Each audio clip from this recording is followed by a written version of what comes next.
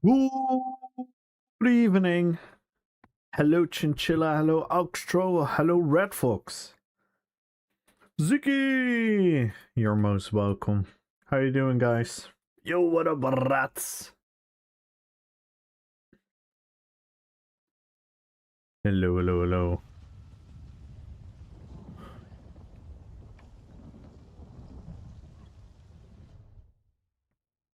Let's find out the truth about the three-way battlegrounds.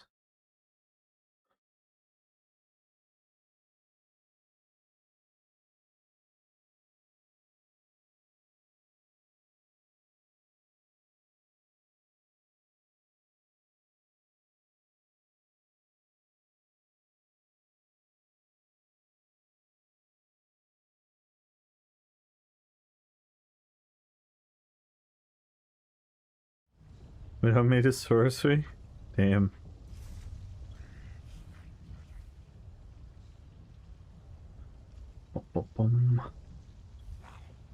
PvP Spotlight. Okay. I'm still kind of sad they only did one game mode. Especially since it's a week. It's so long. If it's a week, then give us all the game modes.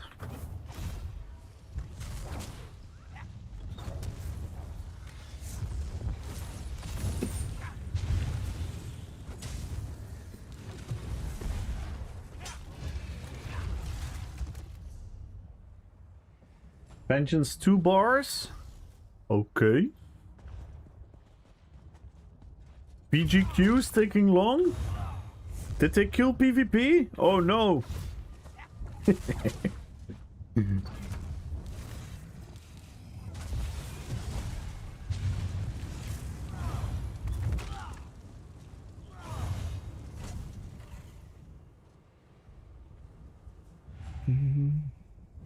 here we go.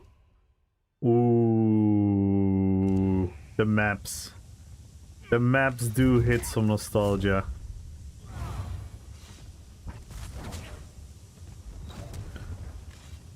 No, I was joking, Luna. How are you doing, Luna? We have to be real, though. We have to also look at downsides and whatnot. Oh my god, the purple color! I missed the purple color. Ooh, I'm with Luna. Okay, this team is gonna be a problem. This team, I don't know. Let's see how it unfolds. I'm motivated, Huguji. Yeah. I'm curious to see how it feels right now. And for that we need to play a lot of BGs.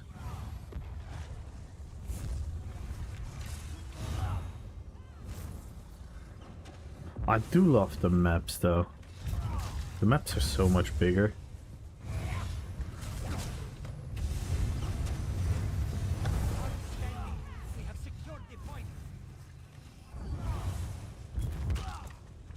See, and look at the map.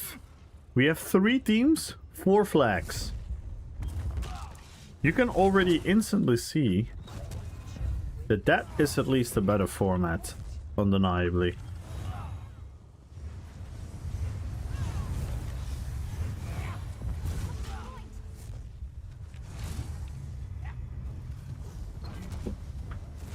I did miss these maps. These maps are really cool. They're already old textures though. I've never been here since I did my NVIDIA filters. That does look really cool now. Okay, I'm thriving away from my team. It's a lot of running so far because of the size of the map.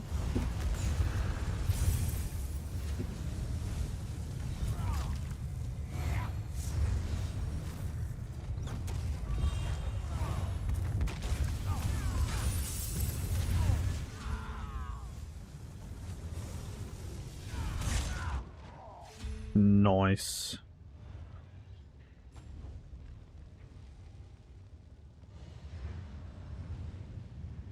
Thank you, Siki. Yeah, it was a fun thumbnail, right? I did a little bit of a clickbaity thumbnail on the YouTube.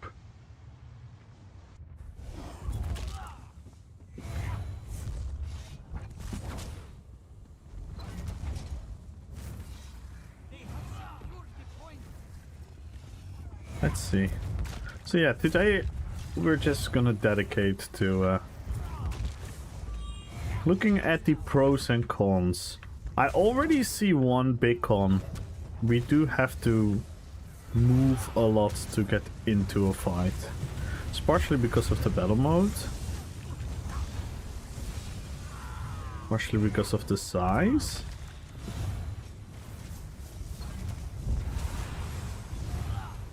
Like, the big map has pros and cons, I would argue.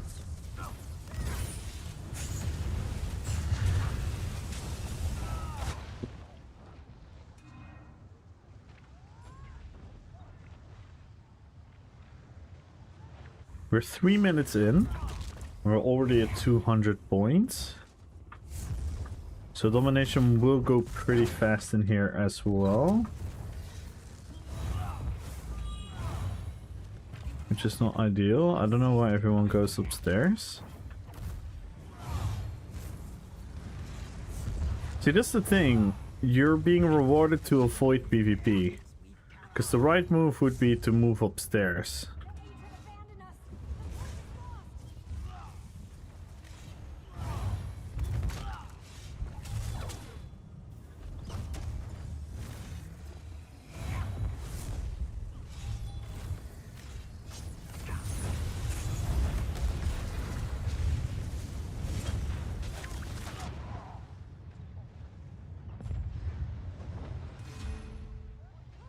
Obviously, with a build like mine, these PGs are not ideal. Makes that meaningful. Something about Kermston thing. Well, that's debatable. Because you could also argue that I've been 4 minutes in the BG and we haven't done anything. And I think because the death is a little bit less punishing in the other BGs. You're also throwing yourself more into the fights. You just have more fights in the other one.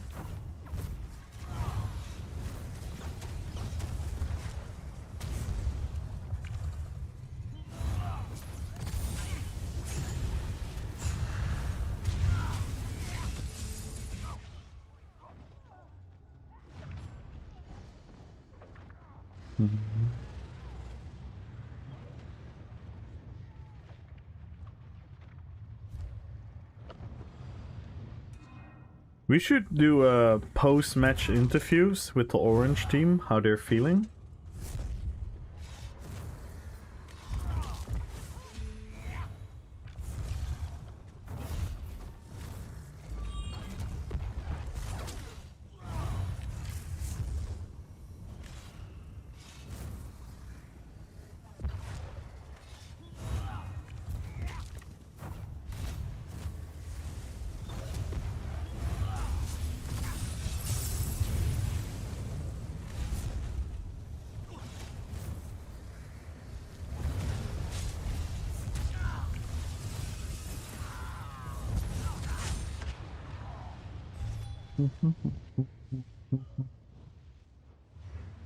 The respawn time?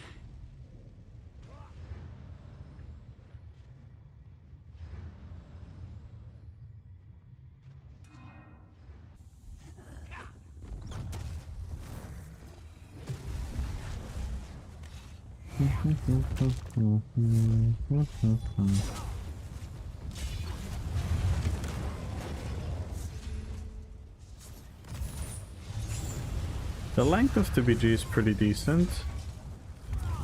Oh, it's this.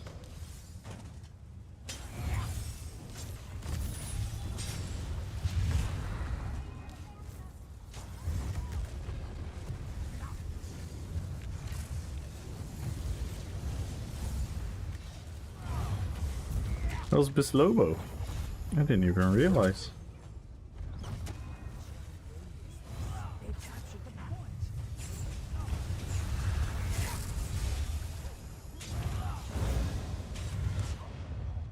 Oof.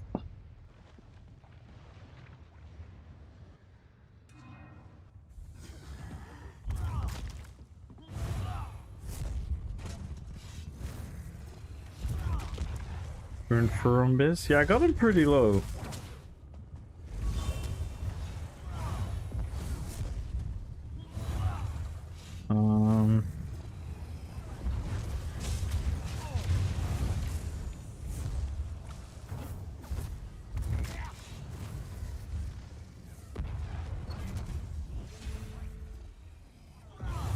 I do really like the maps. The maps are really cool. I definitely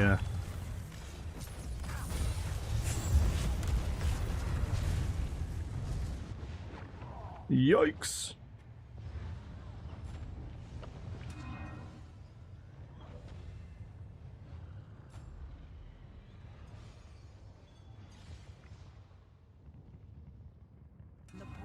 We fodder for the war machine. Yo, Ultra! Alright, BG's over. Yeah.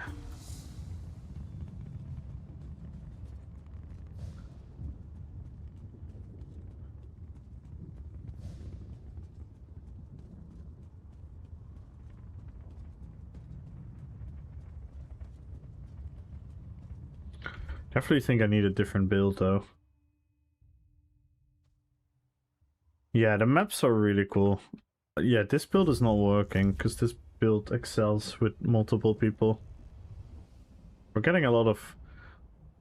I see a positive in like the chance on smaller fights. Like a bigger chance on like a 1v2 type of things, 1v1s, 2v2s. That is fun on one hand. Kind of depends on the game mode as well. It is a bit complicated, to be fair. Like I'm definitely gonna... I'm just gonna think out loud, by the way. Nothing that I say right now is like a... Oh, this is an opinion. Oh, we got the pursuit because we're in the guild? Nice. That's actually funny.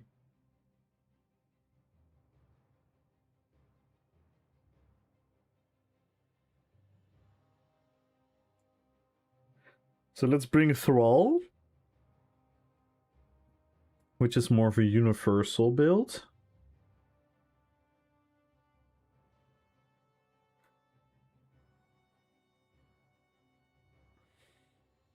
Yo, Owen!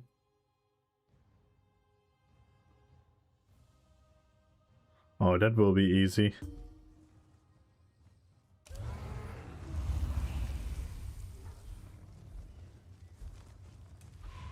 Okay, let's queue up.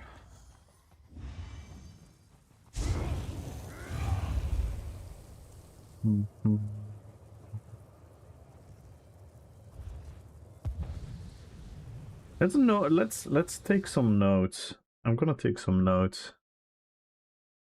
That's what I'm gonna do.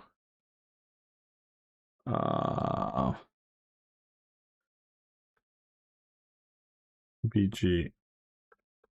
4v4v4 BGs. Didn't we already do this once?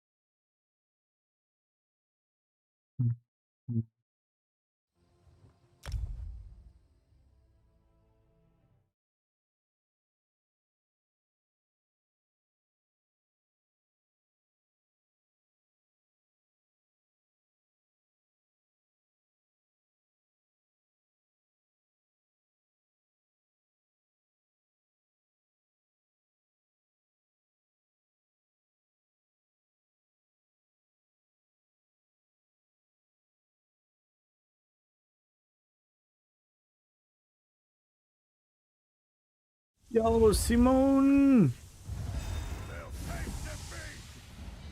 Right. Let's see how we're gonna do.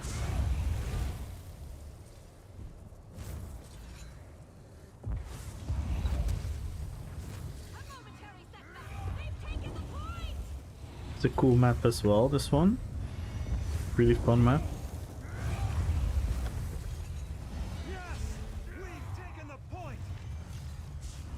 I kind of do want to play the way that I always play. I'm not gonna stick with my group all the time, because that is never how I truly played.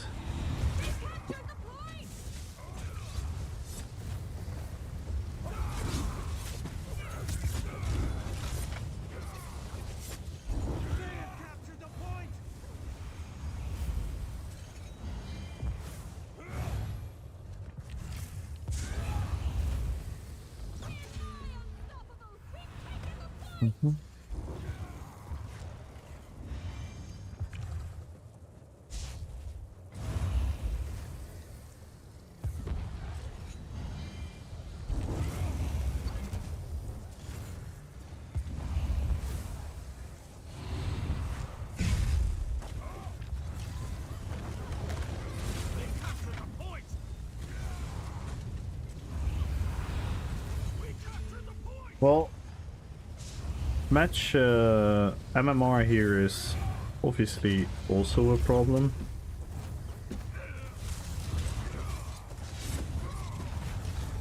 You can see we're kind of just ruffle stomping everyone.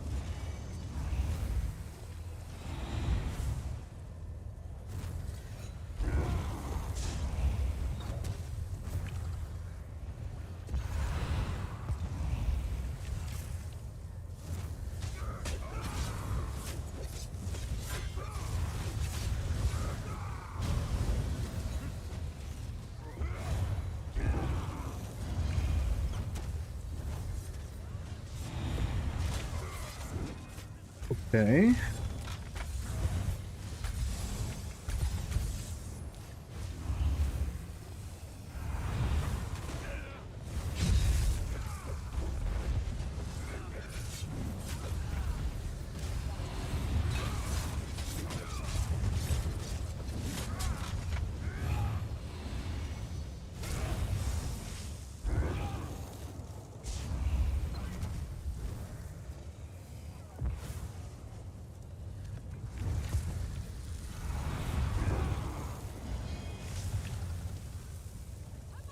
Again, I'm so sad they only do domination, man. This is such a missed opportunity. Such a missed opportunity. Because, in my honest opinion, one game mode is never representative of the format. So I would say a three-way BG is not particularly perfectly described by domination. And the same wouldn't be with a two-way battleground. No game mode. All of them. The same as the random. All of them. We need to compare all of them. We need to see the flaws, the pros and the cons in all of them, and we need to be honest. Because I know a lot of people have an agenda. A lot of people are biased. A lot of people just like this more. But they can't really put in towards why. And then they come up with logic like, oh, this one is less, what do you call it? This one is less imbalanced, or the matchmaking is better on here. So we have to be honest and test. Yeah, one game mode is a bit boring. Amir! Moem! Simone Martins! Like, I'm running around a lot, which to be fair is also the case in the other domination, but because the maps are smaller. I have to say one thing about the bigger maps, and I think this is something they have to do for the two-way BGs. I think the bigger maps, especially when the fighting is happening across, So with things like Domination and Chaos Ball, where people grabbing up the balls at different places, people have to forcefully be removed further away from their spawn base, which leads to a little bit less spawn camping. So I would say the size, again, it has pros and cons. Ooh, this is gonna be a complicated day. I'm really not sure where my head is. First and foremost, I'm gonna be perfectly honest. As a veteran in PvP, it feels really fresh. But something feeling fresh is not particularly a good argument for something to be better, because the freshness comes from the fact that it's something else. Yeah, this was pretty one-sided. Not a lot of... Yeah. Look who we have there, the return of the one and only Demonic Wolf! Party mode has been unlocked. Oh my god, we need a song now. Spam your memes for free. We Describe need a the song. next song in chat. We need a song. I want a epic, Nordic, old school folk song, a Viking song about the legend of the return of Demonic Wolf to the Fellowship, the one and only legendary Demonic Wolf. It's rewriting itself. He has no avatar. Let's see. Welcome back to Demonic. How have you been, man? Is that green Jesus RP build I'm watching? Song is in the oven. Chat. 3 Now, where's minutes Thrall left. from World of Warcraft? Keep this train alive to unlock it. Demonic Wolf 29 is currently Thank our you top supporter. so much for the tier 3 sub. Thank you, thank you, thank you, thank you.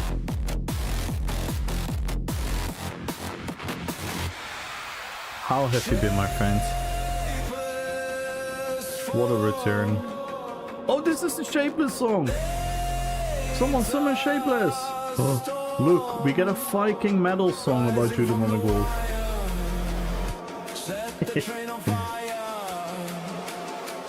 No, it says Demonic Wolf!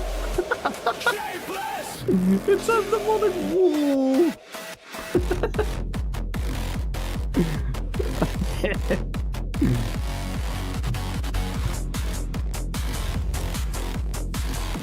Chat, your brand new track is ready. You know what to do. Level up the train to unlock it. Okay, we're gonna have a Demonic Wolf song. If we go to the next level, we need 2 subs to go to the next level. I found a cheat code, but it cost real money.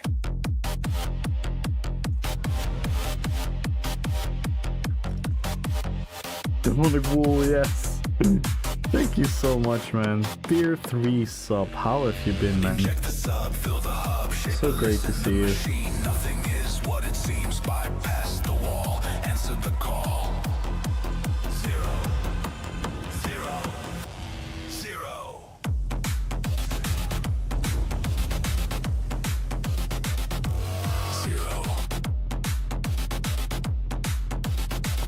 Lot of work or family stuff? Time Been rough, but yeah. How you guys been doing?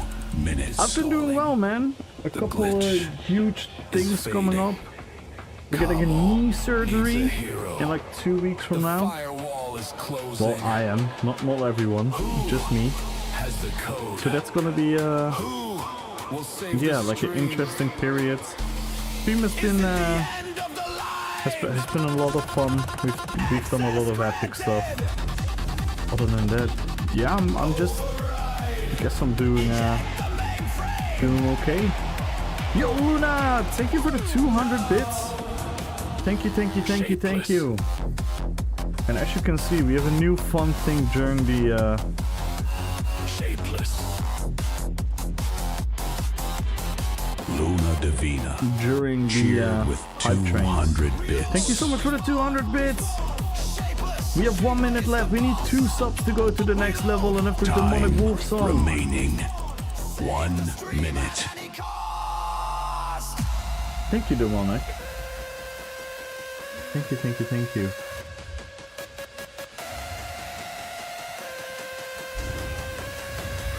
Okay, I'll help. I want to hear the Demonic Wolf song. Let me help.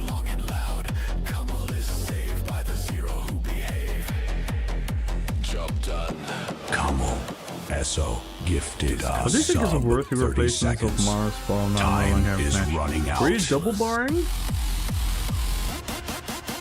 We need 1 sub, guys. Yo, Simdabart. We need 1 sub to get the Demonic Wolf song. 15 There is seconds. only 12 seconds left.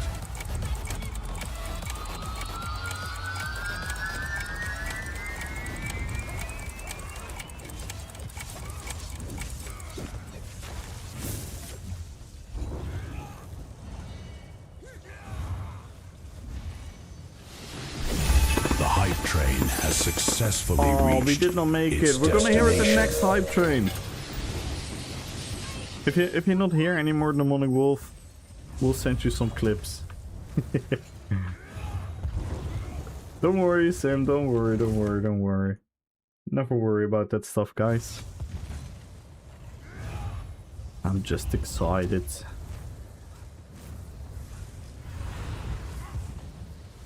So we're going to the new apartment, Sim.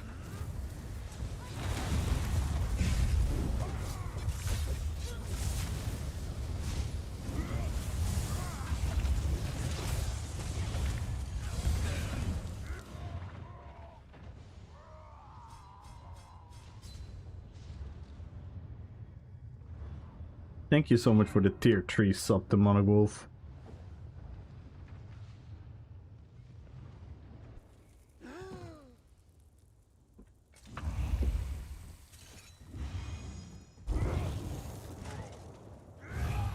I see, I see, I see. Yeah, I hope it for you, Sim.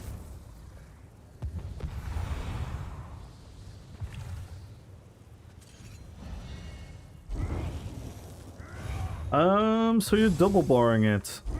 I mean, you could always go Pariah if you want to stick to a double bar set. Or you can go for like a more traditional back bar set. Which kind of depends on what you need.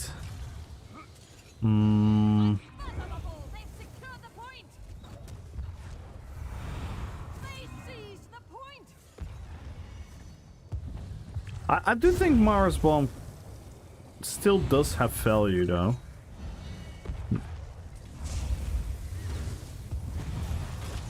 Because you're still gonna have negative effects ending on you all the time.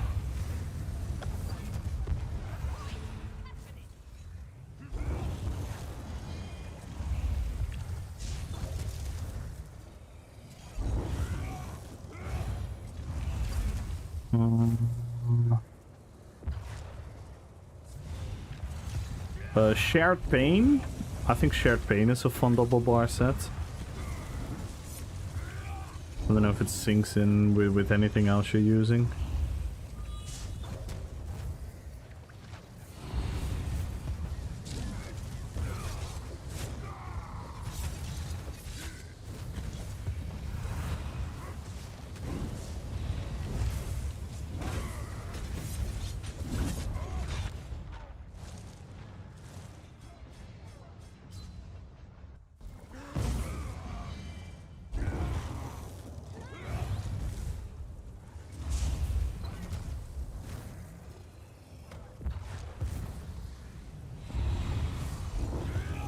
So we're testing the return of the three-way battleground. Again, I do think it's a very missed opportunity to only come back with one game mode.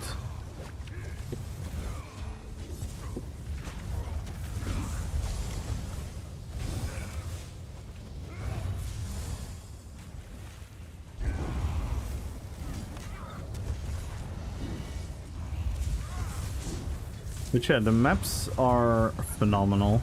I'm really excited to play in the maps again. They are really cool.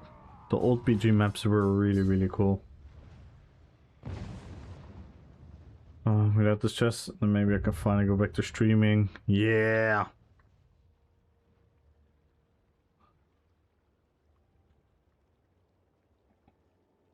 Well, they're like... Just find your groove, man. Find your fun sim. But yeah, stress reducing is gonna help. For sure. Damn, they've taken the point.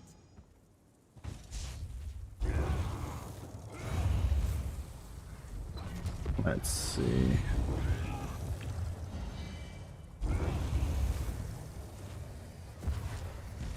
Yeah, it's a lot of running with domination. But that's kind of the same in the new ones. Though in the new ones...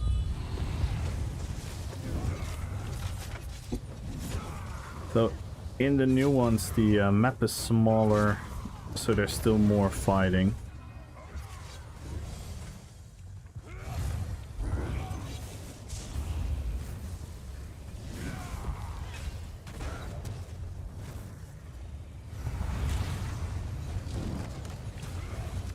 Again, I do play a little bit on my own. I'm not really beneficial for my team.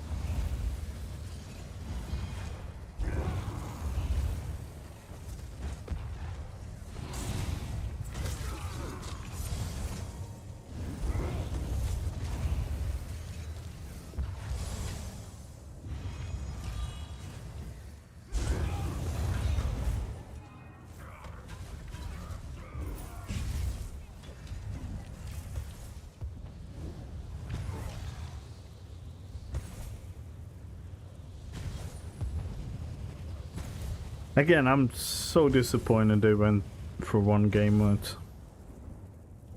I'm not gonna lie, I already feel, besides the maps, and besides the unpredictability of if it's gonna be 2 teams versus 1, or that type of dynamic, which is fresh, because we haven't played it for such a long time. I do feel the game mode in and on itself is already putting me into a detachment, because a lot of PvP is being avoided by the game mode itself.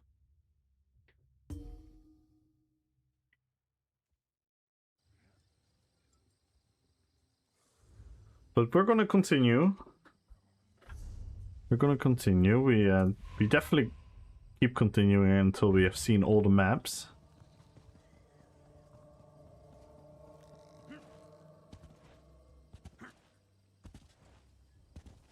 Yo, Rutos!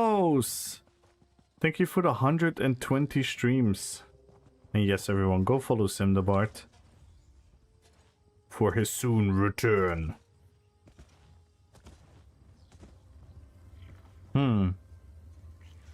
It's hard to put in... It's hard to put in a clear...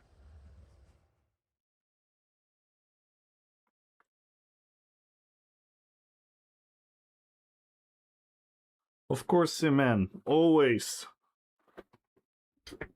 Always.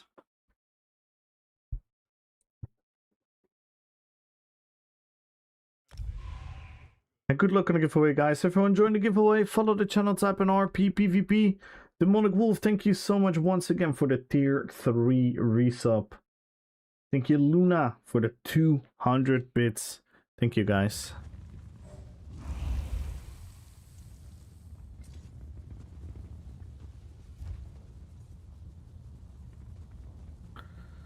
Okay, we have our friend in the orange team.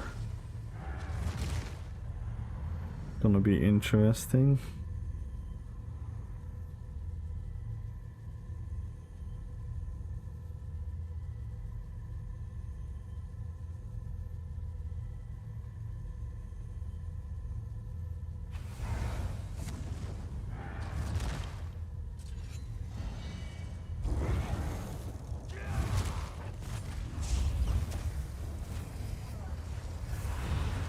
We got the IC map again, which is a fucking cool map. This is such a cool map. We're literally in IC.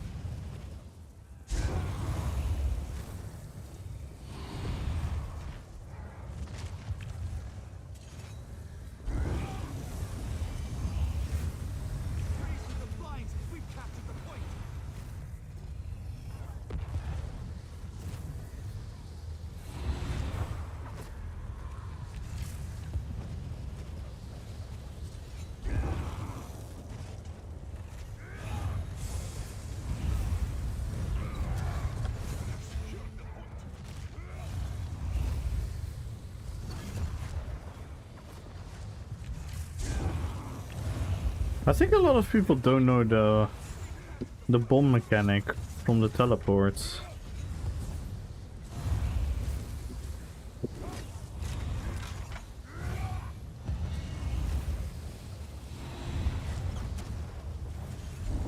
I've seen many people take the red teleport like it's nothing. And then they just eat the bomb.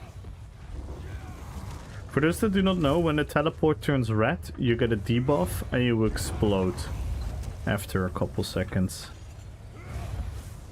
Which can hurt quite bad, as you just saw to two of my teammates. They dropped a lot of health.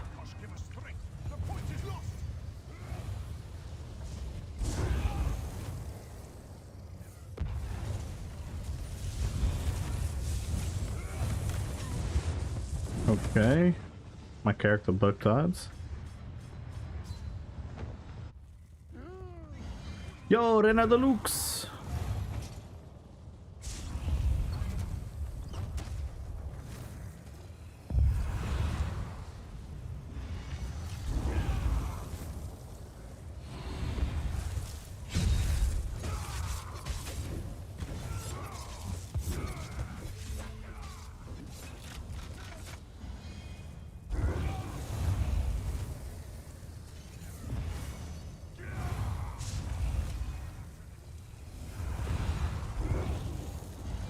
ABC, good luck. Damasco, good luck.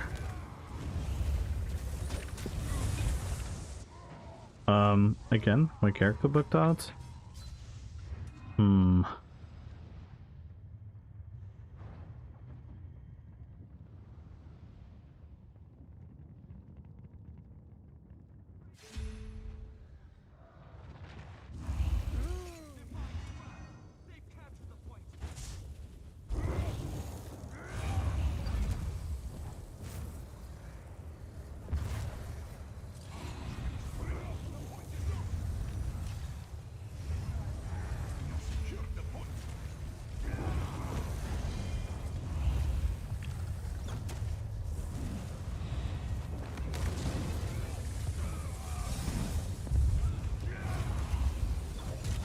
Classic.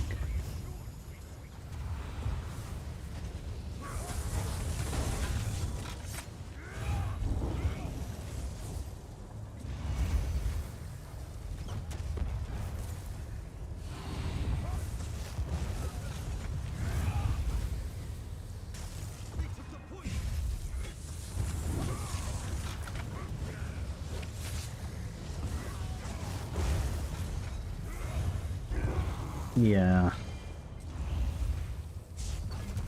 Now we're winning very easily. Quite one-sided. Not a real challenge. PG is like 5 minutes duration. Get a little bit too short still. All the teams didn't even get close. And we won. Din, din, din, din, din.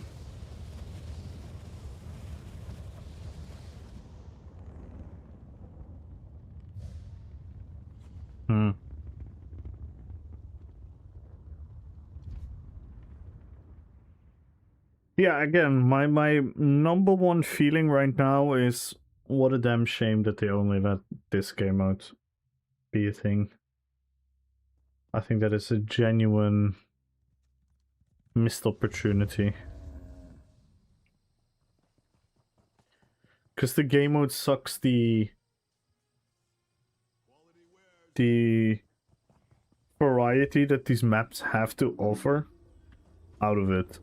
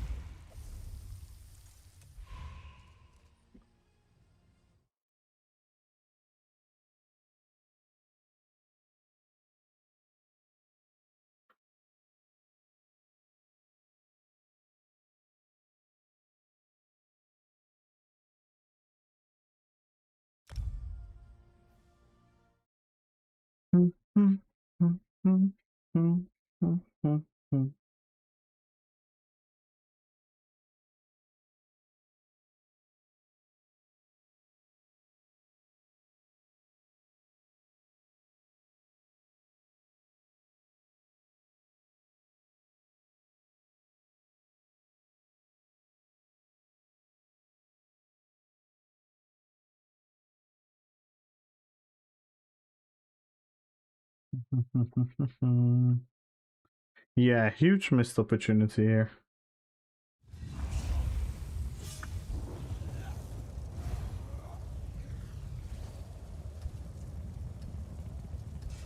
What the fuck?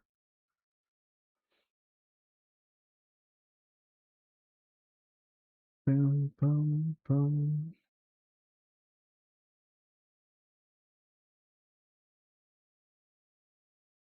So what are you guys thinking so far for the people that have played it? What are your guys' thoughts?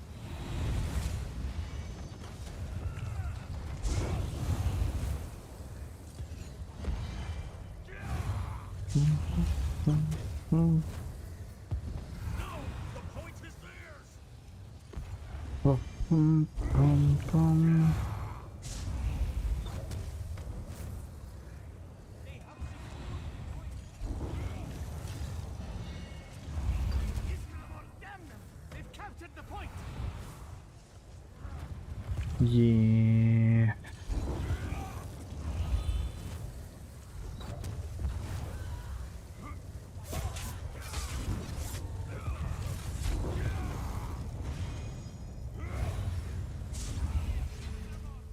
Yo!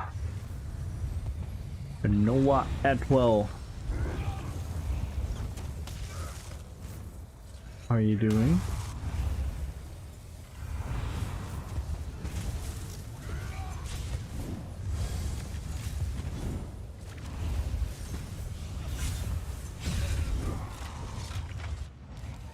Oh! I couldn't get my skill off. Bam, bam, bam, bam.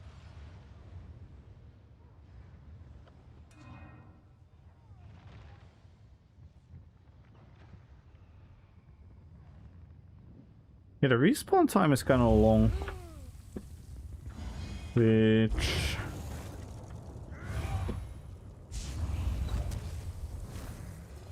yeah, I don't know. It's a good... It has a good thing. It makes the kill more impactful. A little bit. But on the other hand...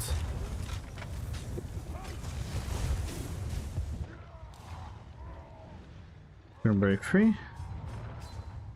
That has nothing to do with the three-way BG.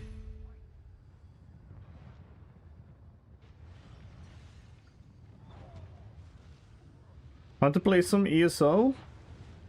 I'm stuck out here cutting grass right now. Oh no. I love your content. Thank you, man. I appreciate that. I appreciate that. Thank you, man. It means a lot. Yeah, we're trying to pump out more videos on YouTube, but we are live pretty much every single day on Twitch and on YouTube, so that consumes a lot of time. But I do want to put up more videos as well.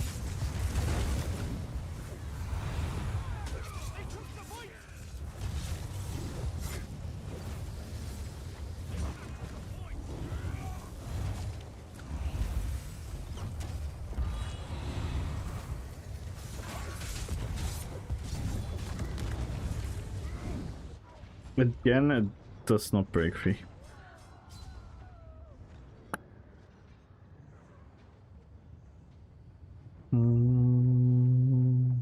We're 23 followers away. 27 subs. Let's see how far we can push it today.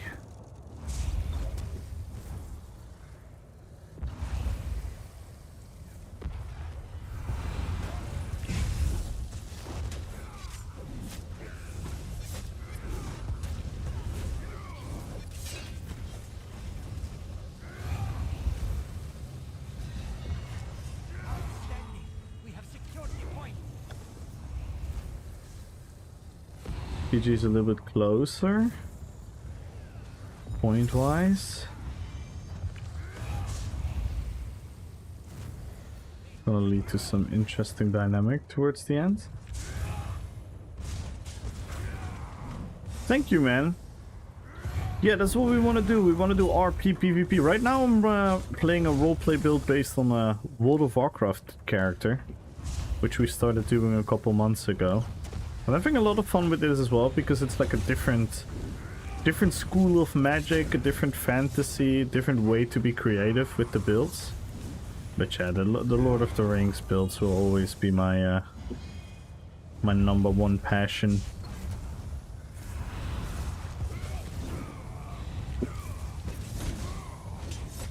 Did you watch the latest Sauron video?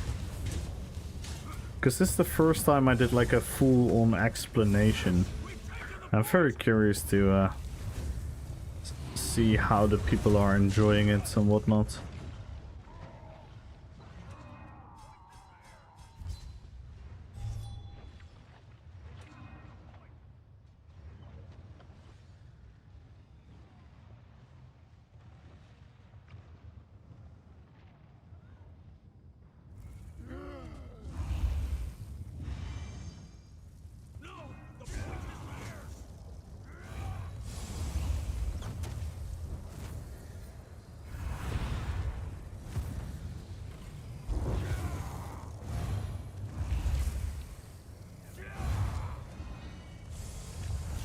I'm on here, good luck on the giveaway. Renata Lux, good luck on the giveaway.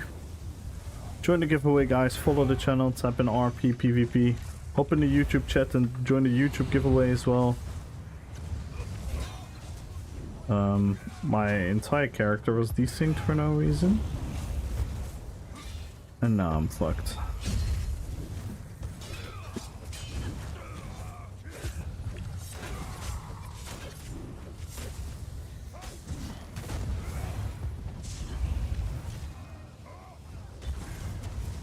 It doesn't cost half the stuff. What is this? Very weird. Very weird. Oh, I'm stuck behind nothing. It feels very buggy.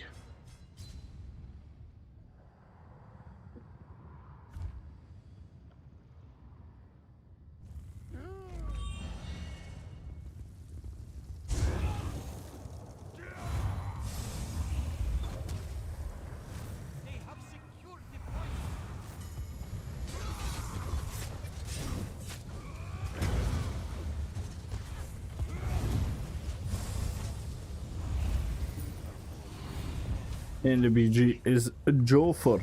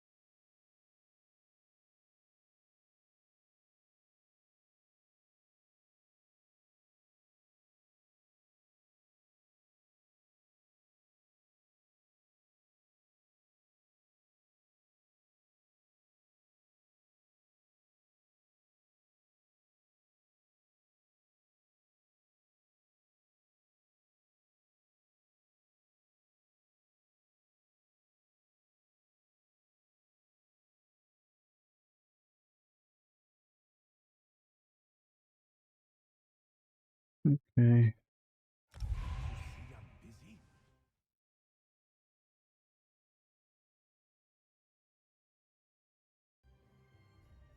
We haven't had this map yet. This is a very cool map with the lava. If you have a knockback skill, you can have a lot of fun here. This is a very cool map. Oh wow, it looks really cool with my graphic settings. Yeah, it's like a pursuit to get ready for night market, whatever that means.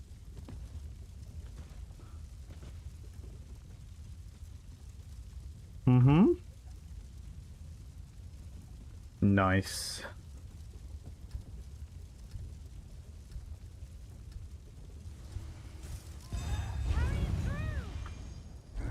Everyone join the giveaway, follow the channel, type in RPPVP. And what are your thoughts, guys? Why are we all so quiet?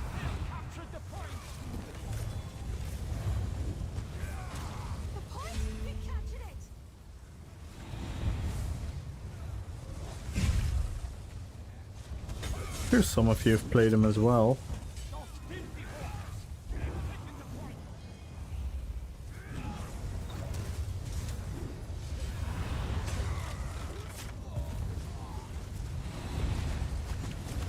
RPPVP! Let's go, the Monarch.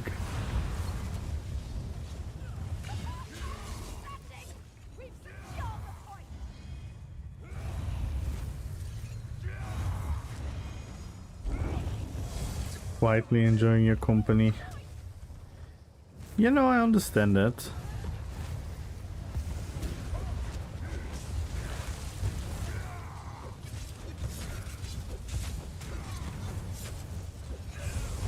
Just surprises me that no one has something to say about it.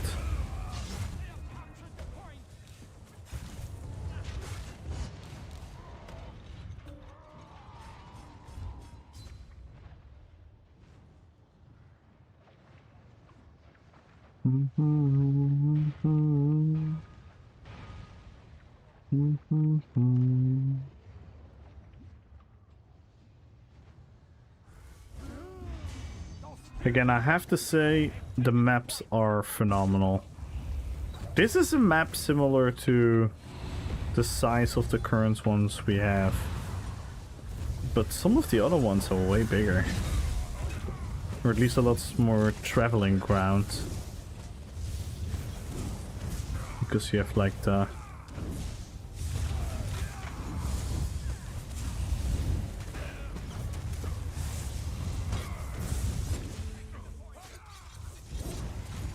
nice.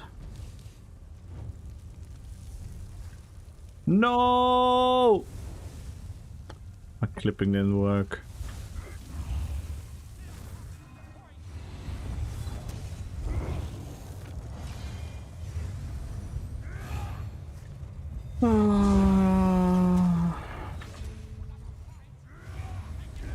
Hey, Ro! Hello, hello, hello. How you doing, Ro?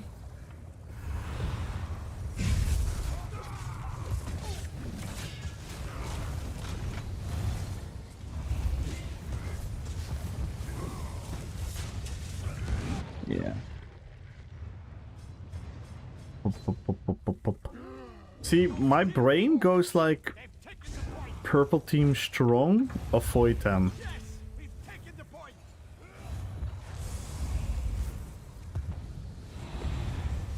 And that's what people are going to do. And then you get that way where two teams are kind of like stomping on one of them.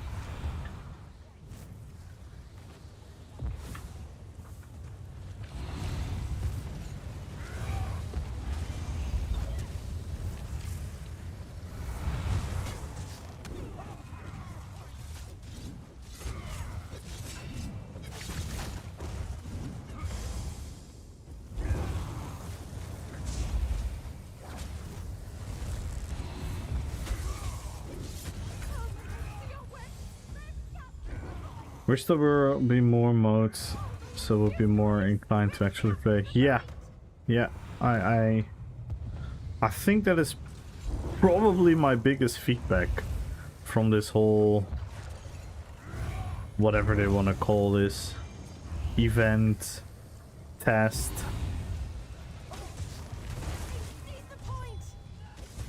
I think they made a huge blunder going for one mode. A huge blunder.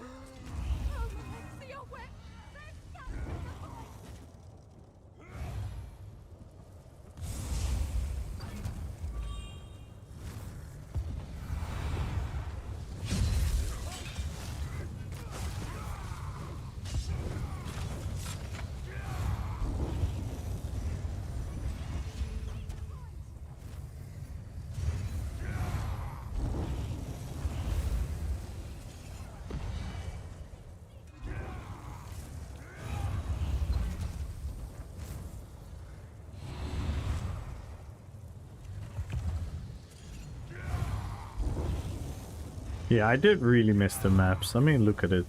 It's a fucking cool map.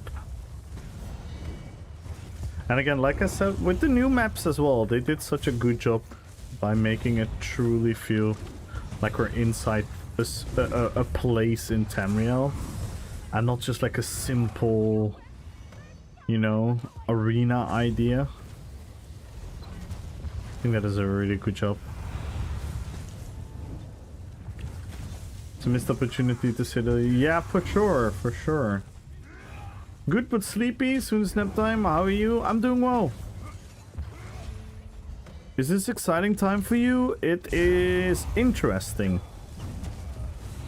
I feel it's too early to say what I really feel about it, because it has pros, it has cons. It's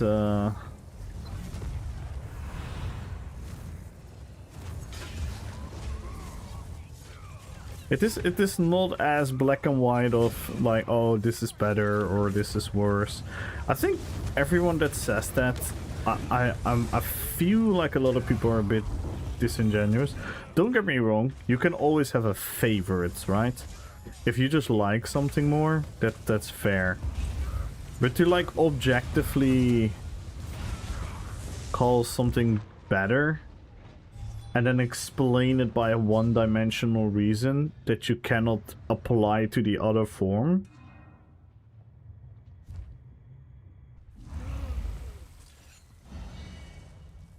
Because I can when people say I prefer the three ways, I can immediately understand that. I don't think that is a inherent flaw opinion. But we have to recognize why. Why do we like it more? And what can be done to improve, and what can be done to improve the two-way BGs. And then we have to look at the potential.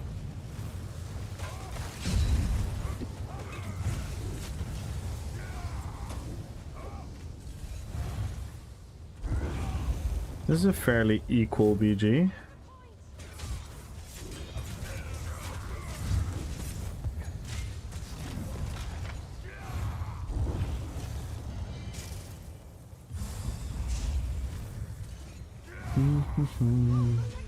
The green team is actually winning, even though they are losing the PvP, which is something I myself not really a fan of. Like, I think avoiding PvP. Yeah, I don't know. I don't know how it would fix that though.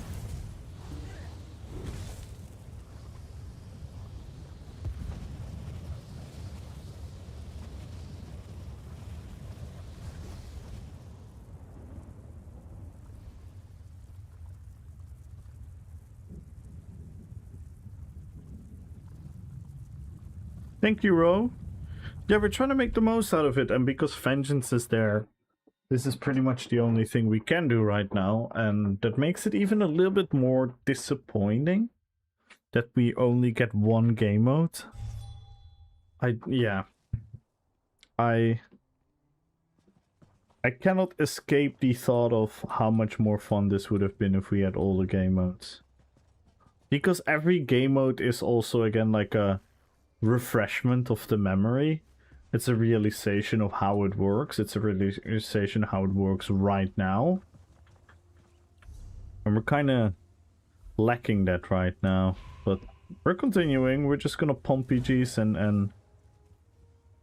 and go for it. Yo, Zapman! Good luck on the giveaway. Heretic, Clayson. What's up, guys? Good luck on the giveaway.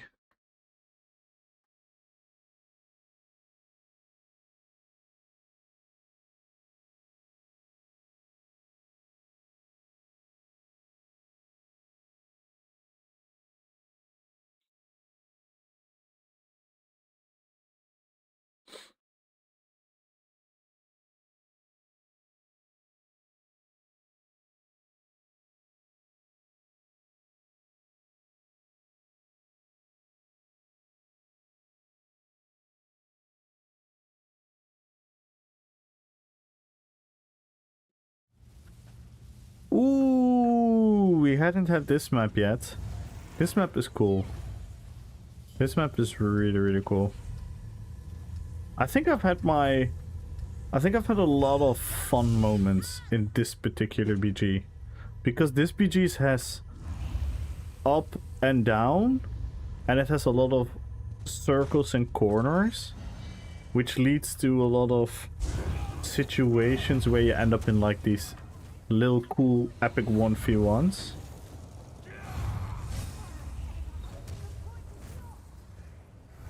So, for example, for like, are there any people that are like watching and that are like newer to the game and have never really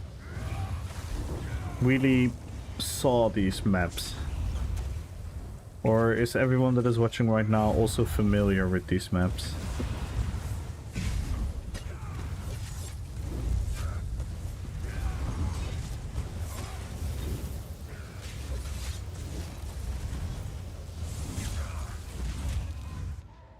It's a 3v1. Hopefully my team made use of this, but it seems they didn't. Yo, Cesar!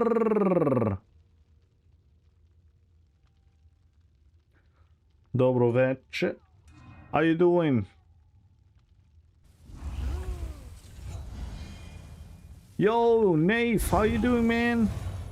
What's good, T? Oh, and I got my character stuck. Yeah, I got my character stuck. Alright, this PG is gone? What the hell?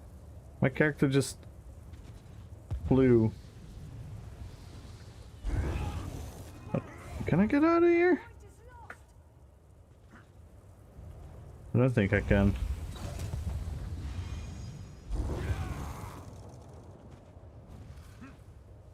Yo, Dino, thank you for the 160 streams. Alright, we're stuck here. Nice.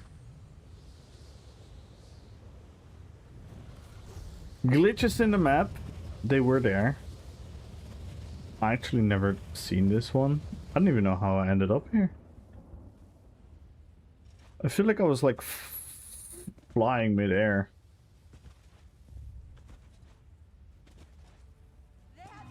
I'm doing well, man. We're oh, maybe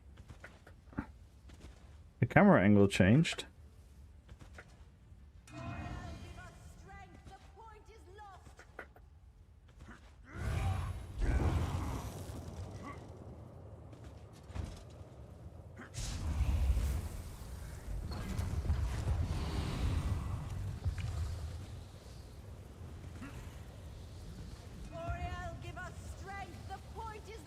Nice. They have secured the point. So I do remember a couple of stairs that are bugged. Yeah, this is kind of silly.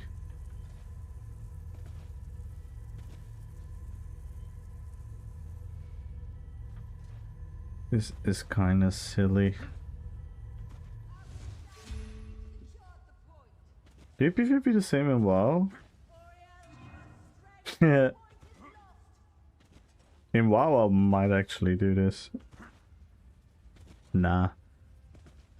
I never PvP for the points or for the things. I always PvP for the PvP.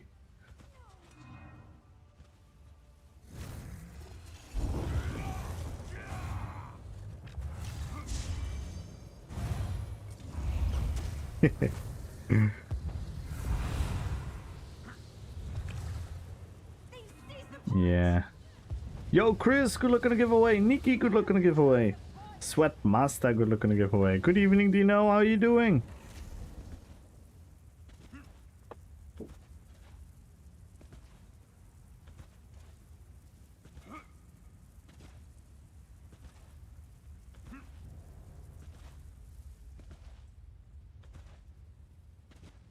Yeah.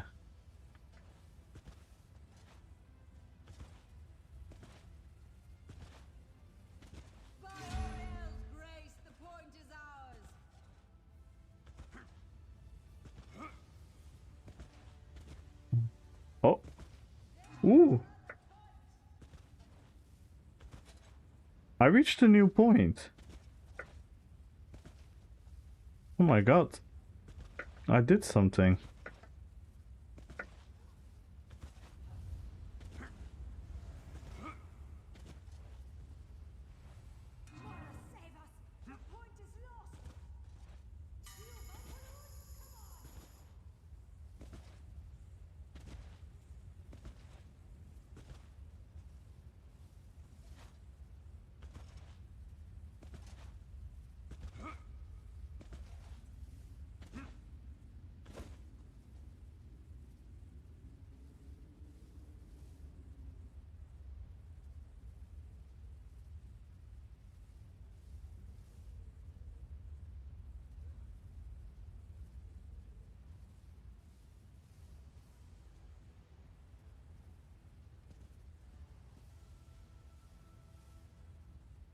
Outstanding. We've secured the point. Almost over.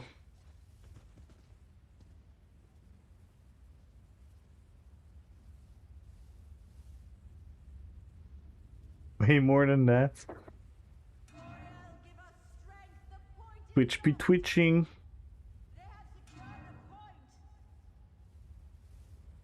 Yo, Infamous, good luck on the giveaway. Valerina Mukia, good luck on the giveaway, guys.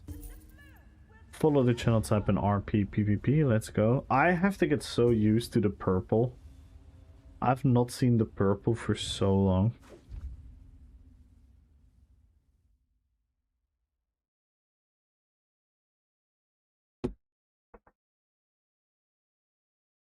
But that was nice.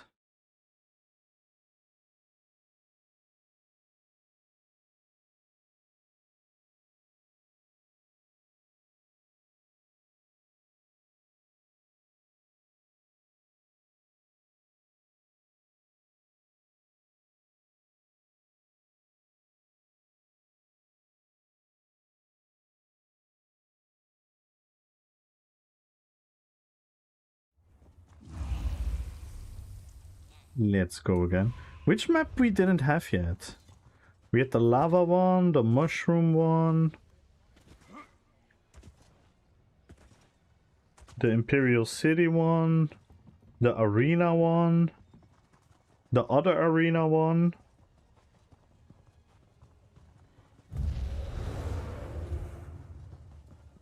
The only thing we haven't had yet is the Orsinium one.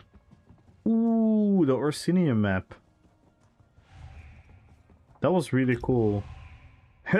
Here we go. This is it. This is the Orsinium one.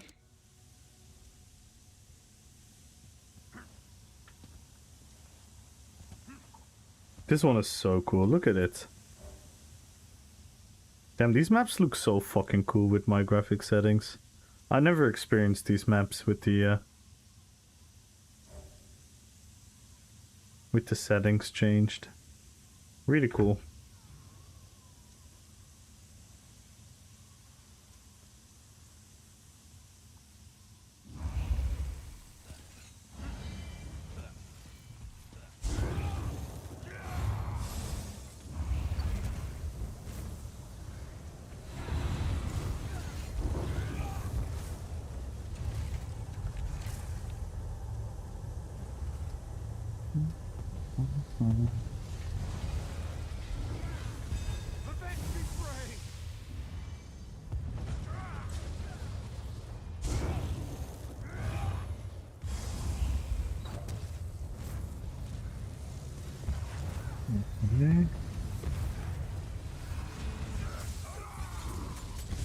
And we just get nuked.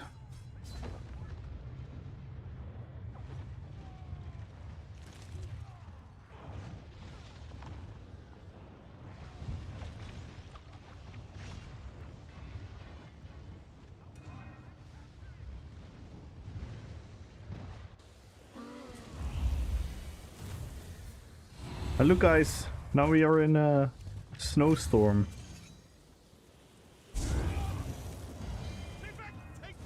I actually always thought that the snowstorm was a bit too much.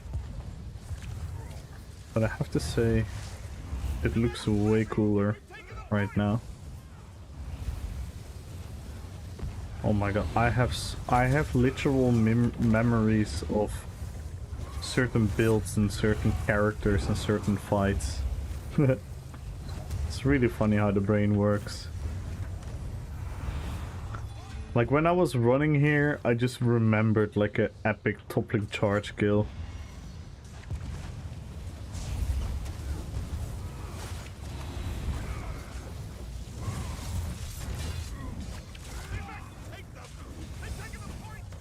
I feel like everyone is dying a lot faster than it used to.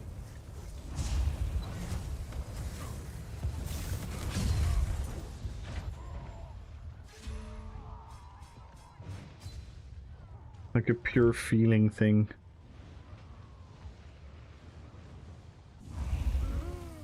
Which, again, has nothing to do with the format. It's just where the game is now. Shapeless!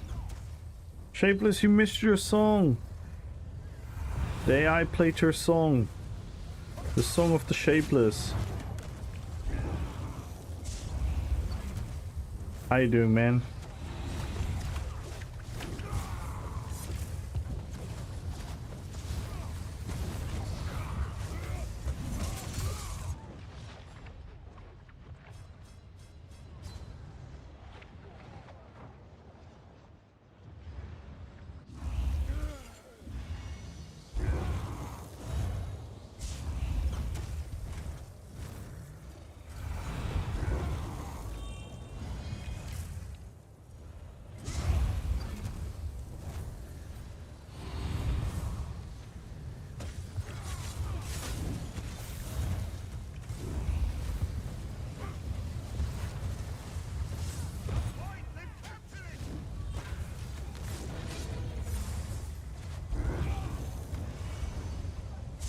Kinda good. Nice.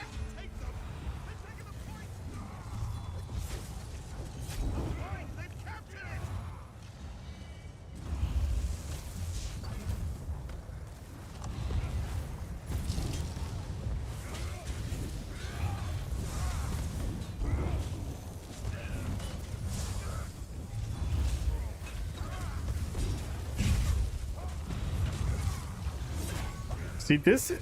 You have these type of fights a lot more. I personally like it. I think that gives the BG a little bit more of epicness. I would say that is a huge pro. I'm gonna be completely honest. Made some awesome lentils. Ooh.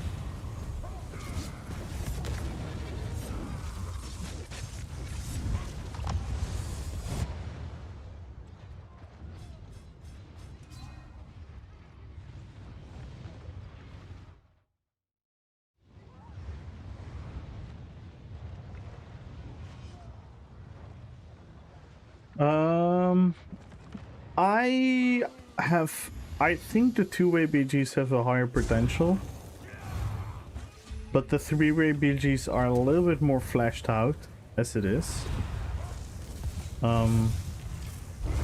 So for me, I don't have a clear favorite. I actually like both for different reasons.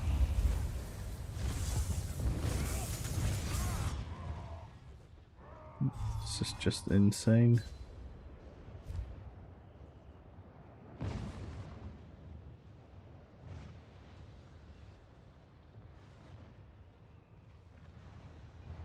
So I kind of like both, but I don't think we have the player base to run both. I think we're gonna have way too long queues if we implement both in the game. My number one take so far, Shapeless, is that they absolutely made a mistake by only let us play one game mode.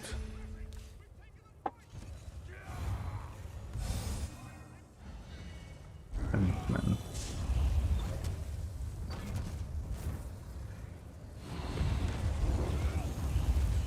Yo, catch! Everyone will just play? That's absolutely not true, Mayamore. And let's be fucking real here.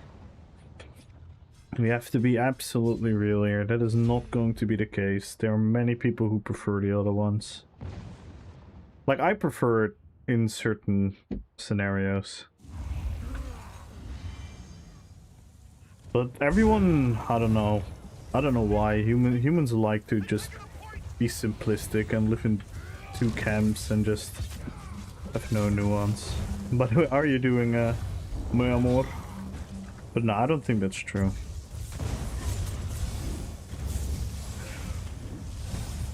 Yo, DJ, dobro večer. Looking to give away catch. This narrative that the three-way BGs were magically so super popular, because they weren't. They quite literally weren't. We had more players logging in every single day, and the BGs were more anti than the current ones. That was the fact. You can point multiple reasons to why, but that was the truth. That was the truth. We had more players, yet less players in the BGs.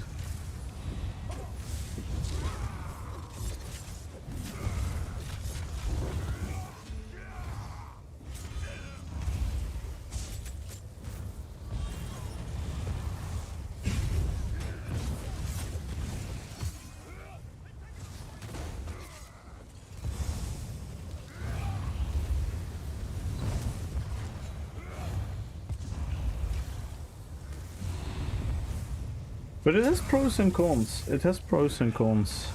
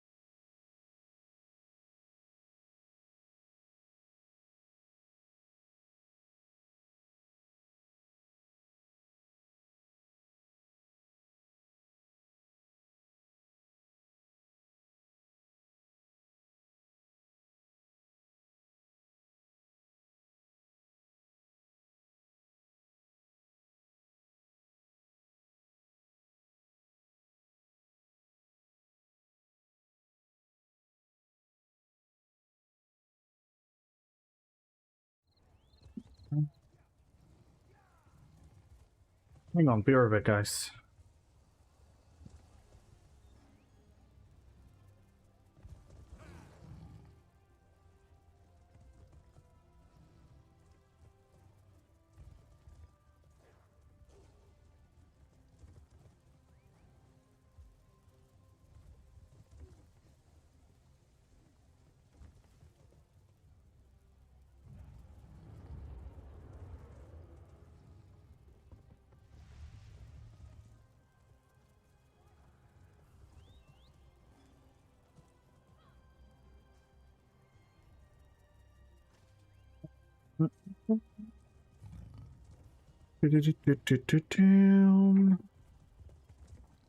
Let's see. Let's hop on to the next one.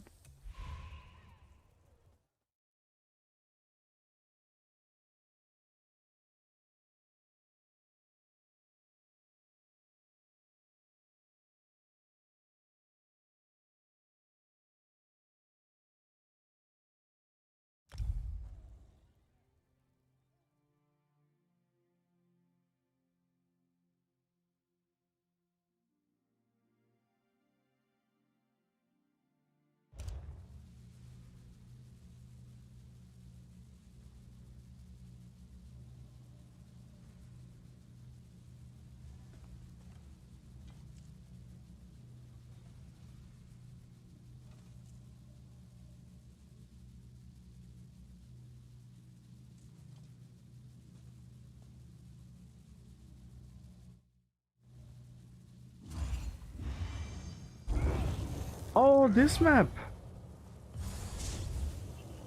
I forgot about this map.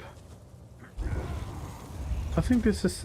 Oh no, we still have the other one as well. The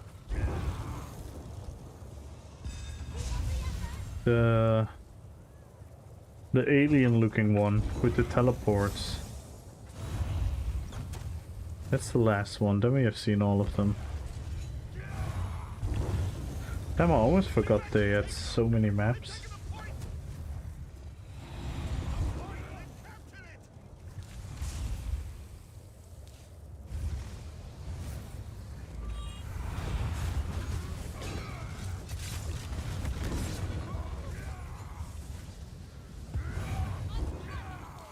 The maps are really cool. Like, the maps are really cool.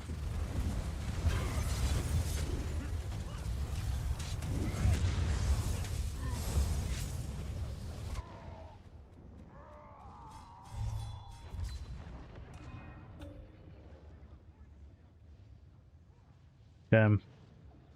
Green team has Desi and Marka.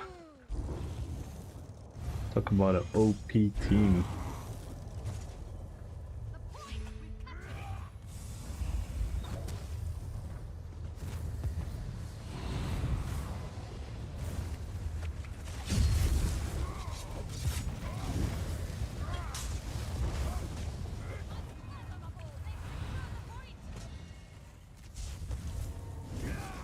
What do you think so far?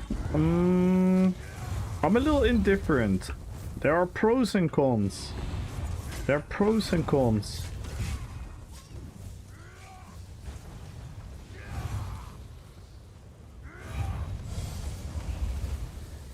I think the maps are really cool. I really wish we could do something with the maps, even if it stays like predominantly two-way BGs. I think they made a huge mistake by only allowing one game mode, because we're not really getting a good overview of everything.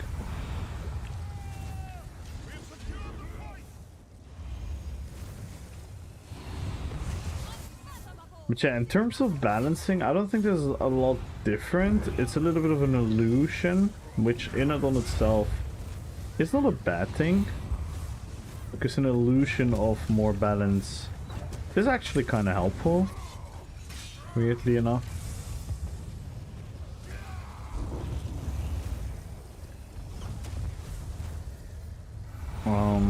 But we have to be realistic and we have to be real, because as much as a lot of people are now screaming from the top of their lungs that this is so much better,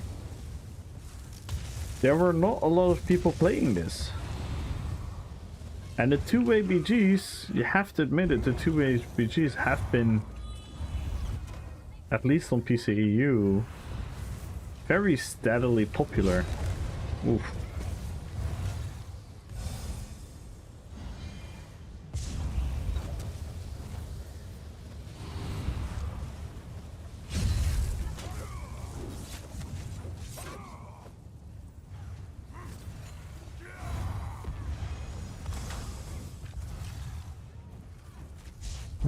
I think between the different types of PvPs there's a distinction, like three-way teaches the mass of playing the map on set. No, it doesn't. This in my opinion, this does nothing to the three-way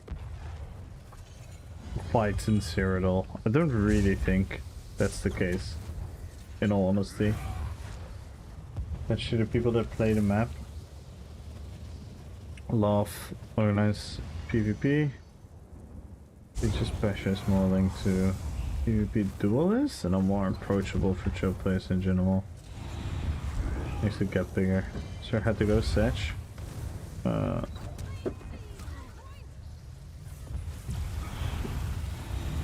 Damn it.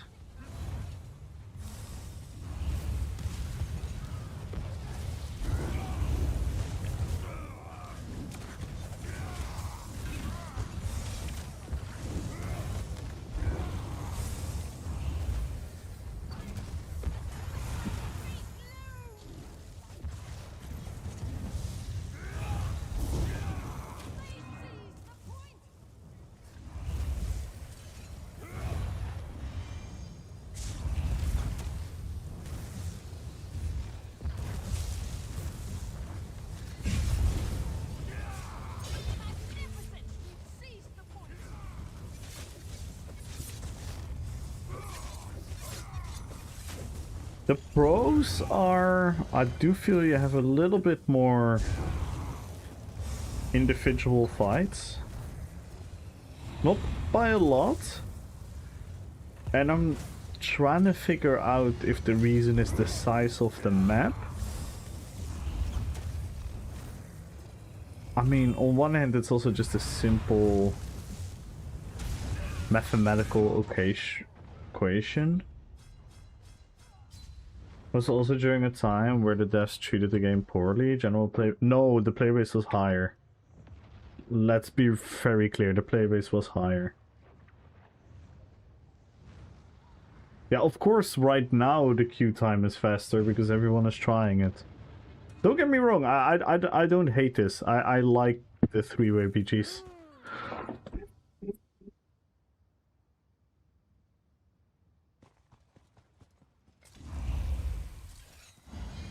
But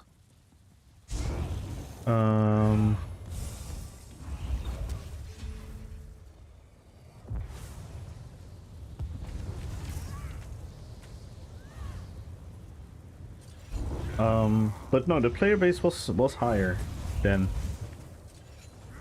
the player base during the three-way BGs. That is that is not a correct statement, because I'm talking about the three-way BGs were not popular for a very long time, and you can say treated the game poorly. I would say the game has not been treated more poorly than last year.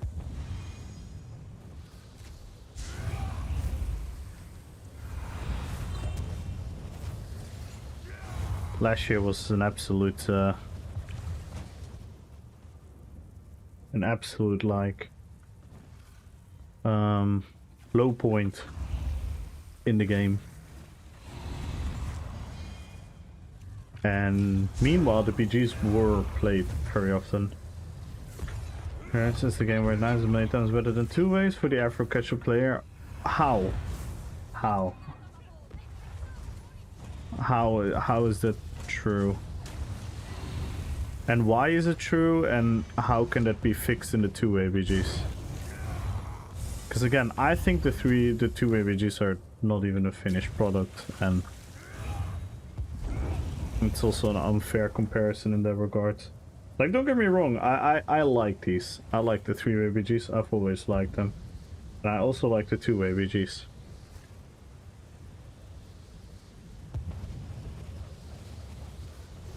But we need to try to figure out why things are, and not just say things are.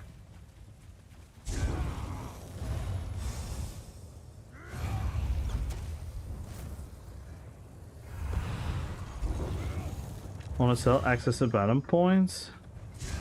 Send it in a spawn. Yeah, but why is there spawn camping there? Is that because of the two-way BG, or is it also because of the size of the map? Is it also because of the respawn time? Is it also because of where you can jump off? Because calling it balance goes a bit far, in my opinion. It gives the illusion of balance, and that is a good thing. Because you don't feel as demoralized, but in the end of the day, you can still be chanceless every single BG. So it's an optical thing as well.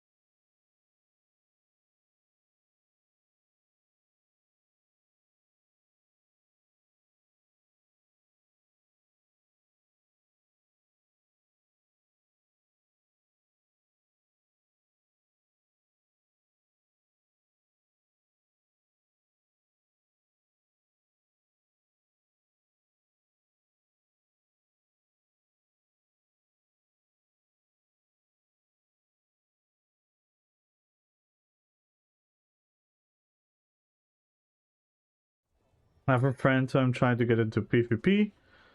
Because if VBG played either Stomp, it's hard explaining to him it gets better, but for a new player, the barrier to entry PvP is crazy. Yeah, it is, and that is something we should always talk about. I've always talked about that, Uncle Tim, because I do agree. I do agree. But it's the same argument for Vengeance. Are we gonna say Vengeance is good because of the other thing is bad? Or should we fix the bad? Because if we're gonna just say like, oh, this thing is horrible, so then we have the other thing, which is like less horrible, that's also not really fixing anything.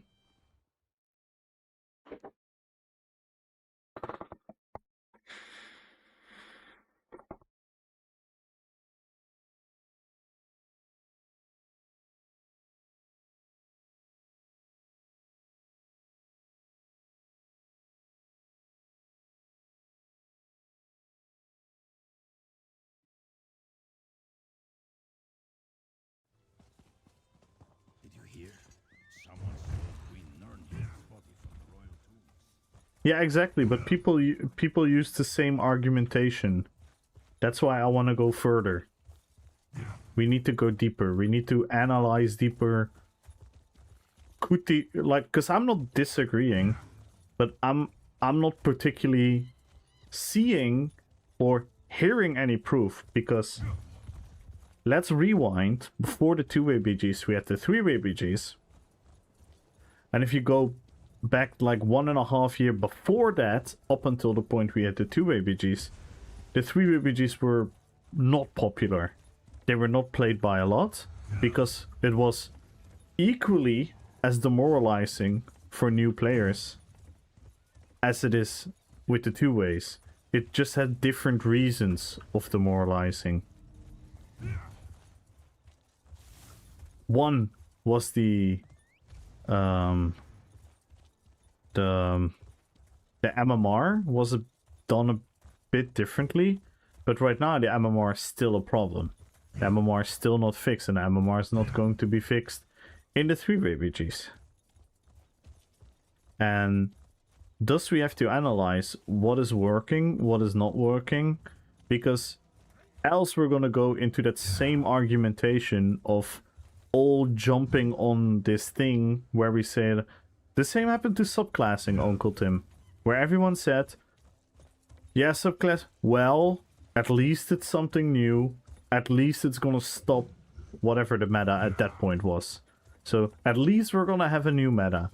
But we need to look further than that. We need to look beyond the honeymoon phase. We need to look beyond the thing that we enjoy on the short term. We have to look in the long term. What does three-way BGs actually going to mean? Because are we forgetting about third partying? Are we forgetting about that spawn camping was there as well? Let's not forget about that. Let's not forget about teams teaming up. Stomping on the small team. What if you're part of the small team?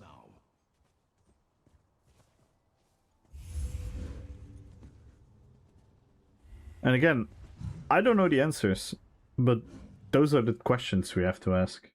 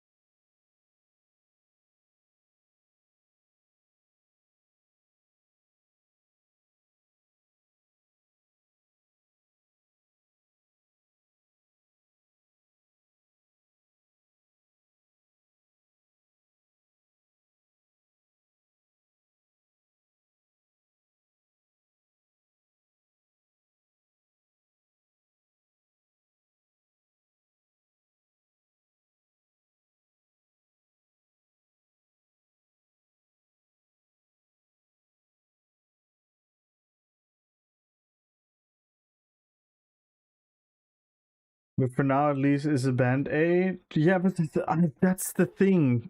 That's the thing. Because if this is going to be the feedback, we're going yet again in year 12 going to be settling for a band-aid fix.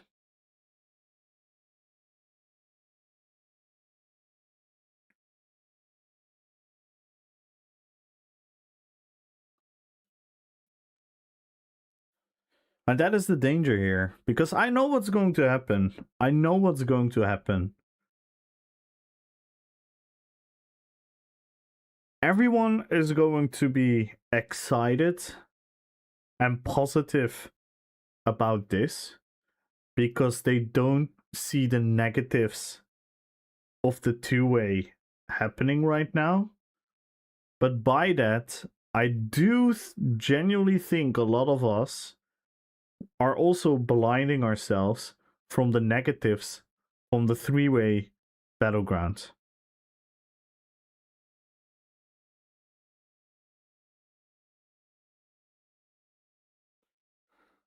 See, you have people like Anime, which have been like in a super one-dimensional state of mind for the last year. So we already know what Anime is going to say and what he's going to think and how the narrative is going to be bent. But I'm not going to be a part of that. What up, Anime? How you doing? I'm not gonna be a part of it. It's dog shit when it came out. I quit the game for 5 months. Your anecdotal truth means absolute jack shit for the game. You know how many anecdotal people said that they came back to the game because of subclassing? Still fucked up the game. So, let's not use anecdote. Let's look at the bigger picture, what's good for the game. Let's be fucking real. The three-way BGs were dead. And we have to analyze why were they dead. And we have to analyze why are people that didn't play the three-way BGs were playing the 8v8s. So how can we fix that? Who the fuck subclassing brought me back? Never say that? Yeah, that's because that's exactly why. This is exactly the problem, Anime. You're portraying the exact problem. People live in a one-dimensional anecdotal bubble. People don't step outside and confront themselves with different groups of the player base.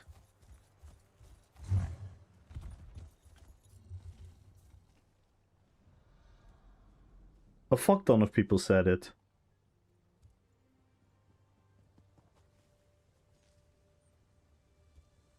And don't get me wrong, by the way, Anime. I like the three-way BGs. I like them a lot.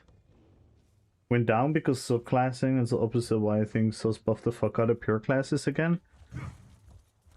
Yeah, the three-way battlegrounds were... Also, by the way, there was a huge bump when subclassing just came out.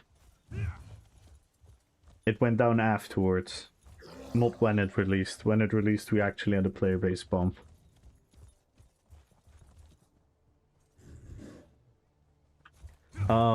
And the three-way BGs were barely played. The three-way BGs were barely played. The two-way BGs were played more. What is the real solution? I'm not sure. I'm not sure. That is what we're trying to figure out.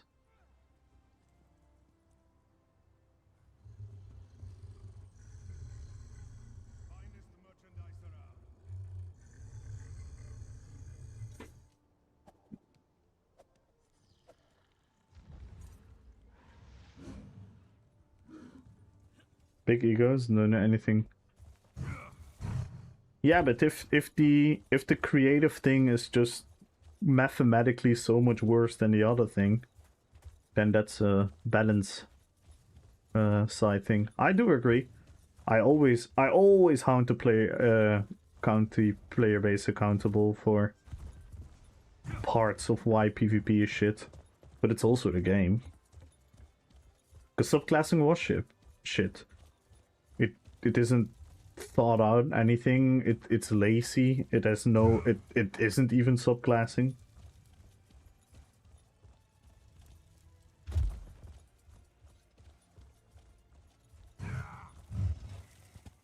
So, but we have to be real. We have to be real, because I like the 3-way BGs. Let that be very clear. I liked it. I played the fuck out of them. But at a certain point, the same as with IC, I love IC. But at a certain point, people stop playing it. IC is the insensitive. The 3-way BGs also had a little bit of a lack of insensitive, I would definitely argue. So that is something we have to hold an account as well. That I think the rewards gotten better with the 2-way BGs. Affect MMR because almost all influencers and high-level players said they don't want to queue into a game where they have to try it every single time. And so having fun, having a better KD, all this, and the relaxed MMR. So is MMR really the answer? You can do multiple things with the MMR. You can do multiple things with MMR, because MMR doesn't only mean that good people have to fight good people. You know how you can you know how you can make a very simplistic MMR? The only thing that is not simplistic is the second part of what I'm about to tell, but I'm not sure if that's possible. So this is just me. This is me brainstorming. So forgive me if this is like mathematically impossible for the game. But this is how I would do it. I would base MMR purely on win rate. Why? Because on average, the better PvPers also win more. Not always, on average. Like mathematically, you would come closer to the truth of what an MMR is. Then, how are you...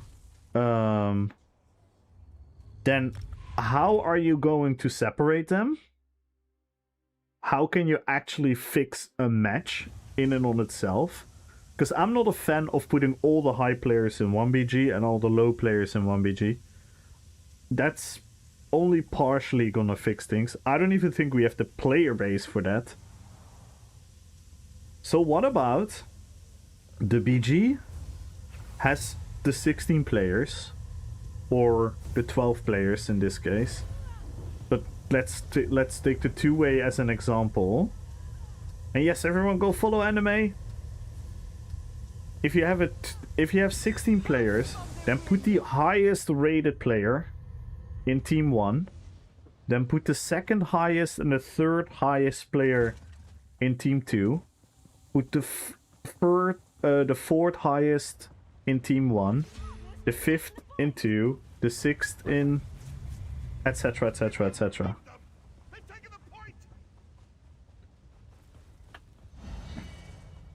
I think that is mathematically probably going to create the most fair matches. Again, you're gonna have exceptions. You're gonna have people logging into a new character for that season, for whenever the reset is.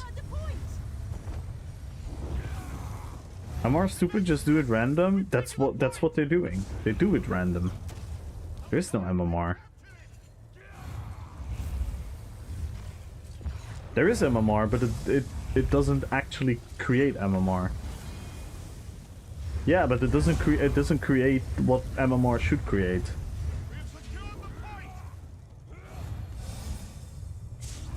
Because we don't have the player base for it. It's just basic maths. You don't have the player base for it. If you would actually have the player base for it, then you could argue that it works. It's only sweaty BGs with only DKs. No, that is not true, because we don't have the player base for that. The game is not gonna let you wait to only put you with the people in the same MMR.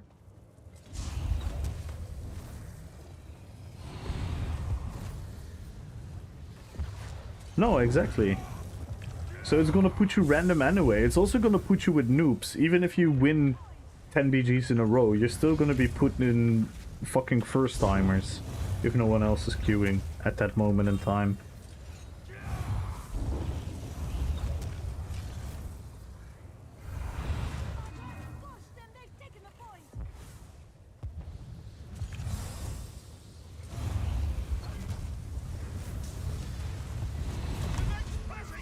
if no one else is queuing. But there are always people queuing. During prime time when people are playing, that's not an issue. I mean, I don't get the same players over and over again if I play the same character and I get into the high MMR. I still get the new players as well.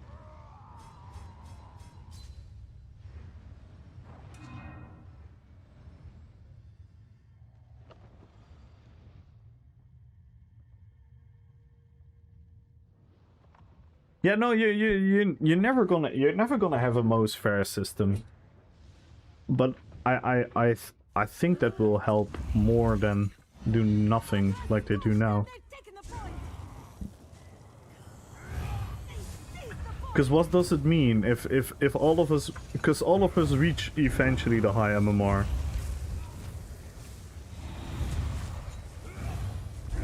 Or a lot of us.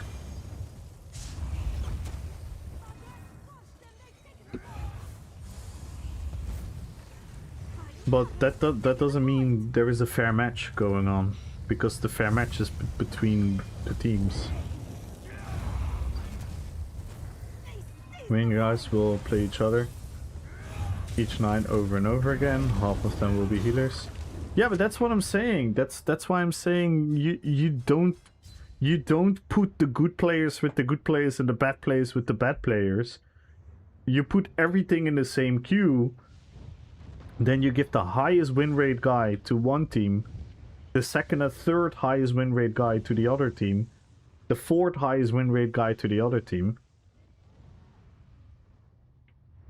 So if you have like a 70% win rate guy and a 20% win rate guy, they can still be in the same BG, but it's not going to be that 6-7 of the one team have like a bad rating and the other team all have the good rating.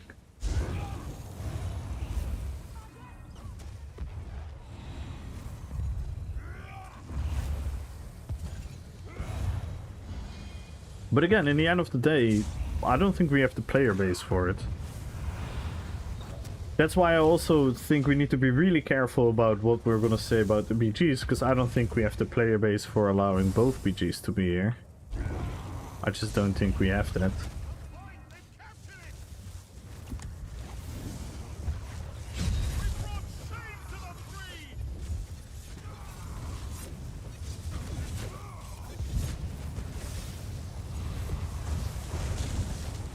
But yeah, we need to look further and deeper into what are people genuinely, and not saying what they like, because yeah, I said this many times, people don't know what they fucking want. People all talk out of their fucking ass. Like, I cannot take that shit serious. Like, so many people, like, again, and that's why when I'm talking, I'm not even talking about myself. I couldn't care fucking less about any of this shit. I'm not talking about me. We don't need to be disingenuous toward the truth and the fact, and let nostalgia and preference and personal bias be a deciding factor for what is better for the game.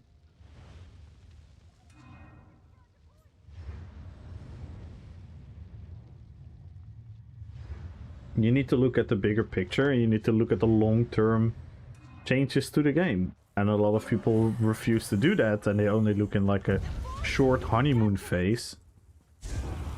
And again, that's what I'm saying. I think when people are gonna say like, oh, at least this is something different, that's not an argument. That's literally not an argument to build upon. Or if your argument is like, the current thing is shit, this is also shit, but it's less shit, so let's do this. That's also not a great argument, because that also diffuses the possibility to make the thing that is bad better. Like I've said many times, I think the two-way BGs are an unfinished product. They're literally an unfinished product. The maths behind the amount of flags in domination games, the positioning of the relic, the functioning of the chaos balls, they're all unfinished and not functioning towards a genuine endgame PvP format. But that's fixable, that's doable. And again, I'm not saying that 2v2s are automatically better, but we have to be fucking honest and not pretend because of personal preferences that this is magically going to be better for the game. I think regardless of metadata, damage is the biggest problem in PvP at the moment.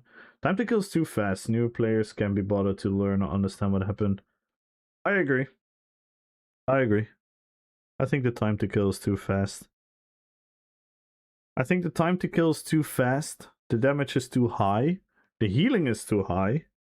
The sustain is too easy, which leads to people at the lower end are just gonna melt. And people at the higher end are just gonna be more stillmatey than ever. A fight should end. Sustain should end. And right now, if you play it correctly, you can pretty much perma sustain, and you can always sit out the stuff. And again, I'm talking highly hypothetical because this doesn't go for everyone. This doesn't go for me. I'm not good enough to be this dominant into a fight, but the really good players can. They can just perma sustain, perma do everything, and then always have their combo possibility line up to burst someone down. And in and of itself, there's nothing wrong with burst, but I think burst should be a whole different philosophy and not just a thing. And then on top of that, like the access to too much damage. And again, like, don't ask me to go into detail about everyone, because one, I'm not right now in the mood to mathematically go through all this, but it's like a philosophical thing. It's like a game philosophy. If two people fighting, should it be a race from 100 to 0? Or should it be a theoretically bouncing up and down until someone does something? And this is like a philosophical thing that the game has to decide where they want to go. Because the game definitely started more as a race from 0 to 100. Like, sustain was way tougher to come by. Hybridization made that a lot easier. Certain sets, and right now, as you can see what they've done to the DK, and what they're going to do to Werewolf, and what they're going to do to the class master with Sorg. Sustain is going to be so much more easy and accessible. On one hand, it's like good because you don't have to like dedicate a set to sustain, which is kind of like boring in creating a build. But on the other hand, if the sustain is too easy accessible, then yeah, a very good player with like the right stats, if they can sustain, they can sustain.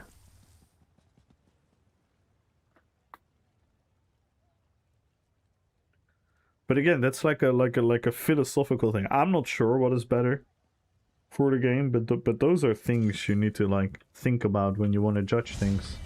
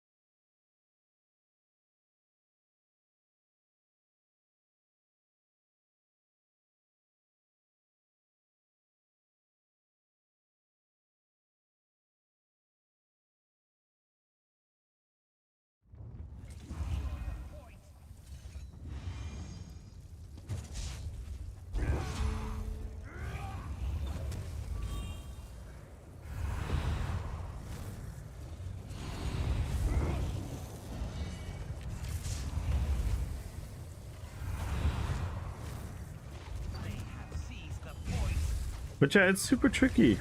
It's super tricky. That's why we have to be sincere and honest and not all jump on the same hype train. Yo, Nuts! Hello, hello, hello, hello! Because we've done it to subclassing, we've done it to hybridization, we've done it to so many things. We kind of right now have done it to DK as well. Where a lot of us refuse to look behind the honeymoon phase, and now a lot of us are complaining that DK is too strong.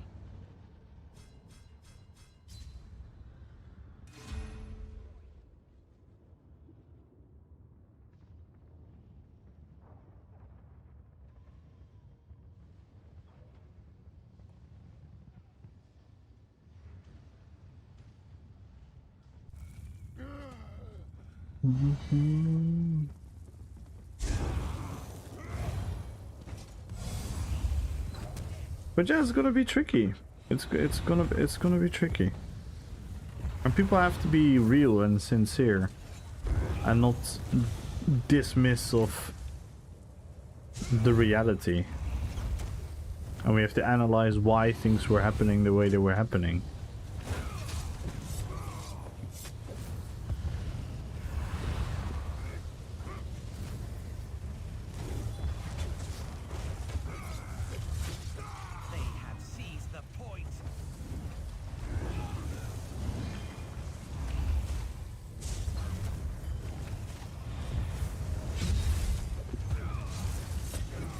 And there goes a whole game philosophy hand in hand with it. And that is something people have to decide. But I know that's hard. But at least all that I can do is plant seeds. All I can do is plant seeds in people's heads to be like, be real and be sincere.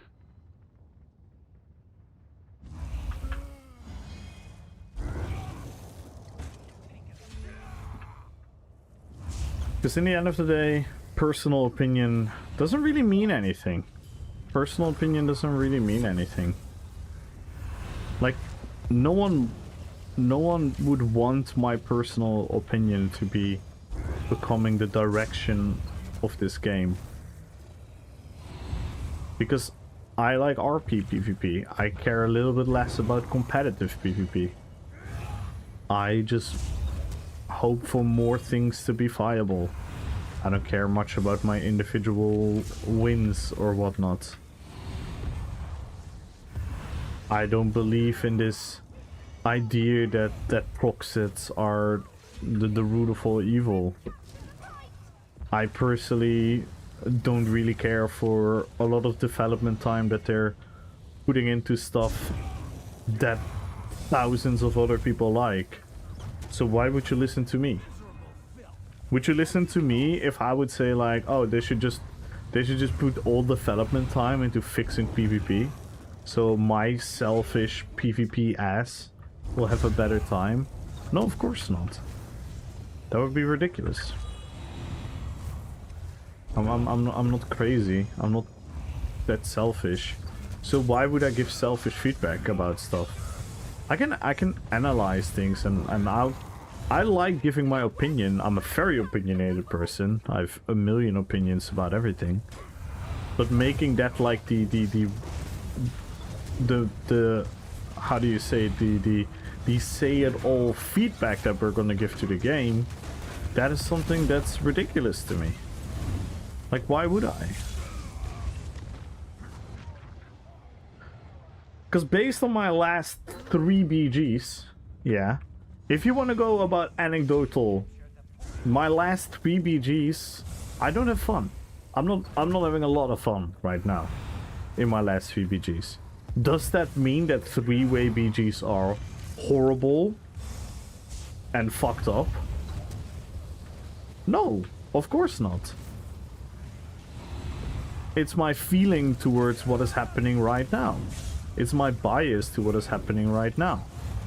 It's because I'm not wearing pink glasses and I think that 3-way BGs are the answer to anything. But I'm also not gonna hate and say that 3PGs are not a good thing. Because they have pros. There are pros and cons to both versions of the BGs. There just are.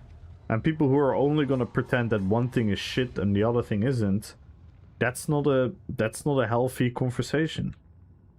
At all. Hey, it's her way. I think your opinion is valid. No. Everyone's opinion. This is the different nuts. Everyone's opinion is valid.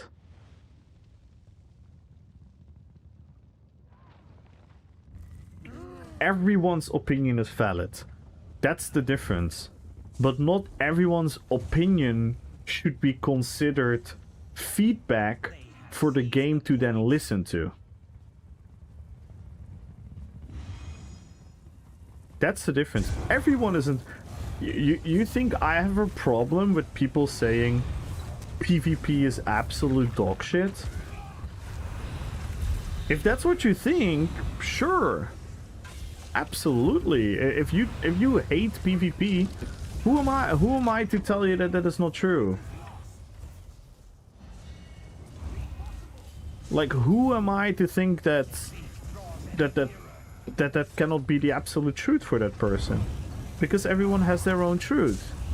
The only issue is, if you're gonna yell at the devs that they should fuck PvP and get rid of Cyrodiil and make Cyrodiil a PvE zone, then you're disregarding the long-term future for the game. Because then you're gonna disregard thousands and thousands of people who are very passionate about something. And that's also a difference, because you have a lot of people saying something, you have a lot of people thinking one thing, but you have to look at what are people actually doing. Same example in Vengeance. A lot of people saying Vengeance is fun, but let's be real, 80-90% of the people saying that Vengeance is fun are not gonna play Vengeance day in and day out how Cyrodiil PvPers are playing Cyrodiil PvP. So why would the opinion of someone that doesn't care about PvP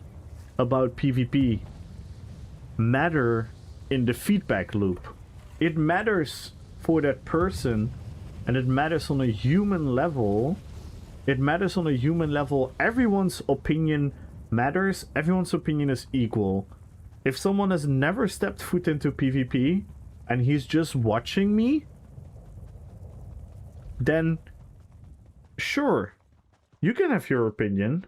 You can say that based upon what you see that you're not liking it. Sure. But does that mean that you should dictate the conversation moving forward?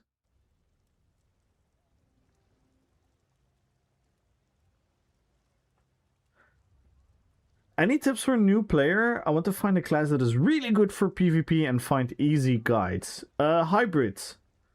Right now, DK, Dragon Knight, is the strongest class, but all the classes are going to class reworks, so every couple months the balance will shift in another direction.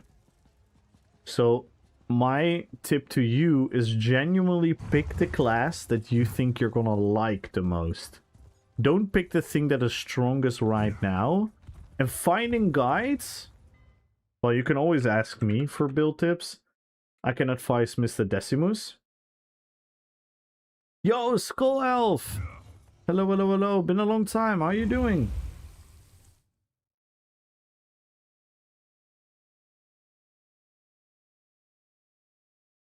How are you doing, man? And by the way, everyone, join the giveaway. Follow the channel, type in RPPVP.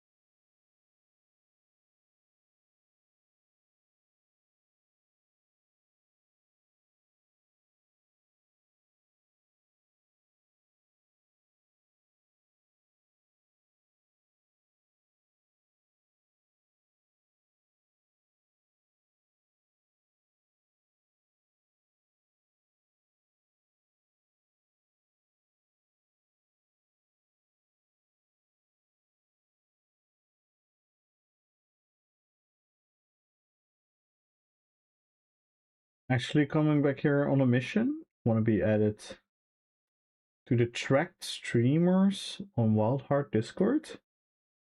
To add PvP streamers, not just PvE endgame. What does that mean exactly? Sorry, I'm still new to all of this.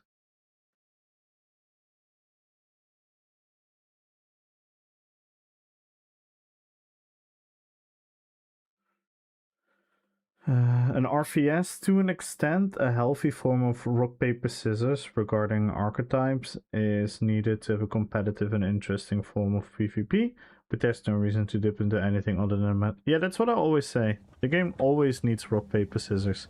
If you make something strong, make it have a clear weakness, and make that weakness the strength of something else. But again, this is also partially the fault of the player base, because the player base wants everything. The player base wants everything to work on everything, and if you want everything to work on everything, you're gonna homogenize things, and when you're gonna homogenize things, guess what will be on top? The thing that will be on top is going to be the strongest thing. And that is exactly the period that we're in right now. A message on the streams channel, but about that you start the stream and then delete it when you finish stream. You hope. Oh, that is cool. I would be honored. I would be honored. Absolutely, I would be honored. That's really cool. That's amazing that you guys think of me to put me amongst the streamers that you guys want to support. That is really cool, Skull. Thank you.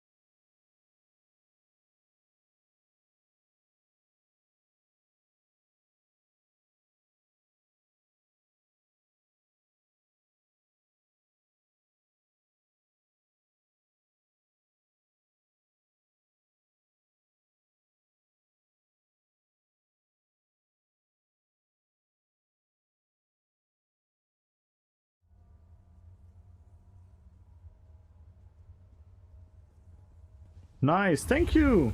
Thank you. I really appreciate that, Skull. That is awesome. Look at us.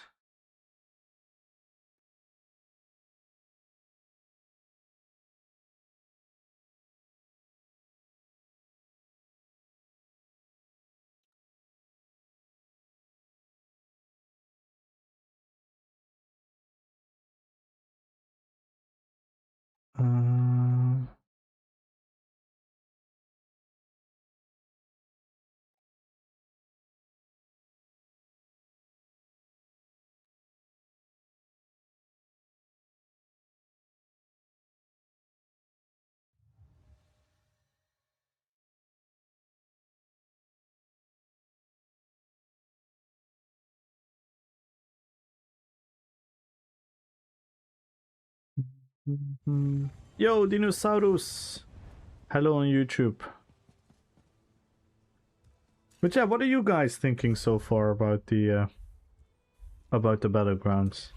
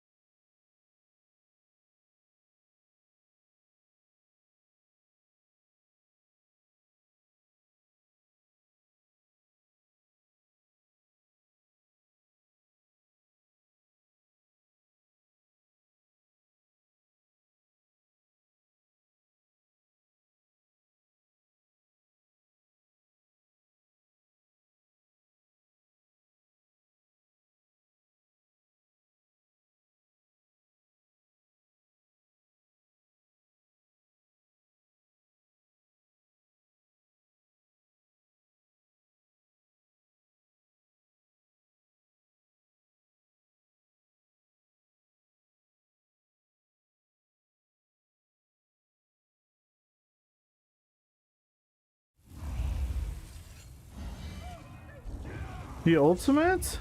The dual wield ult. The dual wield ult, Demonic Wolf, on the front bar, and on the back bar ult I use the Northern Storm.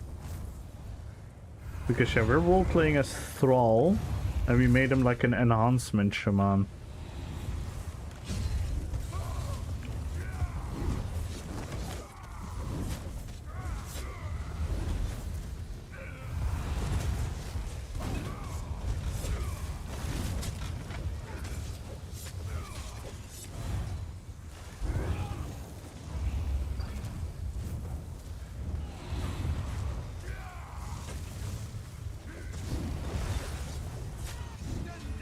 So I went for Thorax Pact as a set, which is a set that buffs my enchants, which kind of fits the theme as well. And that's why we're using Arctic Blast, Hurricane and Quick Cloak to emulate like the Wind Fury proc. And it really feels like a Wind Fury proc, because if we walk upon people, like, look at all the damage that you're gonna see. Look at this. Look at all the different numbers of damage. That's exactly how like a Wind Fury proc would look. So even though the individual numbers are not that insanely high, it's a lot of stuff landing at the same time, which gives that Wind Fury proc idea.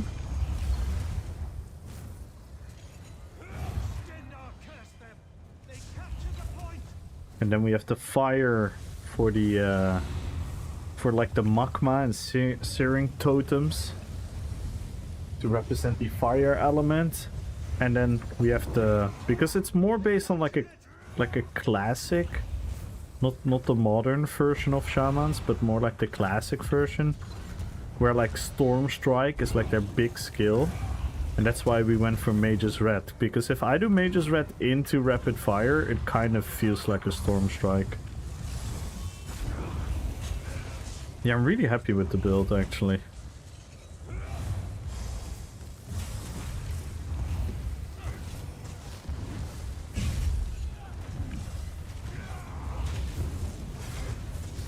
Like this.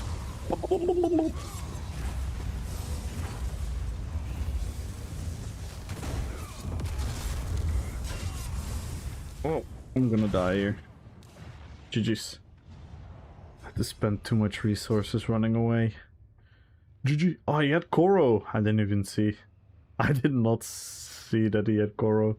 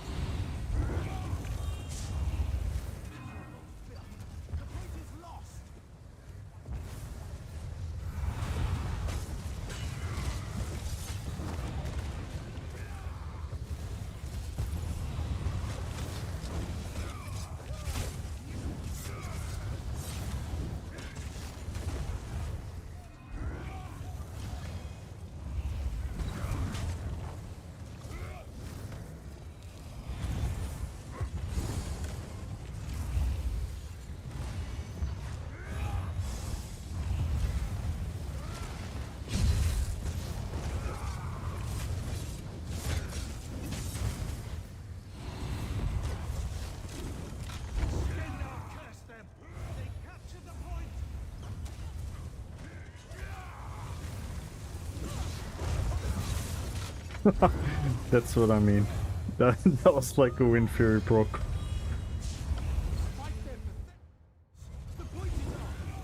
Hey, Burns PvP! Hello, hello, hello. You have to try new battlegrounds, prioritizing the season stuff first. Do I really want to? Gotta find some free time for those. What of the season stuff you're doing right now? Just the weekly challenges? Because you know you can do the weekly challenges like spread out across the week, and you can even bring some to the next week if you want to.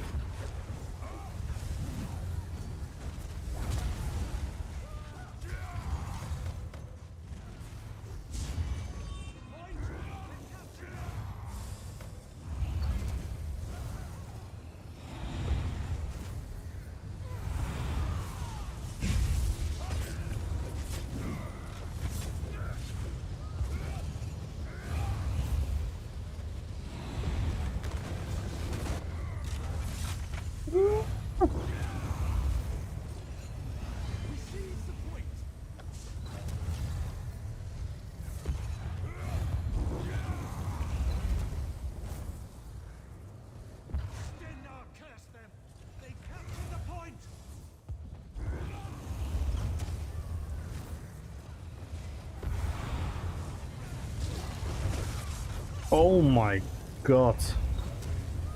We'll taste our victory soon enough.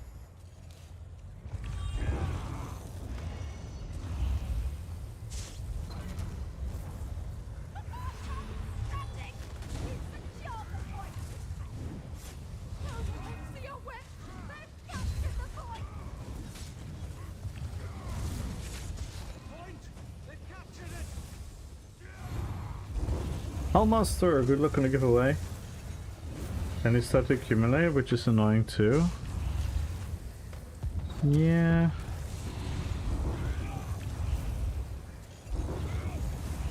I mean, most of them are quite easy.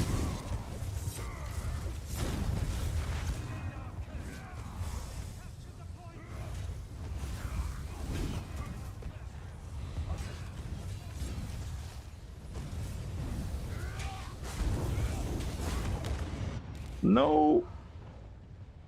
Sedge. But I get it, dude.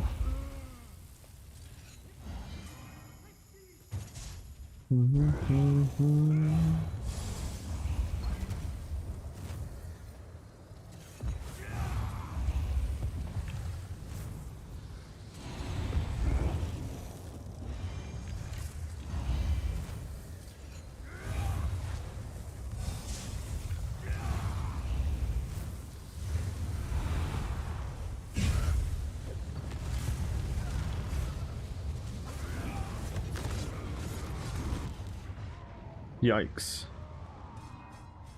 I could not break free. Back up the old enhancement, Shami PvP?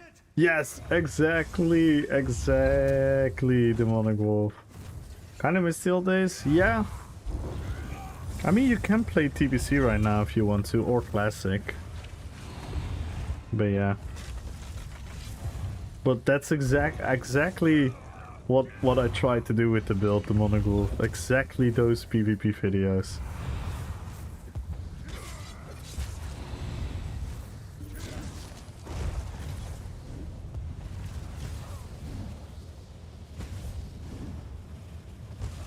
Where you just have like all those procs on top of each other. So the scrolling text with damage is just insane.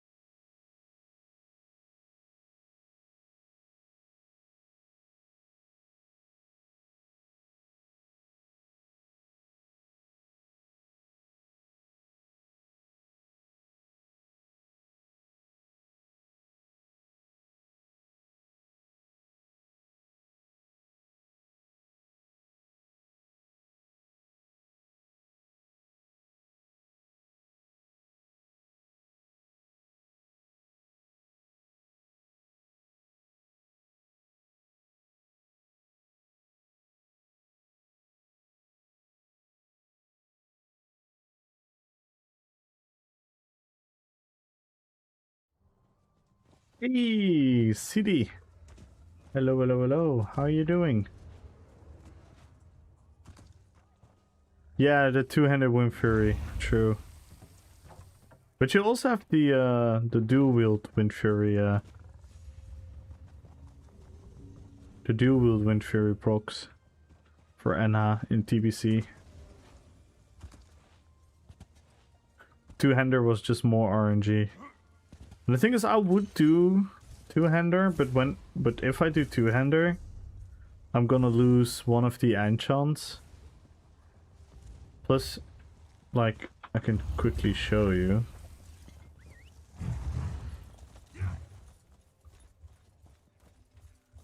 Because we don't really have like a multi-swing.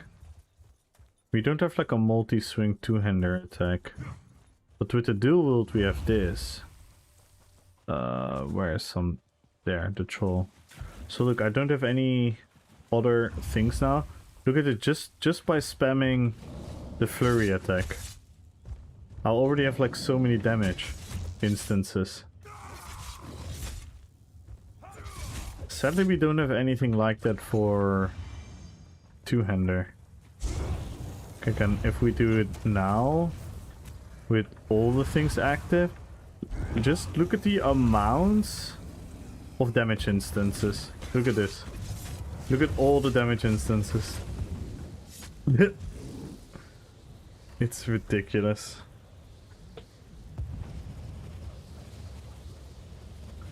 Look at this. 27 seconds. Let's just go from here. So this is the second time we engage. So within 3 seconds, see, it's 3.7 seconds. Look what we do. In 3.7 seconds, we do 1, 2, 3, 4, 5, 6, 7, 8, 9, 10, 11, 12, 13, 14, 15, 16, 17, 18, 19, 20, 21, 22, 23, 24, 25, 26, 27, 28, 29, 30. We do 31 different damage instances. It's quite literally... It's quite literally insane. And again, not all the damage is high, but it gives that idea of like the crazy enhancement burst.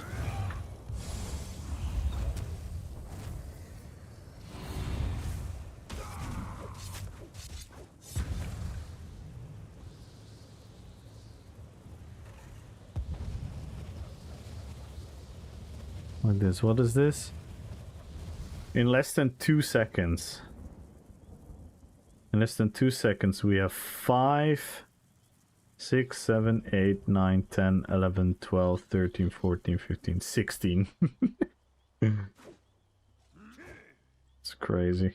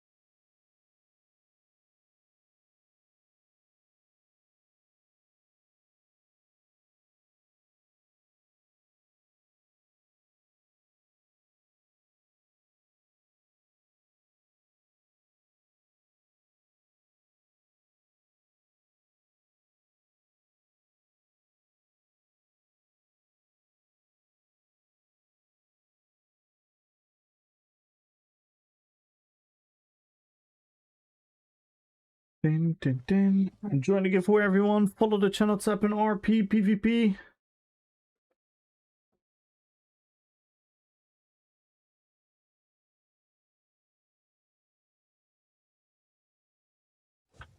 Mm-hmm.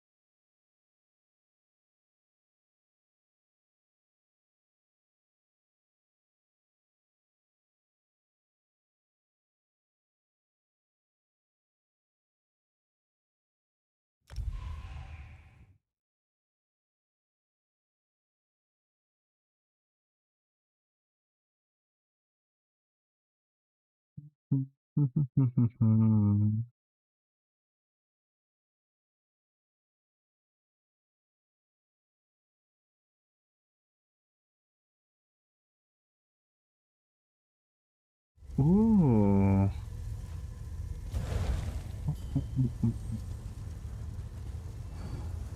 The maps do look really, really cool with the graphics.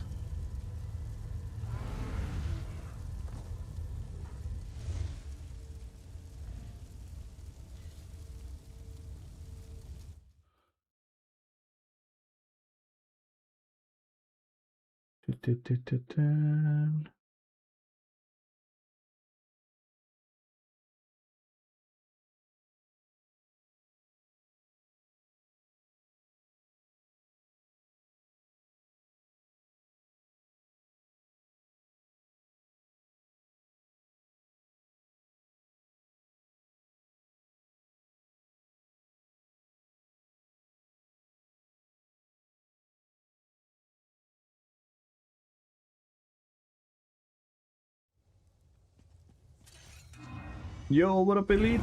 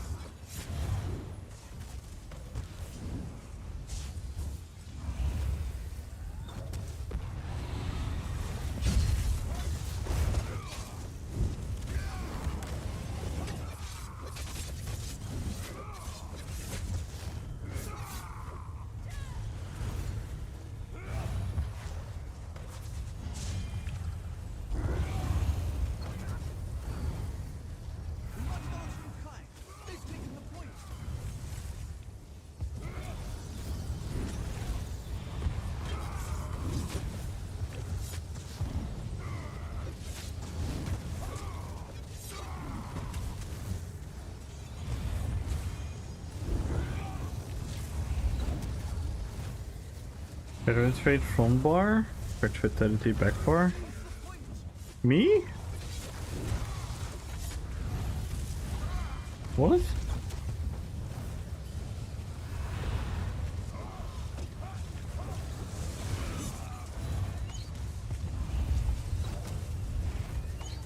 What are you on about, elite?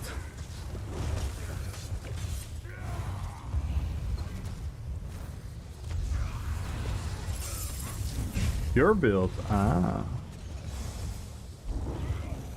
I mean...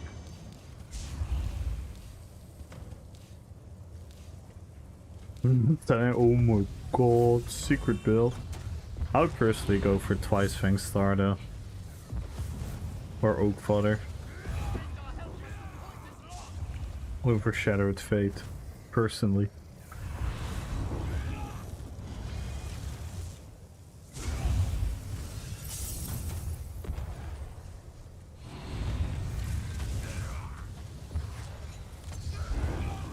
Ooh. What are you thinking of, rats?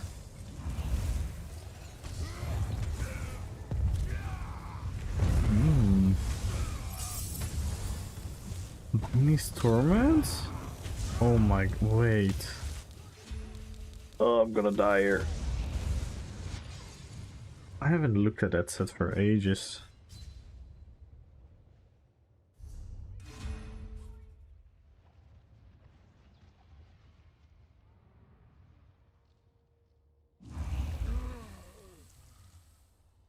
That is pretty fun.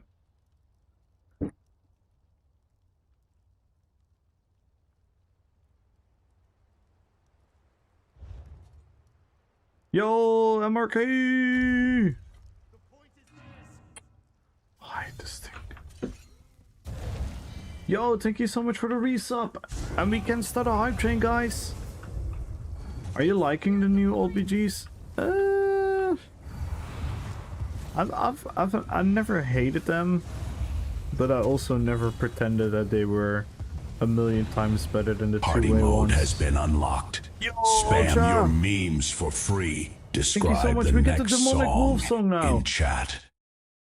I think we get the Demonic Wolf song now. Considering Templar has a talent, yes. Off balance, yes. Yeah? That's actually pretty nice. It bites. That's a fun set. For 18 long moons. See, I'm right now, I'm a bit disappointed, MRK, that they only give us domination for a week. It's kind of very dull, very fast. Carries a whisper. A prophecy of fur and fang. The fellowship stands. The song is being created. Keep the train alive for 3 minutes to unlock it. Yeah, that's such a shame. Thank you so much for the resub, man. And thank you, Ultra, for the 100 bits. And Demonic Wolf, this song is for you. Miss Grayso is the hype train king. Wait, how did he call you? He called you Mr. KSO.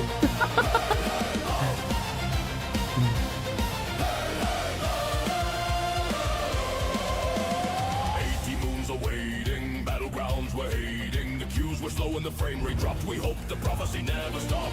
Damn on, I see. Damn on, I see. Now the ground begins to shake. Is it a wolf for pity's sake? No, it is the sheep of doom bringing victory to the room. The woe.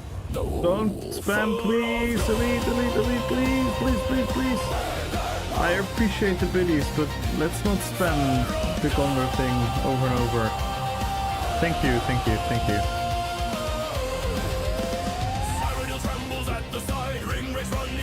I appreciate you though, thank you, man. Thank you, thank you, thank you. Green Jesus! Oh my god, the fuck's about Green Jesus, the money. Chat, your brand new track is ready. You know what to do. Level up the train to unlock it.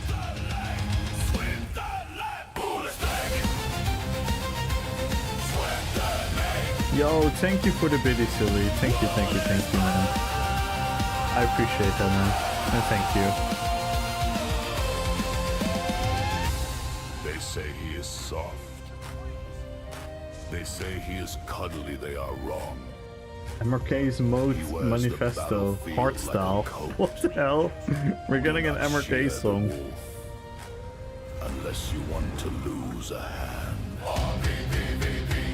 Time remaining 2 minutes. Slicing enemies like a knife. Kill them all.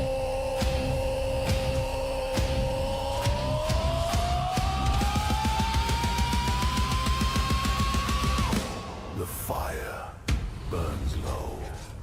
The mead hall falls silent. The legend is fading. Can you feel it? The train is dying. The hearth grows cold, brothers. And what are you thinking, MRK? I forgot. What was kind of like your feeling towards like the three-way battlegrounds? Into the mist. One more gift. One more song. Does that mean I do like them? I like the maps. Time remaining. Some of the game modes just work better, but that's also because the game modes are just feel like they're incomplete on the other one. Yeah, I always like them as well. But I don't believe they're better. I don't believe that the BGs are better at like everything always. There's definitely some cons about it as well. Pros and cons. You guys, there's 30 seconds left. Time is running out. Describe the next song in chat. What the fuck? The hype train is at level 7. Bro! Stagnating. Very impressive. Demonic Wolf 29 gifted Yo, 30 Demonic subs Wolf. and has taken the crown from Mr. PSO. Oh my god. What the fuck? 11 months. That's how long he's Oh my god, we made the goal! We made the goal, we made the goal, we made the goal! MMR class balance. Yo! How did we get to level 7? Because Demonic Wolf gifted 30 subs! Butter! He leans back. Thank you so much. GG, Looks at the DJ! camera, and he says, "Why just one game mode?" Alright, we're adding crowns to the giveaway, everyone! That sound. Is We're the adding shackles crowns to the breaking. giveaway! Demonic Wolf, brother, thank you so much, man.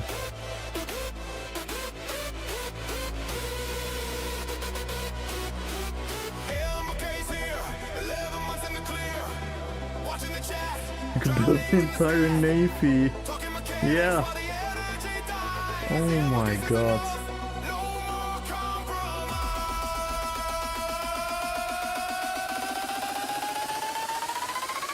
One game mode. Give it all to me! Quoted you, MRK. It literally Chat, did the one your game brand of new poof. track is ready. You know what to do. Level up the train to unlock it.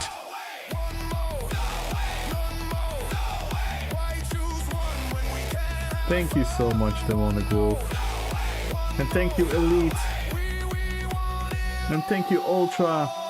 And thank you, MRK.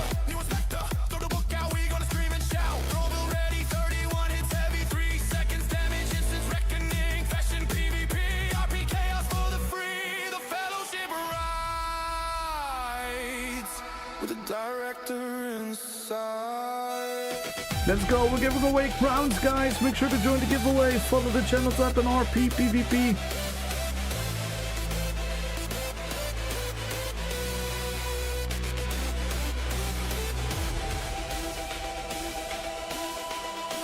Time remaining 2 minutes.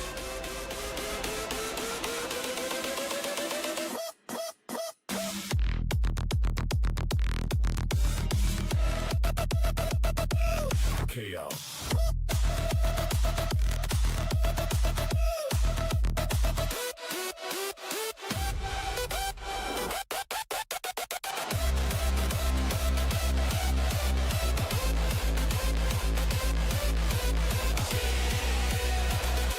They read the rules, we break the tools. ZOS promised, MRK bombarded with the hype, grip it tight. Not just a chatter, madness matters. Don't settle for less, pass the stress test. Boredom breaker, tremble shaker. Tremble shaker. Yo, thank you for the biddies.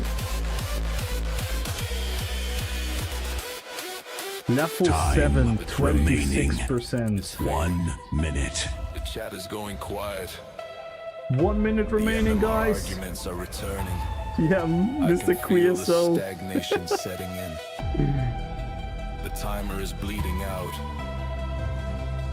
Who can save us? Who brings the chaos? Where is You came to a the director? demonic wolf hype train. 30 seconds. Time is running out. 30 seconds left, guys. We need 7 subs to go to the next level. We need 22 subs to break another goal. We need the spark.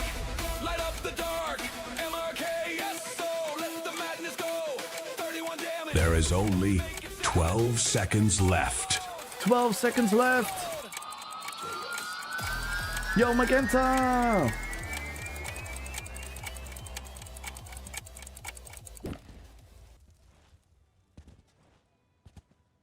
And the hype train is That was one over. hell Thank of a you hype so train. fucking much. Thank you, thank you, thank you, thank you, thank you.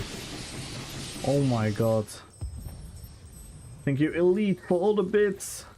Thank you, Demonic Wolf, man, for the 30 gifted subs. And earlier today, already with the tier 3 resub.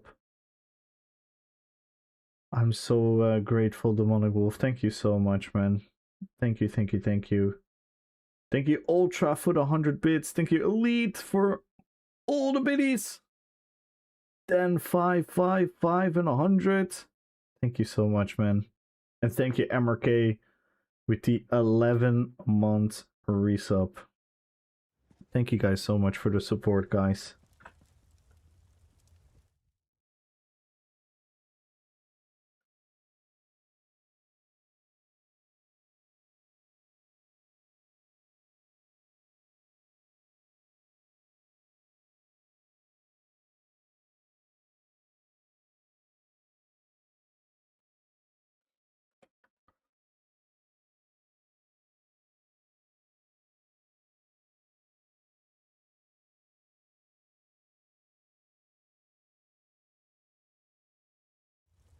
That was insane. Thank you so much, Demonic Wolf. And thank you everyone. Thank you everyone for watching, chilling, hanging out, having the conversations. Thank you, thank you, thank you.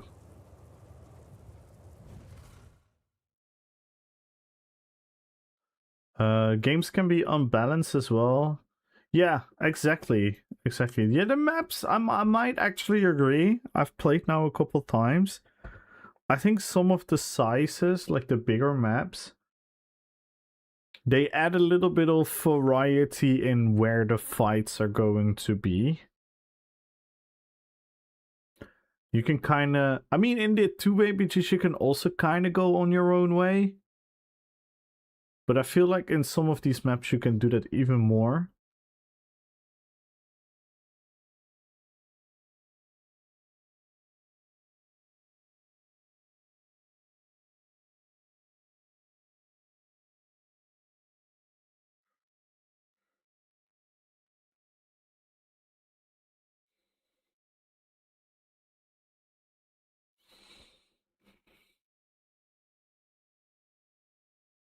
Yo, Magenta with 160 streams. When are they bringing back Grey Host? I think Monday or Tuesday. And I think the BGs will end on Tuesday or Wednesday.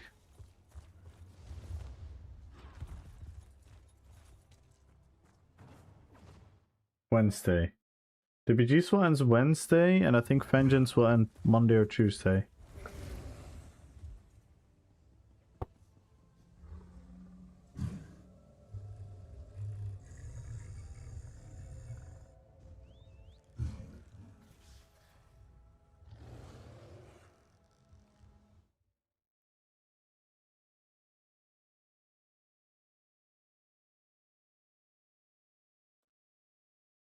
Oh, we didn't queue.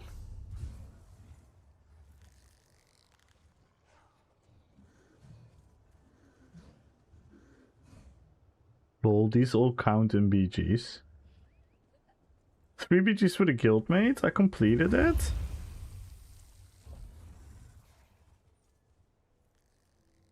With who I was in the... Oh, with Herway. I was twice in the BG with Herway.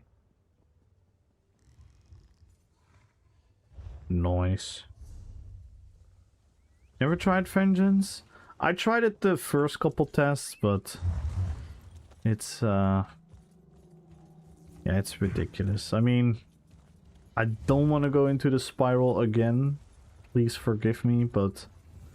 There will probably be more moments this week where we're gonna talk about it and we're gonna being faced with the topic again.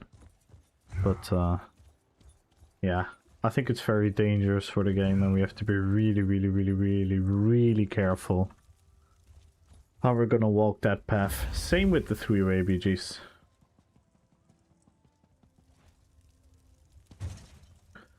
Yeah, I don't think the reason that is there is gonna be beneficial for the game. The opposite, actually. I think it's gonna hurt the game.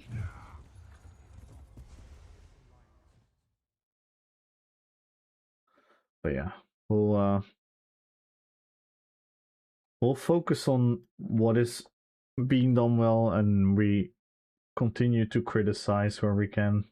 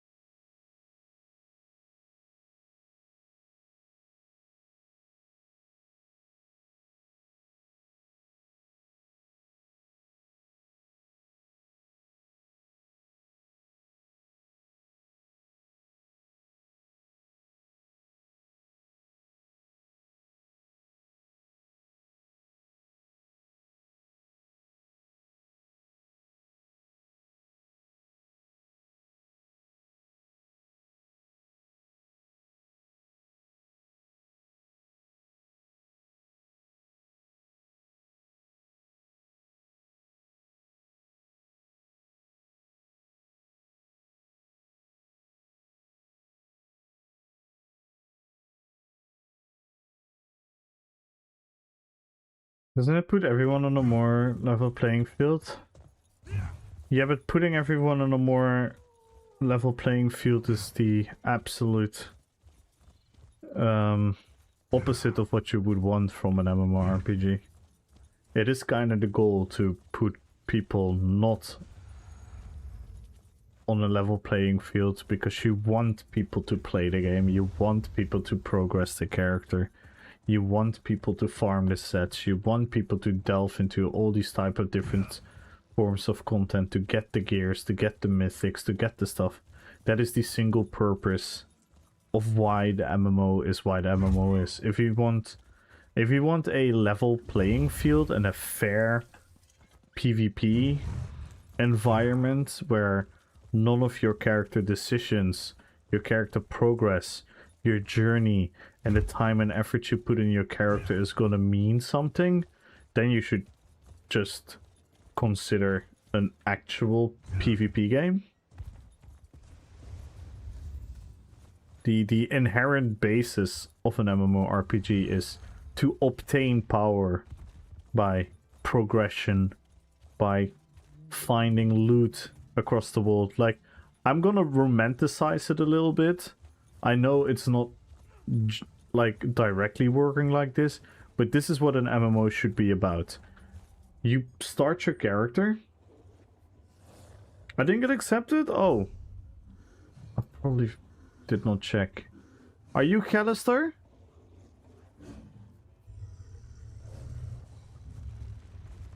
Boom. Sorry for that. There you go. Odin the Allfather. That's a cool name.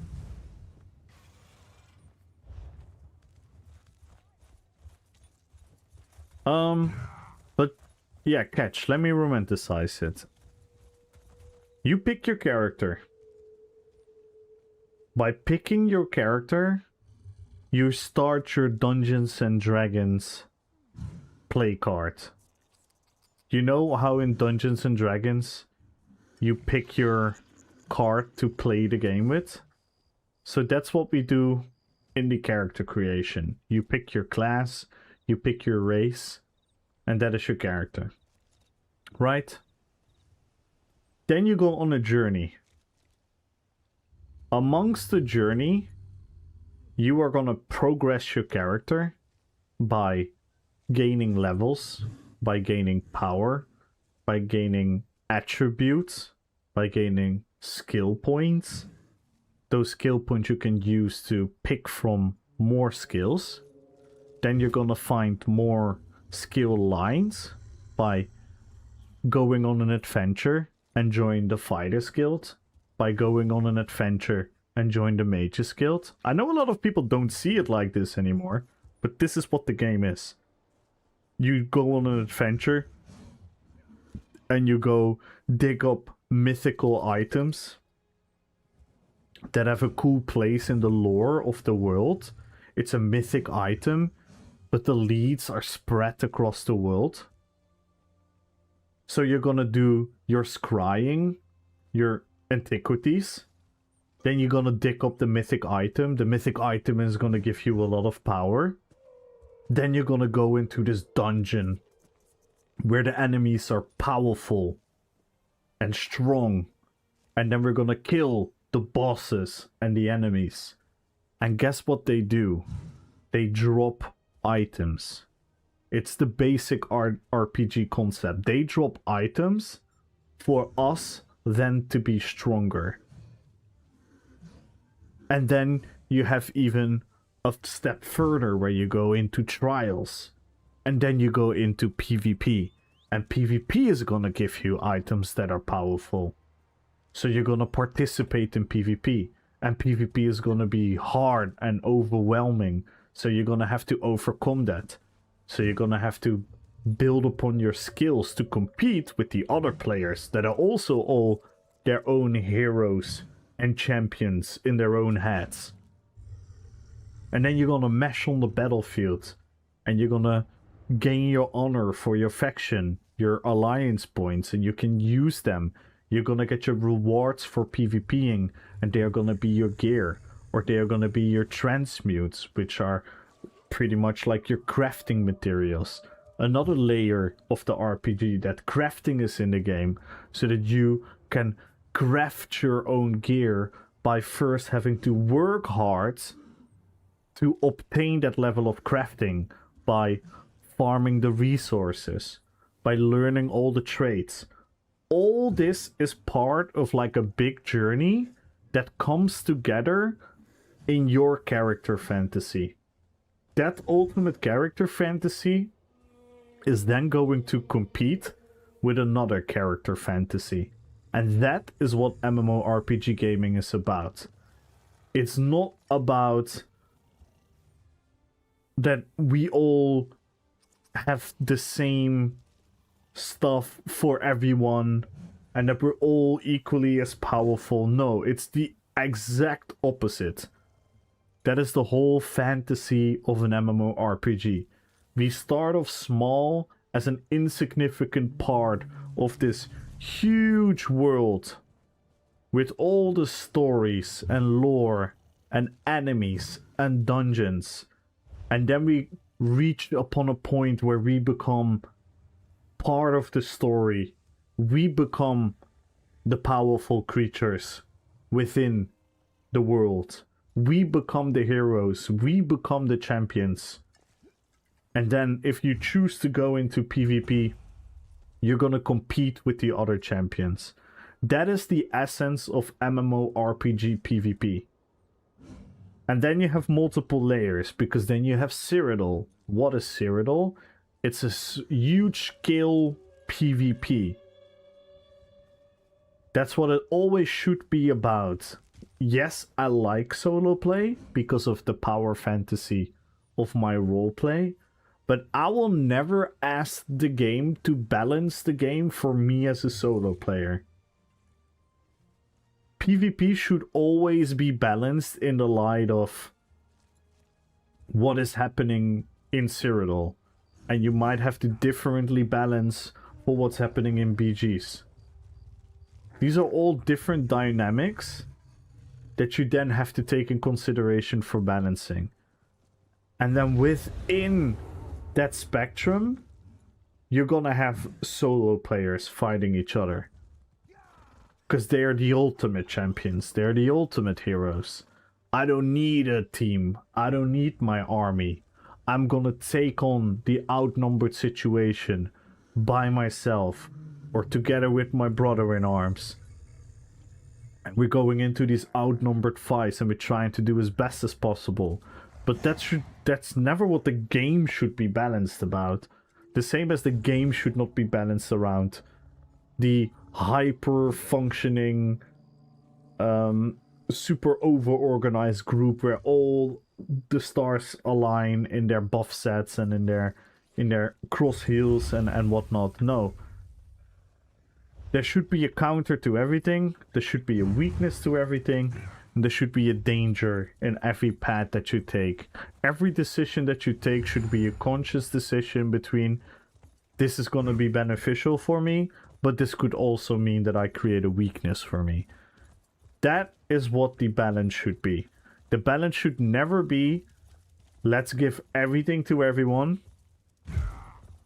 and then we're just gonna find out what the best thing is. Or, what you do want, not the word or, I don't know why I said or, but what you do want is to create an environment where people's decision making across that whole journey that I was just talking about, your class decision, your race decision, all these decisions should come to a viable endpoint where you clearly are going to have some weaknesses and you're clearly going to have some strengths. And then you're going to meet someone who has gone through all those trials and tribulations themselves, and you might come across someone who is your absolute kryptonite and he's going to annihilate you. And then you should be able to meet people that you have a huge advantage over. And that will create a never-ending feel of danger, unpredictability, and a level of... Because right now, the whole thing that you have these unovercomable, unkillable. I know people are exaggerated when they say unkillable, but you know what I mean. These type of builds, that is kind of destructive towards the whole philosophy of what an MMORPG is. And that is why I yet again go back to what I talked about earlier. And we have to let go of personal opinion as a driving force for our feedback. The feedback should be about how do we maintain the most accessible yet challenging MMORPG environment where as many people as possible can have fun. Because in order to facilitate a casual experience, you don't need to hurt the endgame experience. In order to facilitate competitive PvP, you don't have to hurt the new player stepping into PvP. All these things could live alongside each other if the game does a good job at facilitating these systems. Right now it doesn't. Right now I feel it's trying to find it, and I can speak from my expertise, my feelings, my convincing of the player base that we have, that vengeance is gonna be a negative impact to all of it in the long run. So that's why I genuinely am not even gonna be bothered, because I've been talking about this for a year now. I've been making the same case over and over and over again, and the more people are starting to realize it, but it's gonna be happening anyway. It's gonna be done. So now we need to do like, okay, where can we give the feedback? I'm not gonna consider myself about giving feedback about vengeance. I'm not gonna think about how vengeance could be more fun to me, because I'm not gonna play vengeance, and I don't think vengeance should be an integral part of the PvP experience. What is important for us to give feedback about? I think it is extremely hurtful for the game if we're only going to allow Grey Host alongside Vengeance. Why? It's an indirect buff to enticing people to go to Vengeance. They already have a reason to go to Vengeance because of the veterancy system that has like the perks and nonsense that you can use in Vengeance, and you're gonna have no benefits from that in the normal PvP. That's already a like not a correct way of conducting that, but okay, fuck it. But by only allowing Grey Host during prime time, which is a bunch of hours during the day, Grey Host will be pop locked. By Grey Host being pop locked, it means that people have to wait to play their favorite version of the game. In order for them to having to wait to play the favorite version of the game, they're either forced to, if they don't have the time for it, to go into Vengeance, which is a buff to Vengeance, or simply not play. And then you can say, well, you can play Battlegrounds. Yeah, but you cannot play Battlegrounds while waiting in the queue. So you can just play Battlegrounds to replace Grey Host. And by Grey Host, I mean any normal serial PvP. So my advice to Cinemax would be, don't wait for the player base numbers. We immediately need Blackreach. We don't need Ravenwatch and Icereach and all these campaigns together, but we need 2 normal campaigns. Yeah, the Stormlords are back. We need 2 normal campaigns and then the Vengeance campaign, because then people are at least not being forced to either do nothing or go into Vengeance. Because right now, a lot of people, they're gonna log into the game. They want to join Serial PvP. There's an 80-man queue. They don't want to wait 40 minutes to go into the thing, so they're either gonna log out, or they're gonna do something that they preferably wouldn't want to do. It's gonna scuff the numbers of the people that are genuinely wanting to do something, or just doing something to kill time. And that is just bad. Because you want people to log in, to have a goal, and to fulfill that goal. And if your goal is to do serial PvP, but you're not being allowed to because of the queue, I think that is extremely dangerous for the long-term future of serial PvP. Because people might genuinely don't want to wait and they're just gonna be like, yeah, fuck this, I'm gonna play something else.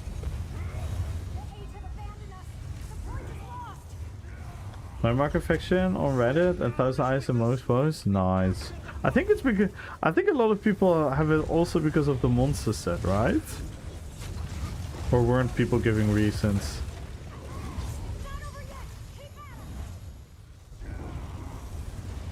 Let's go, DJ! Yo, hi, Duder! Hello, hi, Duder.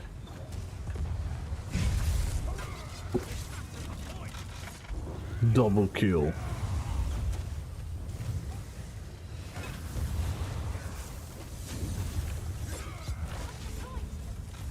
Triple kill.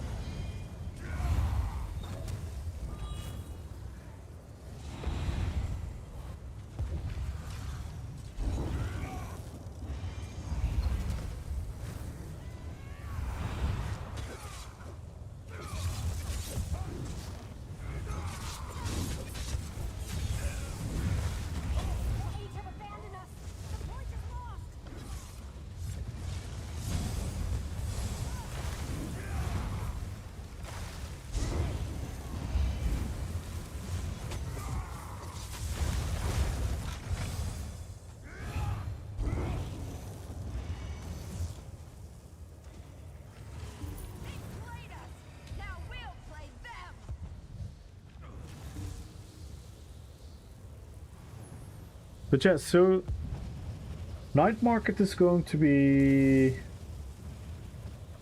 Wednesday then, right? Showback video about add-ons. I like the best add-on was inside all of us all along. Yep. Yeah, it's so good. Yeah, whenever I see a good showback video, I'm sending it to you. So this is really cool.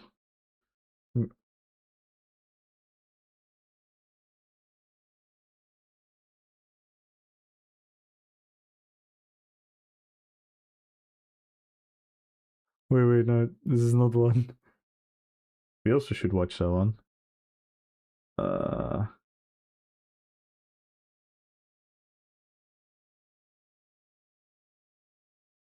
Where is it? Ah, here.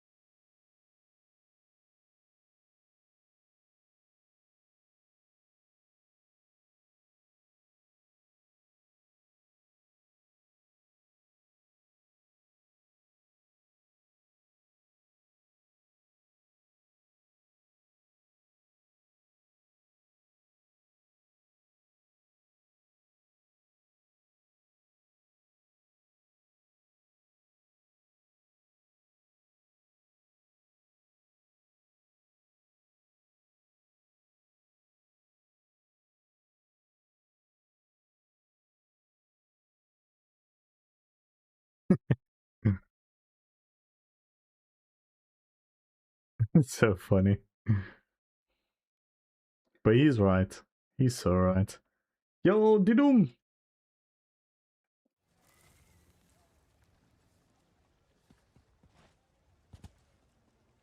Die. Monster set. Only saw the flame char. Hmm. Vivek City is truly amazing. Are you sure you were right? The ordeal with God Like the day we all got in that box in Syria. Exactly. Exactly, Lito. Like the whole reason I joined DOG is simply because Whiskey was talking to people. And I was like, yeah, sure, let me join you. And then Whiskey was saying, let's go to this keep. And I was like, sure.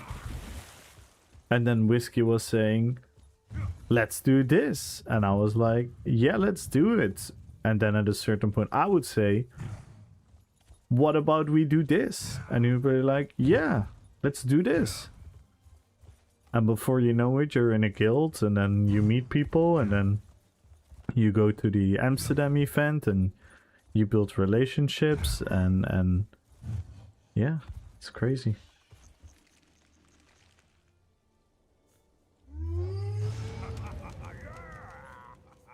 Scrap this underdog. I see. PvPGs are so fucking trash. I don't think they are trash. I think that's an overstatement. I don't think they are the solution. I think it's... I think the three-way has pros and cons, and the two-way has pros and cons. I do believe the two-way has... If I talk from a potential, I think the two-way has a better potential. But it does need changes. It does need changes. And on the other hand, I definitely don't think the three-way BGs are some kind of holy grail of PvP. Absolutely not. There are straight up downsides about the three-way BGs as well. The same as for the two-way BGs. They're just different. So maybe people put different values to different issues. But yeah, overall, I actually like both. But I also don't like both. That's kind of where I am. But if you don't like them, that is totally fair. Like if you don't like them, I can totally see why you wouldn't. And I can also totally see why people don't like the two-way one.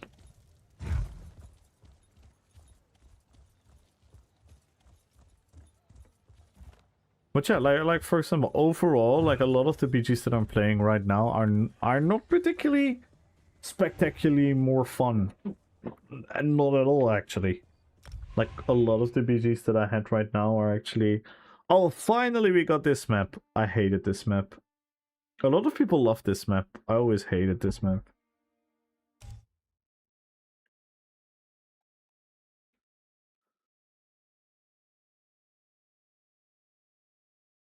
My hobbit from another...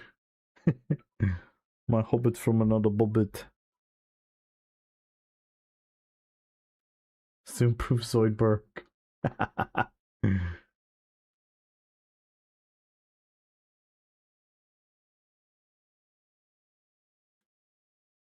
You're a very little hobbit.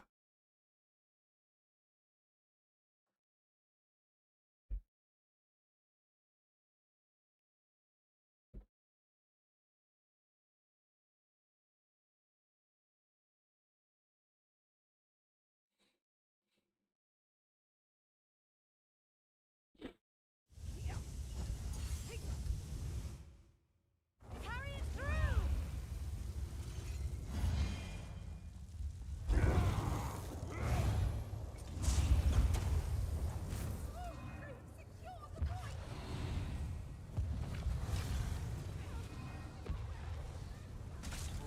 Hey.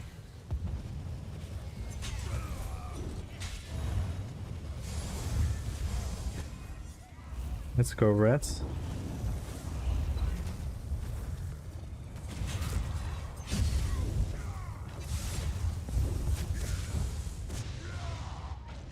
Ah. The second guy had me. Look at that heavy attack damage. Holy moly. How's Camel today? I'm okay. I'm okay. I'm a bit I'm a bit all over the place for a lot of multitude of factors, but overall I'm okay. I'm quite frankly a bit disappointed about that we only get domination for a week. But it's fun to see the old maps again, and it's interesting. It's interesting to see the dynamics from a three-way BG again, and I think it's very helpful. But again, I already feel a lot of people are so disingenuous in their opinions, or in their feedback, I should say, because their opinion, yeah, it doesn't matter. In their feedback, like a lot of people are creating a narrative. Some people are creating the narrative that the three-way BGs are like the best thing ever, like inexcusable, nothing wrong with them, and everything is wrong about the two-way BGs. And people do the exact opposite, which I think both are just factually untrue. Yo, Aaron! Hello, hello, hello. How you doing, Aaron?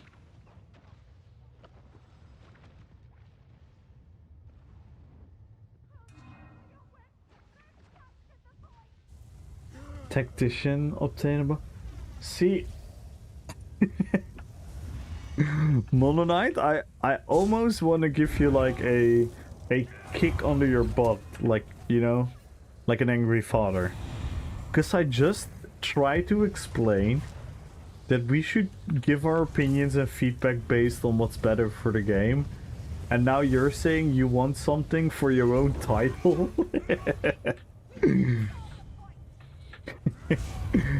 I'm joking, by the way. I'm joking. I wish all three modes were here, or all three, all the modes were here. I wish all the modes were here so we could have like a better, more genuine comparison between the modes, because some of the modes are designed like a little bit better for the three ways than they are for the two ways. I don't particularly think Capture the Relic is, by the way. I really hated Capture the Relic in three-way BGs. Like, by far the worst game mode ever.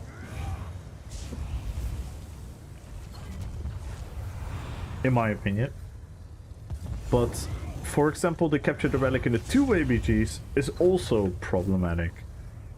But I feel that the two-way Capture the Relic is super fixable by removing the relic a little bit further from the spawn.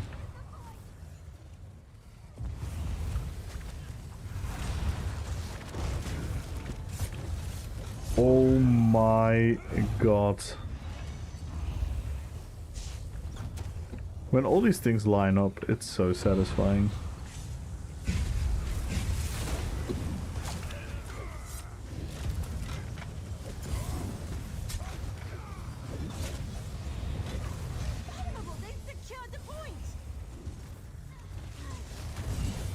Wah, wah, wah, I'm a passenger. Princess Wah, wah, wah, give me stuff for free. Wah, wah, wah, wah, I'm too busy to play the game, but I should just get everything. Wah, wah, wah.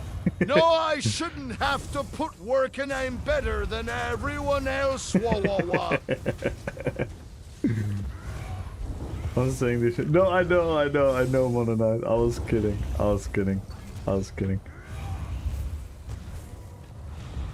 I know you didn't mean that, Mono Knight. Whoa, whoa, whoa, whoa, whoa, whoa. I didn't know that Waluigi was playing ESO as well.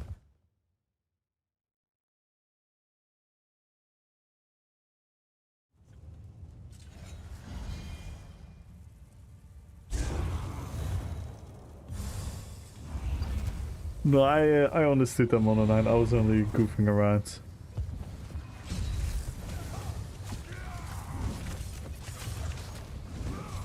Gamble? Oh,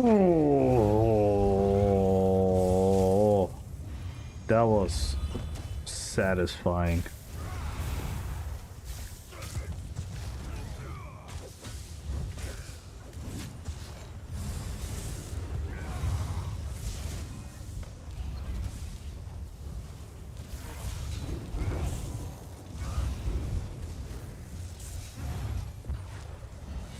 Oh, they secured the point.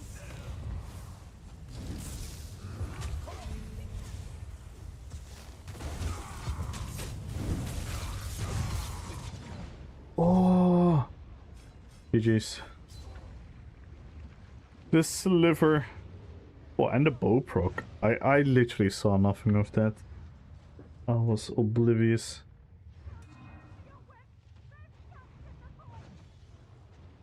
Lume!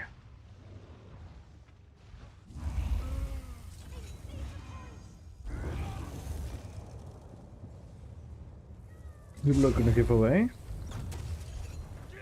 Wow, wow, wow, wow, wow, wow, Luigi.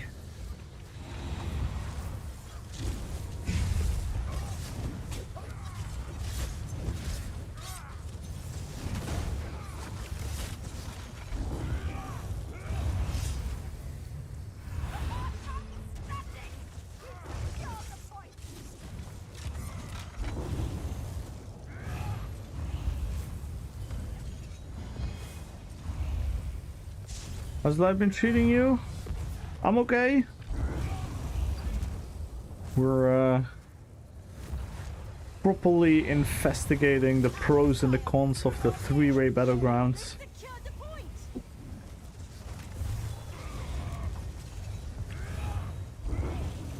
But yeah, like, do I think three-way battlegrounds to be back as a permanent mode would be good for PvP? I would be lying if I would know the answer. This is a subject that I would genuinely not know the answer to. I don't think anyone can truly really tell.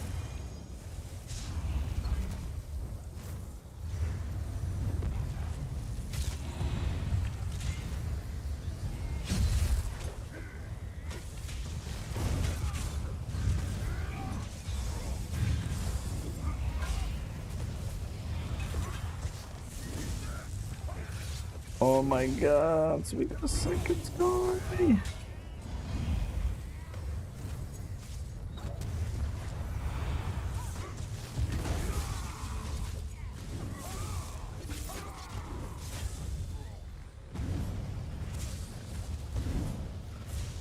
You juice rats.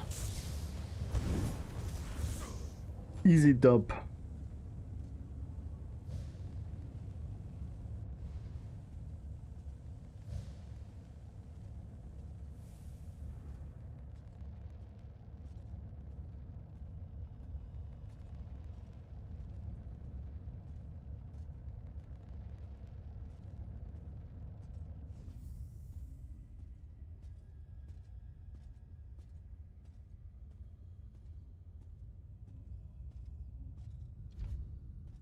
It's such a different environment though to the last. Do I have an old screenshot of an old BG? Let me try to find a screenshot of an old BG because I don't even know which stats are like were like normal back then.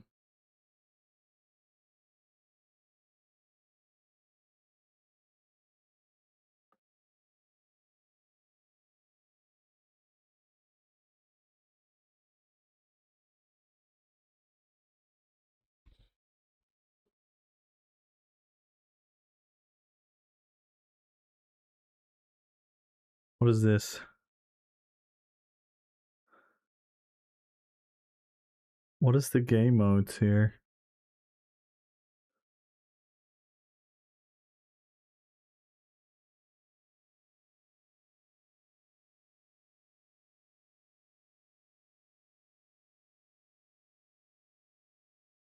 And when is this? This is 2021. No, 2022. Sorry. Is it 2022?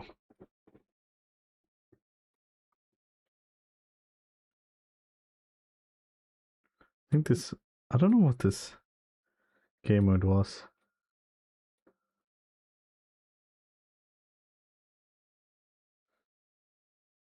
Treebeard. Almost 2 million healing.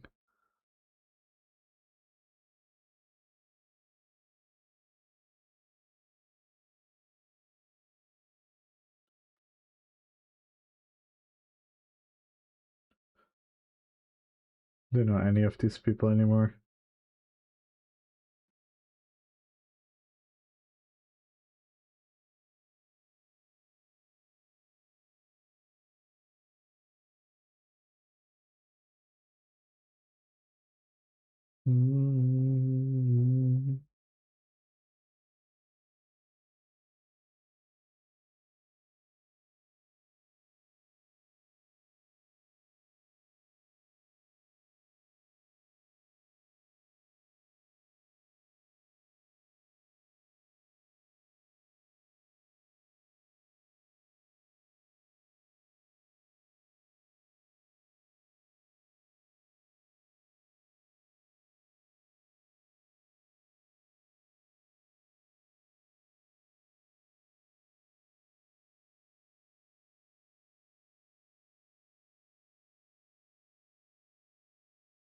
This is 2024.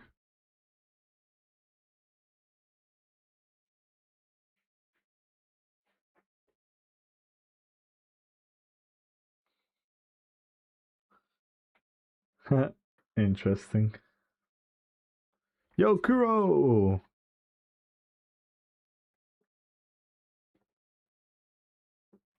I think my game is crashing.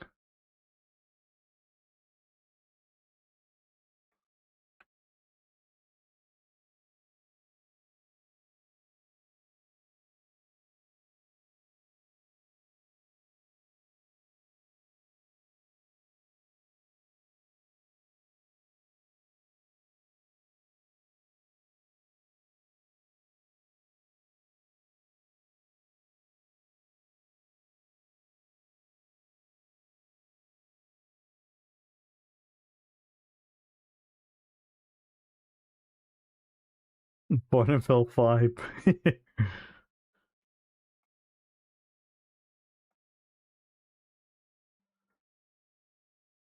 Ah.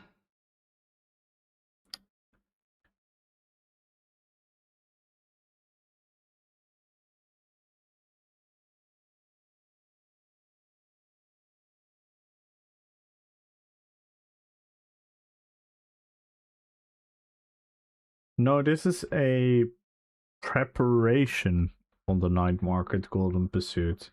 We're gonna have an actual night market golden pursuit next week when it starts.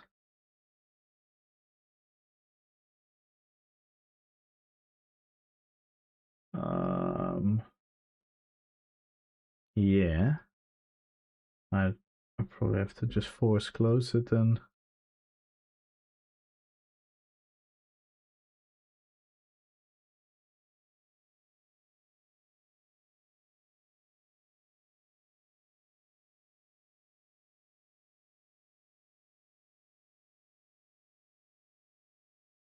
Yeah, the 29th indeed. What up, Ben? Ben with the 10. How you doing, man?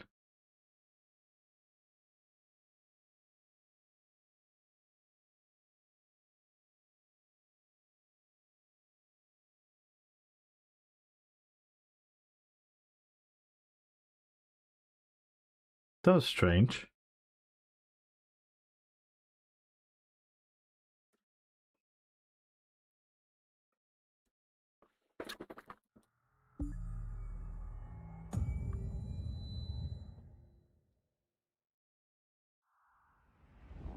Yes, everyone go check out Ben.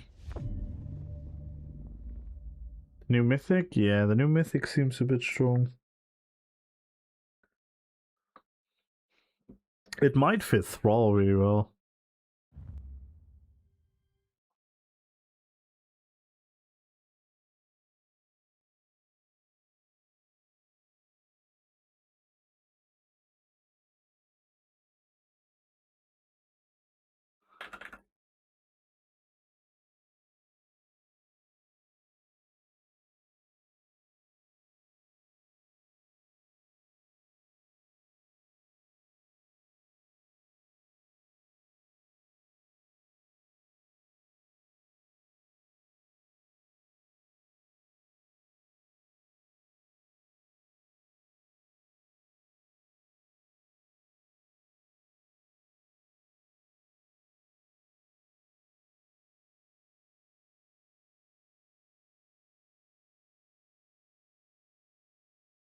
Yo!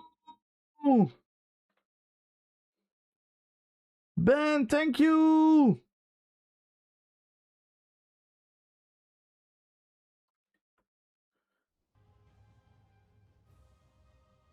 You whispered me?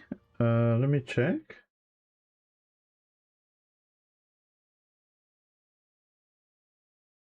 I did. The 10th of March. Yeah, it is quite long ago. Yeah. I think I re-rolled it.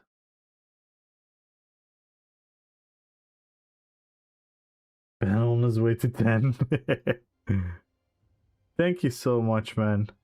Thank you for the 5 gifted sub. Let's fucking go. The Dutch Chef. Sephiroth, 2gen Gaming. Damn. A lot of good picks there. Amazing stream. Blessed day. Just popping in, making my round. Showing some love. Get them dubs. Alright, alright, alright. Everyone go check out DF.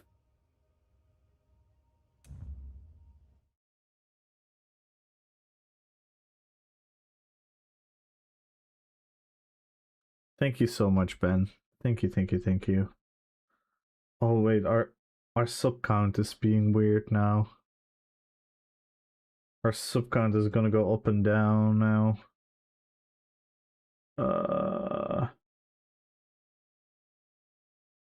We're just gonna adjust.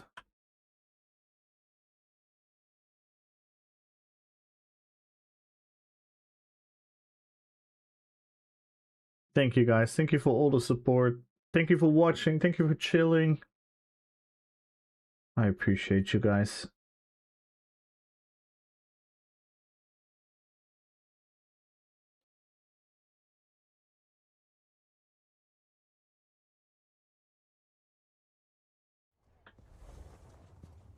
Let's go. Alright, we're back.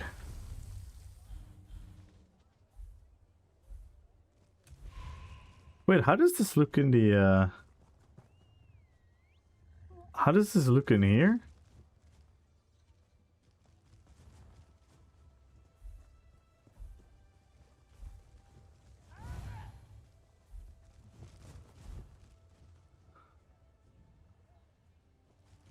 It does show the BGs. Wait, it says I lost all of them.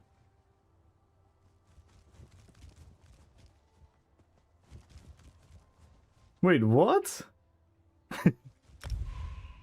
Didn't we win the last one, Rats? We won, right? Or am I bugging? Maybe I wasn't paying attention. I thought we won.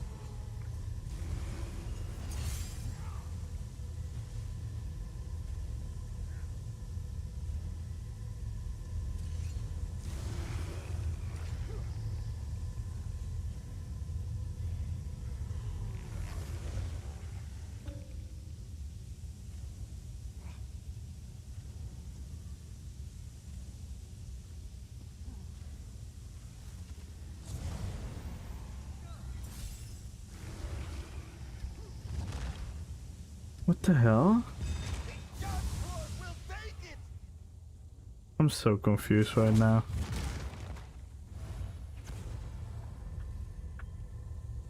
Didn't we won last PG? Yeah, look, the add-on says we lost.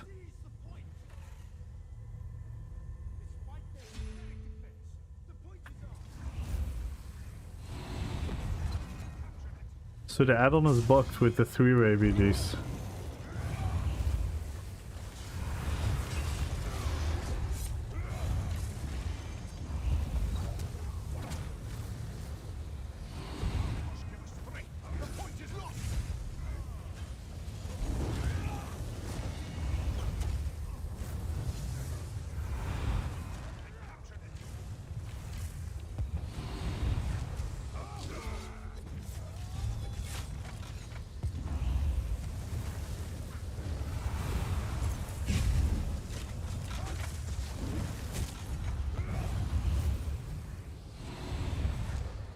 Ah, yeah, that's the issue.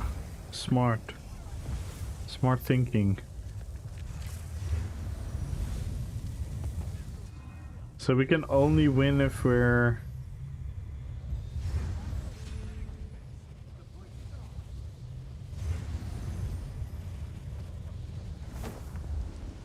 Can only win if we're on one of the existing teams.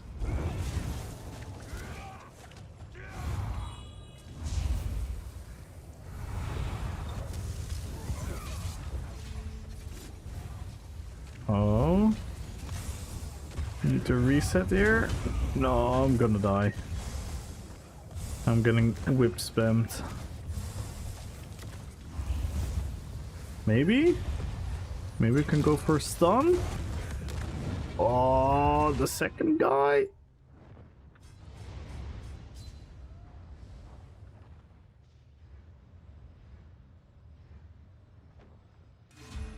Hey, Fallen's fishing. Hello, hello, hello. How's Vengeance? I'm not in I haven't been in Vengeance, Brandon. Or you want to see the population? Ooh. The population is, yeah. Do you like the new changes at all or not? Well, technically they are the old battlegrounds that are now back for 7 days. I'm disappointed that we only have one game mode, which makes it feel a bit dull, instead of having all 5 the game modes. Especially since it's going to be for a week. So now we have only one game mode for the entire week to play. But it is kind of fun seeing the old maps again. If it's... I don't know what they want to do with it. I don't know what they want to do with the 3-way battlegrounds. If they want to bring them back permanently, I'm not sure if that is a good idea. If it goes at the cost of the 2-way BGs. But on the other hand, I also think the 2-way BGs have their issues. I don't think we have the player base. I don't think we have the player base to run both. I don't think so.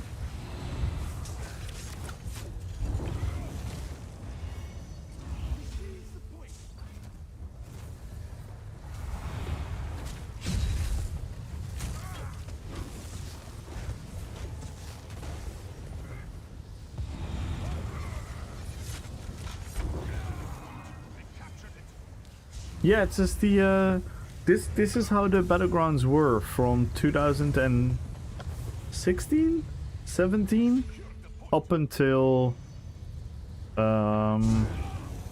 what was it again? I think the end of 2024. Why did they change it initially? I actually kind of have to think about what they're like. Yeah, October. Yeah.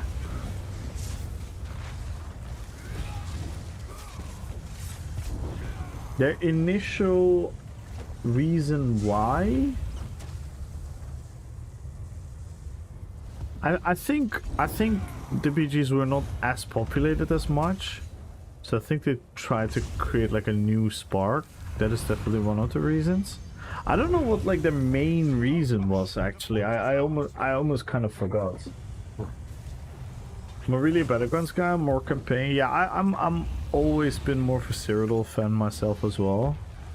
But I'm not gonna lie, Cyrodiil has been really rough, and not only for the performance, also for the inherent uncounterable aspect of certain playstyles.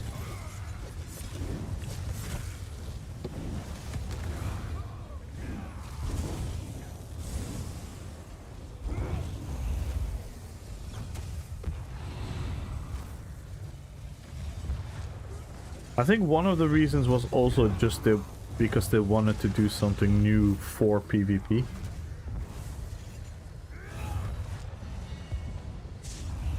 That's true. Yeah, like I like Cyrodiil the most. I like roaming around in an open world. meeting someone where you don't really not sure know how good they are, and then getting into a fight and having like an epic showdown between people with the danger of having that outnumbered situation. I'm not like a real fan of being outnumbered, of course. That would be a bit that would be a bit like I don't even know how that makes sense. But the danger of coming into the outnumbered situations, or when the outnumbered situation is kind of like small, when it's like a 3v1 or maybe a 4v1, those moments can be really cool and epic, more epic than a BG ever will be. Did I class mastery? No, that's next update. So it is. That is June 8th. Yes. That is the most fun in PvP for me. That's why I will always have a heart for Cyrodiil. And what's also cool about Cyrodiil is that you have the big skill fights. You have the big faction wars and the siege battles. And I find it so cool to roam around those battles and find my epic moments, to go for like an epic memory, like an epic fight, an epic, yeah, like a little moment. Like I know this is gonna sound super cringe, but I genuinely see the way PvP fights unfold as like a little story in and on itself. That's how I feel. That's how I immerse myself in PvP. And the BGs sometimes can create that moment as well, but a lot of times it's just very meshy, very chaotic, which is also fun. Don't get me wrong, I do like BGs, to be fair. I like both the new BGs, the old BGs, two-way, three-way. I do like them both. But there's just something special about the open world. When looking at two-sided matches, we open the door for larger teams. Intense some plays. Turning into two-sided ones. On each other, getting up on either the winner or loser. Yeah. Yeah. And that was true. That was true. And that's what Decimus is also always saying, like, let's not forget about the third partying, where people just jump on top of each other.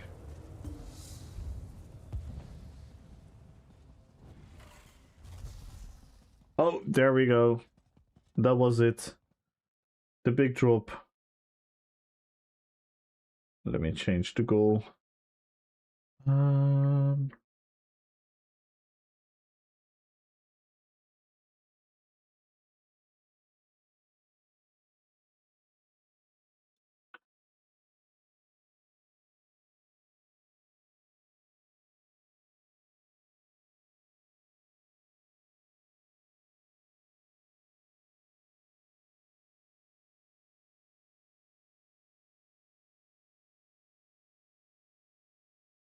Did you get a favorite faction or kind of rotate? Ooh.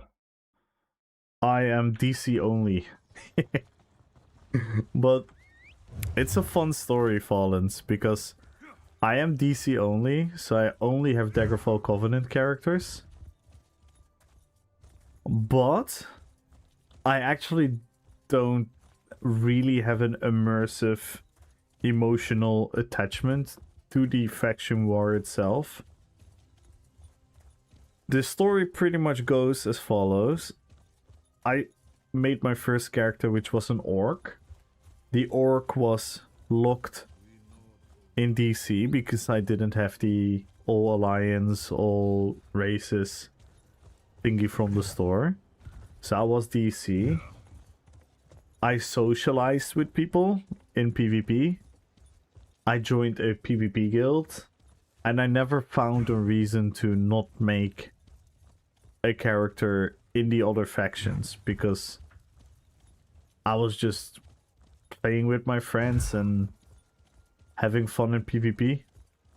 I was like, I could make a character on the other side, but then I cannot play with Hawa, then I cannot play with Lito, then I cannot play with Victor, then I cannot play with Lorcan at the time, Odin, all these people that I played with back then, her way, etc.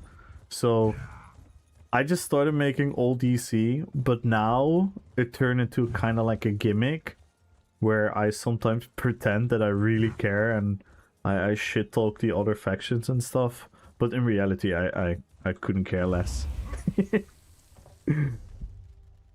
But it's fun though. It's fun to rile up the people and factually say that lore-wise DC should win the 3-banner war, and we all know that DC is going to win. Just wait for ESO 2, guys. When ESO 2 drops, we're all gonna find out that the Daggerfall Covenant has won. There's some diehard faction for yeah. It's fun though. It's fun. I like it. I genuinely think it's really cool where people really care about their faction. It just, for me personally, never got me that much because I'm immersing myself into this world in a different way. Because I feel, you know, it's literally like the thumbnail that I made for my outfit thingy, which I know is maybe gonna sound a bit silly, but that is kind of how I feel about it. Let me find it. Like this is how I feel. So this is ESO, and I feel that I step out of the Lord of the Rings and I entered the Elder Scrolls universe with my Lord of the Rings character, or with my World of Warcraft character. So I step into ESO with my characters. That is genuinely how I feel. So I feel like I'm a champion from like another universe.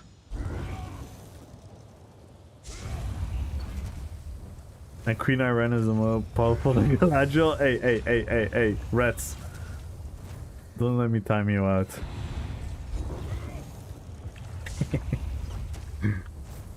So for me, the whole story around like what I do in this game is I quite literally step into the ESO universe with characters that are not from here, and then I fight amongst the greatest champions that this universe has to offer. That is kind of how I envision all of this.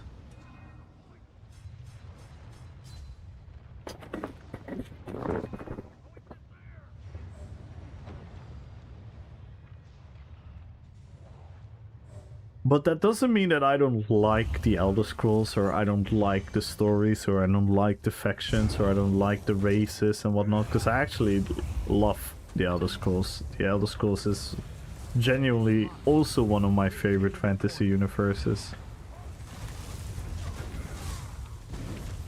But I think this is just a cool approach for me.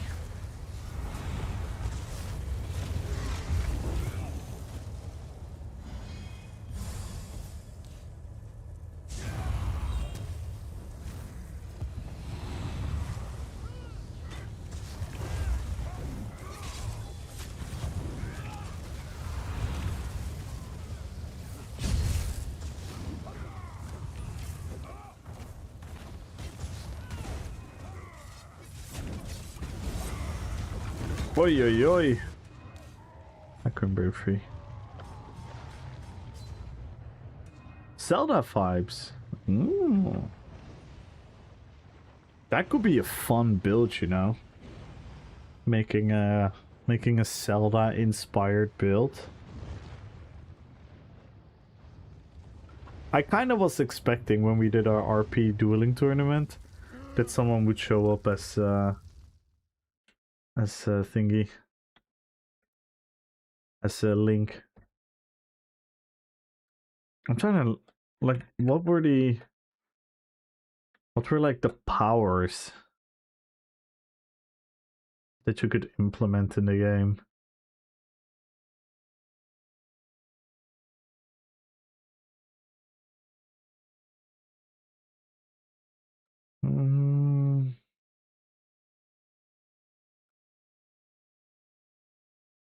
Could be cool though. Sword and board bow and tell me as a boomerang. Yeah, I was literally just gonna say like you should do Antelmir for the boomerang.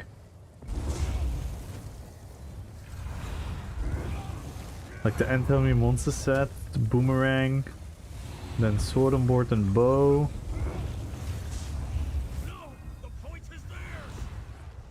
Yeah, that could actually be really cool. Can definitely pull the outfit off, I believe.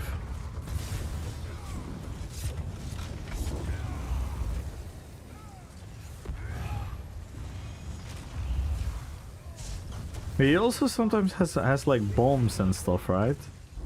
So you could also do something with like a 5-piece set with like an explosion or something. Or maybe a skill. Maybe proxy.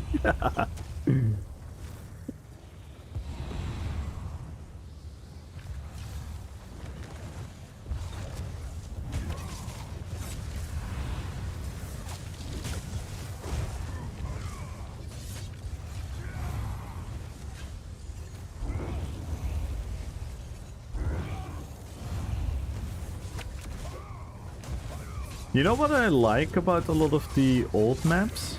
The vertical... is that how we call it? Like the vertical depth, so to say. There's a lot of... there's a lot of levels, which makes the map feel so much more immersive and big. Like the fact that we can go... In most of the maps, there's a lot of accessibility to going like up and down. It's really cool.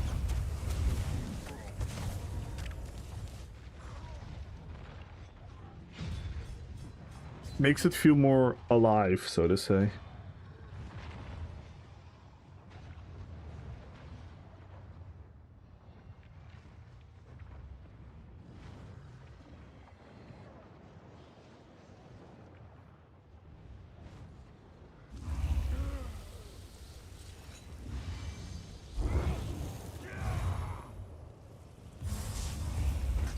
Yeah, I'm a big fan of the maps. The maps were really cool. If I'm remaining. Yeah.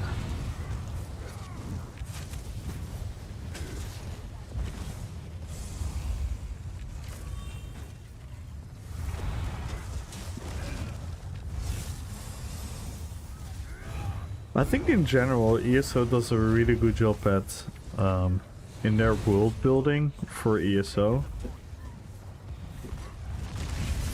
In like being in the world as a adventurer. I don't know what the secret behind it is, but very often in an MMO you kinda are almost like you're on top of the world. And ESO does a very good feeling to make you be in the world, part of the world. With the immense amount of buildings that you can enter, the gateways, the keeps, the cities, the amount of cities, by the way, that is something I've always like. That is, if I look at the Overland, I think one of my favorite things about ESO Overland, compared to a lot of other MMORPGs, is the amount of cities that truly feel like a city, like a huge hub, where there's a lot of stuff going on, a lot of history, a lot of story regarding the races that live there, regarding the factions, regarding the the like the history and the story of that zone. I think ESO does such a good job at making all those cities feel like that. Even sometimes when you're in a city and there's not like a lot of other players around, still with just the NPCs and the way the cities are designed, it still really feels like a city that you're visiting. And I think in a lot of MMOs, cities feel more like a hub where you just go there and it's kind of like everything is like mashed together and all the players are just swarming.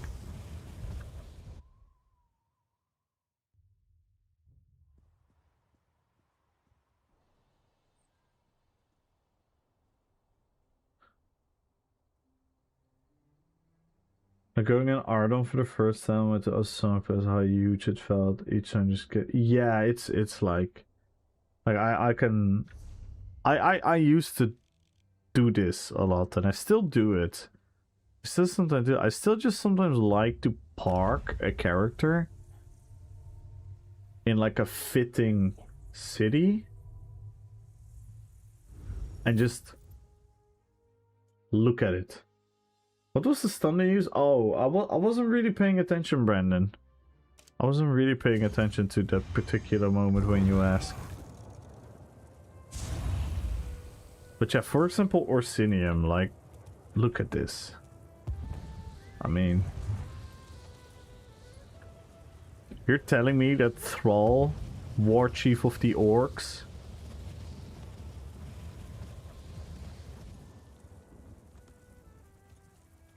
does not fit in here? Well,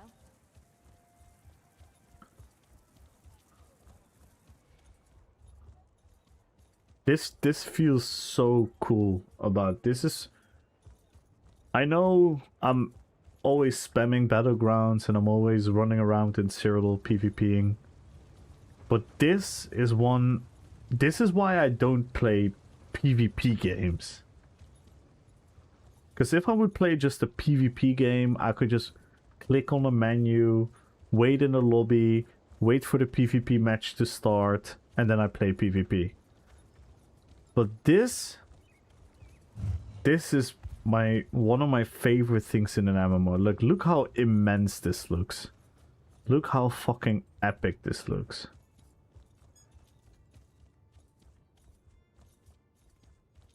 I just, yeah. It's so immersive. It's so... I always describe it. You know what makes an MMO good? For me, what makes an MMO really good is also just being able to do nothing, really, someone rescued the priests of the temple, saved them from Malakav's. and yet have a feeling that you're still like diving into a world. You're still like part of a journey. Just by what I'm doing right now, I'm quite literally doing nothing. The king is dead. But it's fun to do nothing in an MMO. Just knowing that you're part of this world is just so exciting to me. And that's why I've always had such a special heart for MMOs, because no other genre does this, really. I mean, the closest thing is obviously a single player RPG. But now you bring up on another layer that you can actually socialize with people, do things together, or do things against each other, and compete. And that is just the best. That is just the absolute best. Like the fact that I just saw a player running on their mount immediately triggers something in my brain.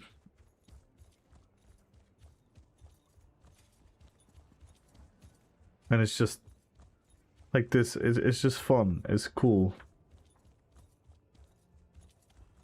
Like they're all on their own like adventure. They're all on their own journey towards something. I found out that the creator Joe Wolf was almost 2 years ago. It might return soon then.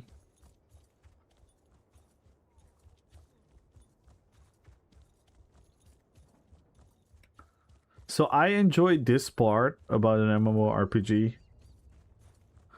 almost equally as much as I enjoy the theory crafting and the crunching the numbers and how can I make my build work and how can I win this PvP fight and how can I do better and how can I come up with something new. This is almost as valuable to why an MMO is so cool to me personally.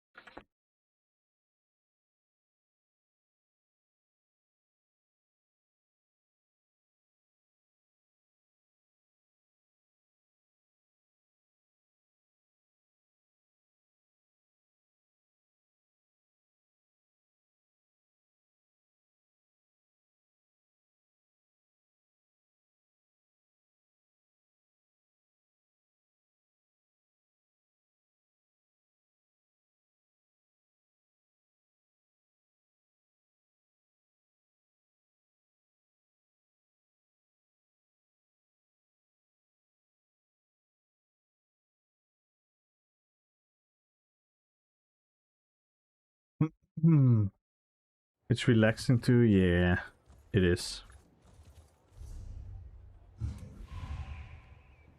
Damn, insta-Q.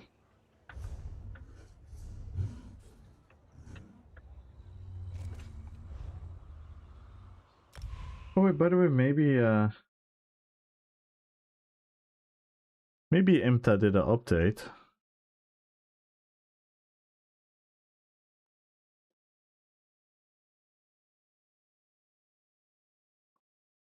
No.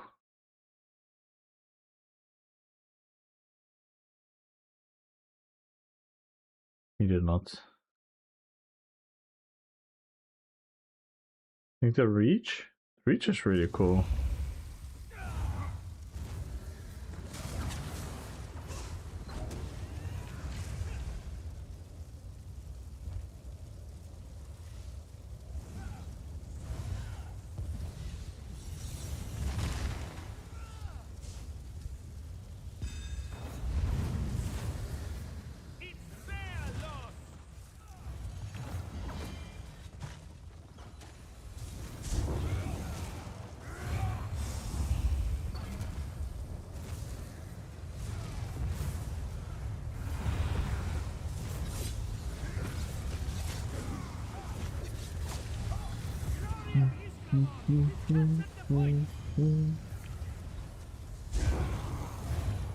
Darren, good luck in the giveaway.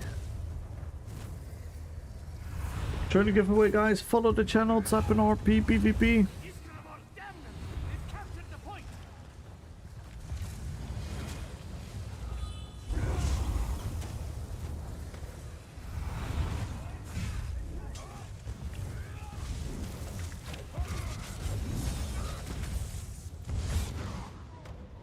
Yikes. Impossible! They have seized the point!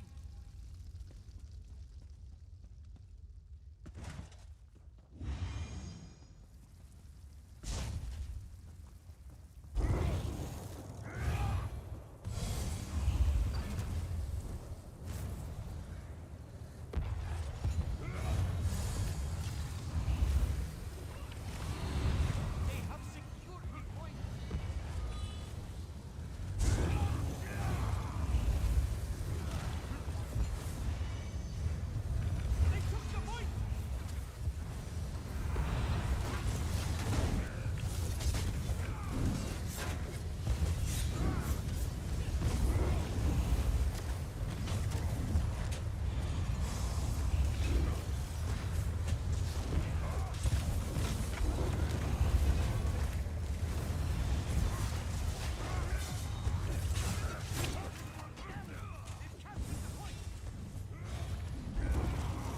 Jutsu!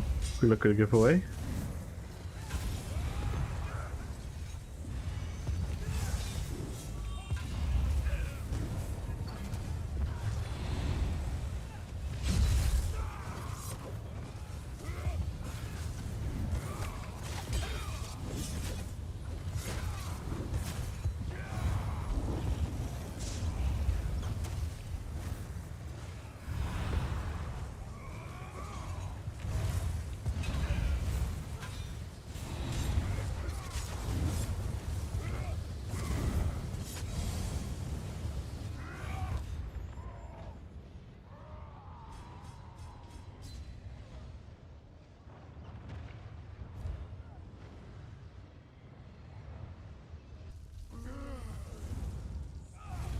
Stendar, curse them! They've captured the point! The point? They've captured it!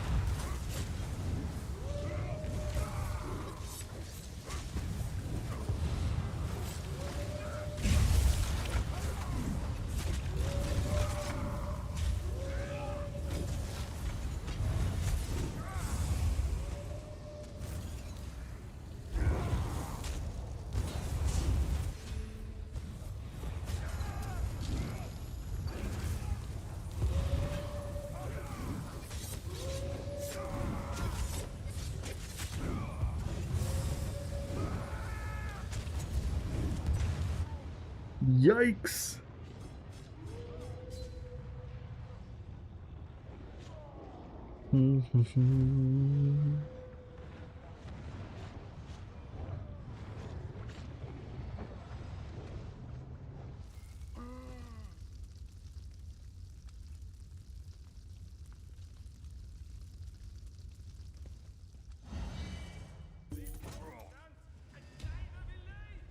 That was a fast one.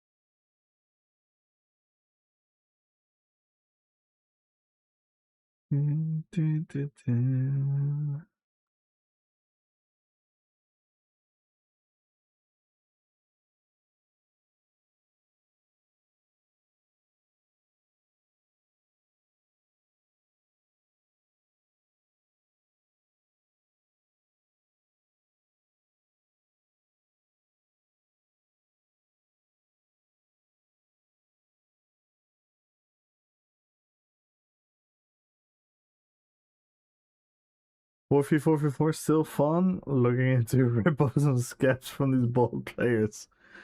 Yeah, there are some cool stuff about the 3 RPGs. It's not perfect. I think it has its flaws as well.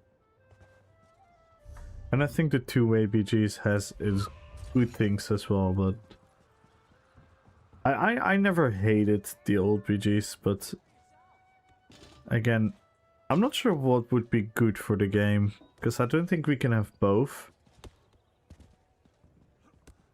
So I don't know how they would come up with a solution.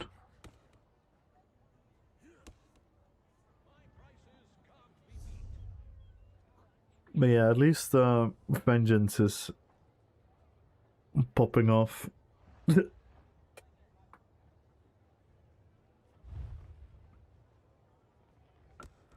Oh snap, we have 16 hours left.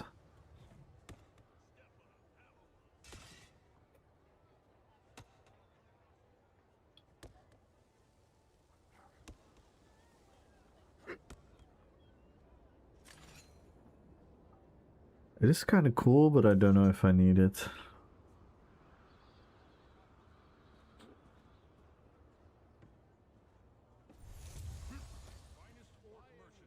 Damn.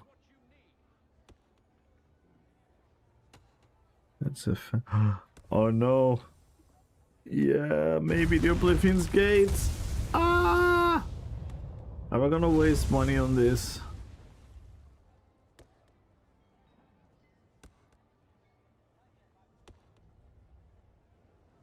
It is so... I mean, I literally just gave an entire speech where I feel that that is what my characters do. They step into this world. This is literally the visualization of that.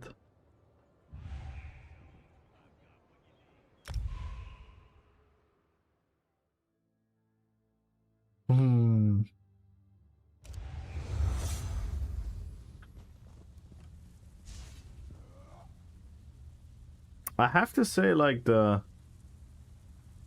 cues and everything are so much smoother.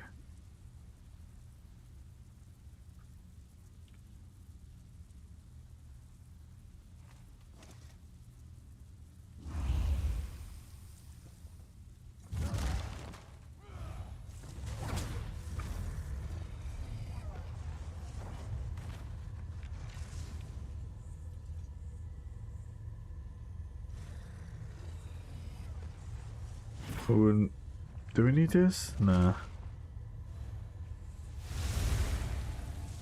What the hell is this?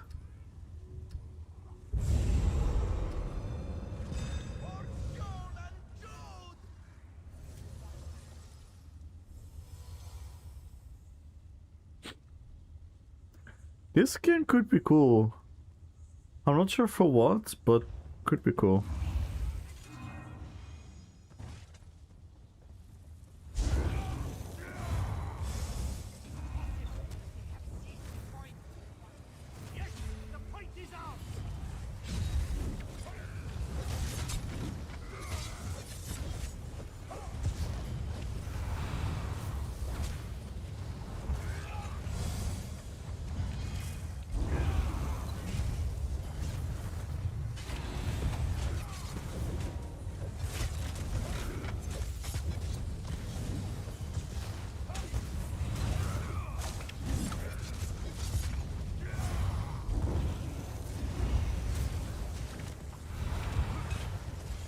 Good luck, item.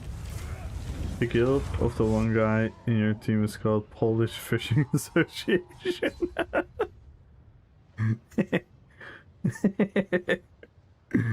Nice. Avrizic, good luck at the giveaway.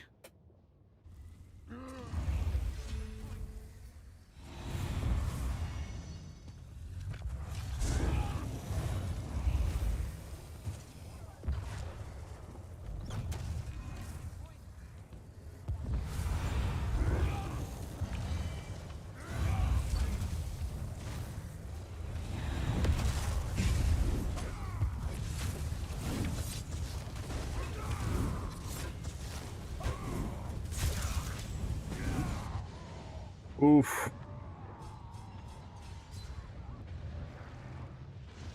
I had no idea someone was Koro whipping me. I was hyper focused trying to kill the guy.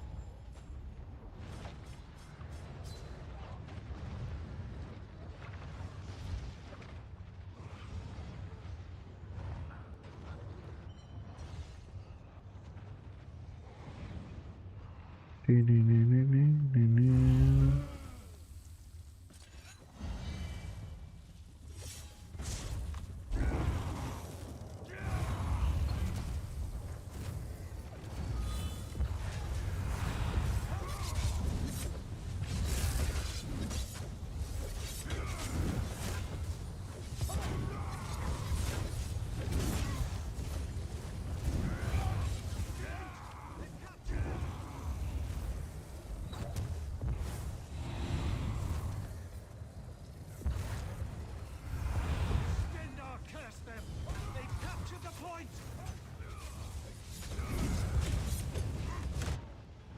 Yikes.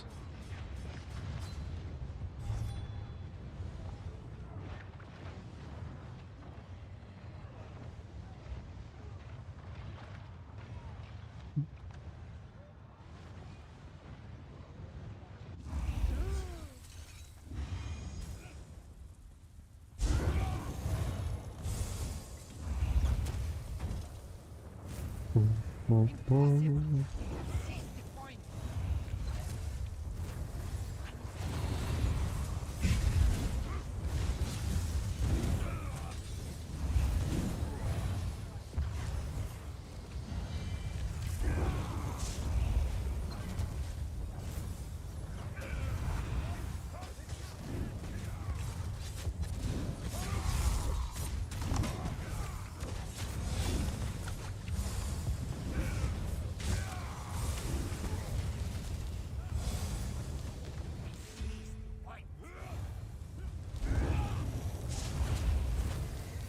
Time has forsaken us! Santuzo, good luck on the giveaway. Follow the channel, type in RPPVP, everyone. 1 million gold is on the line, crowns are on the line. Don't want to miss this out.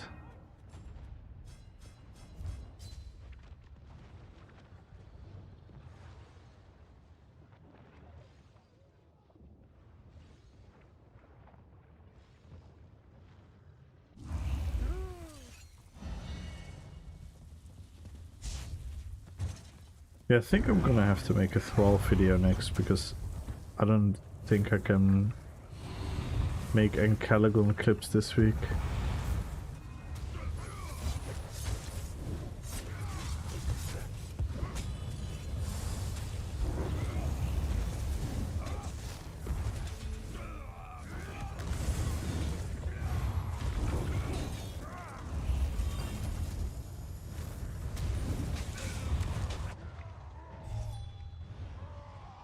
Yo, Kieran! Everyone go follow Kieran!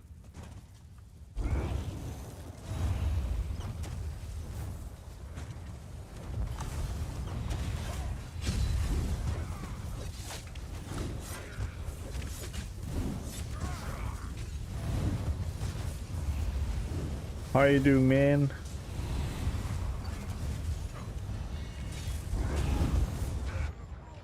Yikes.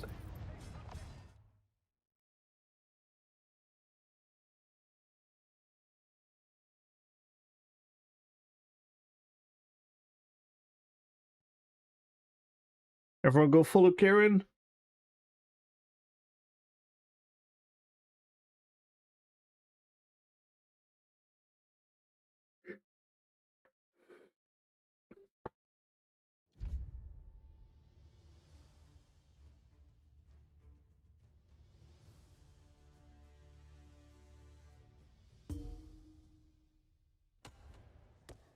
Hmm.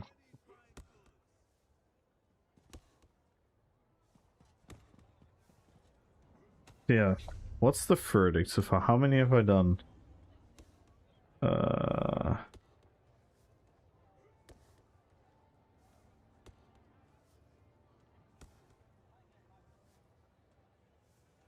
prices can't be beat.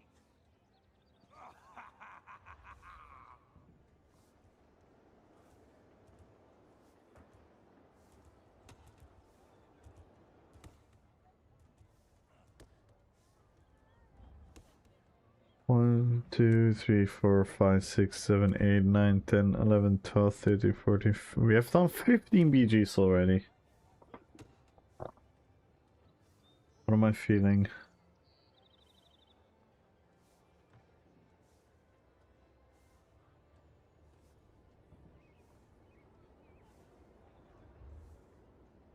What am I feeling so far? I definitely like certain aspects. But not everything. Yeah. But sadly it's domination only.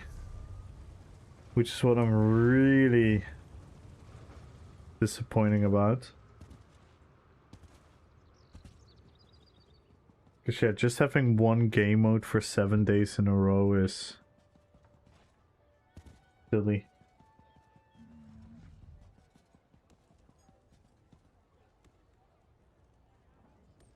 Yeah, the maps are really cool.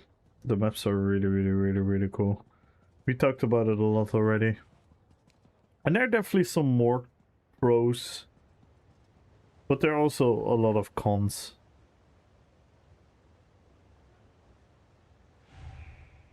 So it is interesting to think about.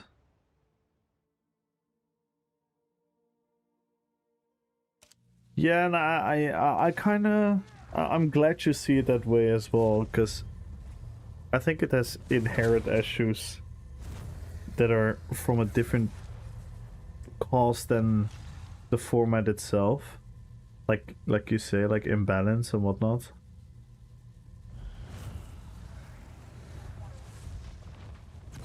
But as humans do, they enter like a pink glass honeymoon phase of loving something, and I kind of want to disrupt that narrative.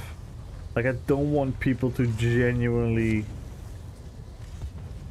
freely and without any nuance or any truth to the narrative are gonna spread the narrative around that these three-way BGs are magically like so much better, because they aren't.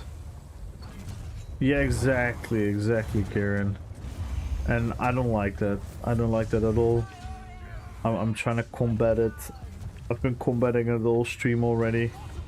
And also the other way around, because let's also not pretend that these are like the most horrible BGs ever. Because they're also like there is also a fun thing about the three-way BG.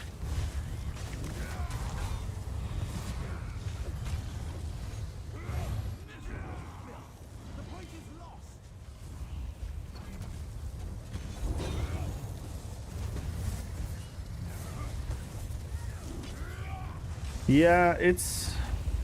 I think, Karen, you and I suffer a little bit from the same thing, and that is... we bring a lot of nuance in what we're trying to say. Which makes us not always come across as, like... how do you call it, like...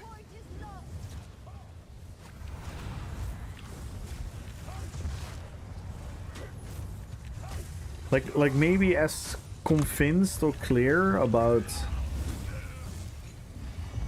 I don't know how I put this in words. I don't even know how I put this in words. But like, I do also want to emphasize the other side of the story is also not entirely correct. Like, I don't think this is like the all evil thing. But would I want this to be the permanent battlegrounds? I don't think so. But in all honesty, I also don't think the current two-way BGs are something that I want to play for another year.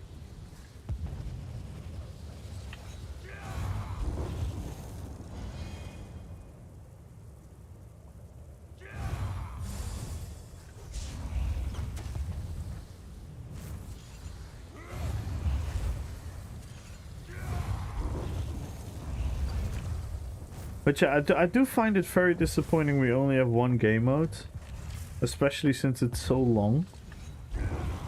Like, a week of this and the other option being Vengeance is... yeah, a little bit demoralizing to say the least.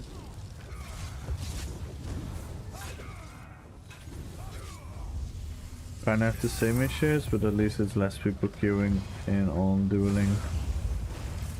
And third party is so much easier. Yeah, I mean, that is one issue about the 3 RPGs, but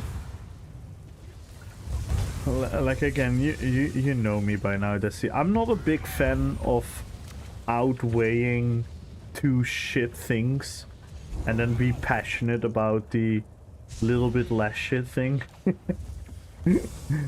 That's and I'm not saying that you are, but it almost shuts down the conversation about thinking about proper solutions, you know what I mean?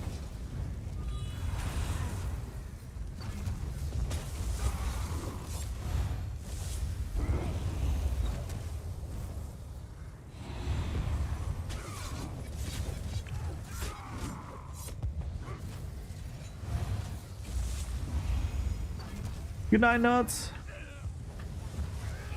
Yeah, I agree, Desi. I think they could learn a lot. Especially now, because they're both under the wing of Microsoft. And we know they have been contacting each other, so...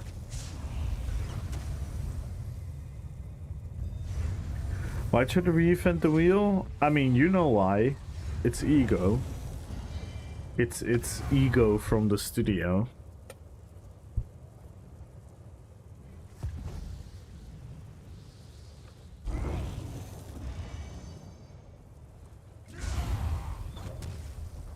The same as WoW has ego about certain things, because they remove combat add-ons from the game and then they replace it with their own in-game systems to track down things.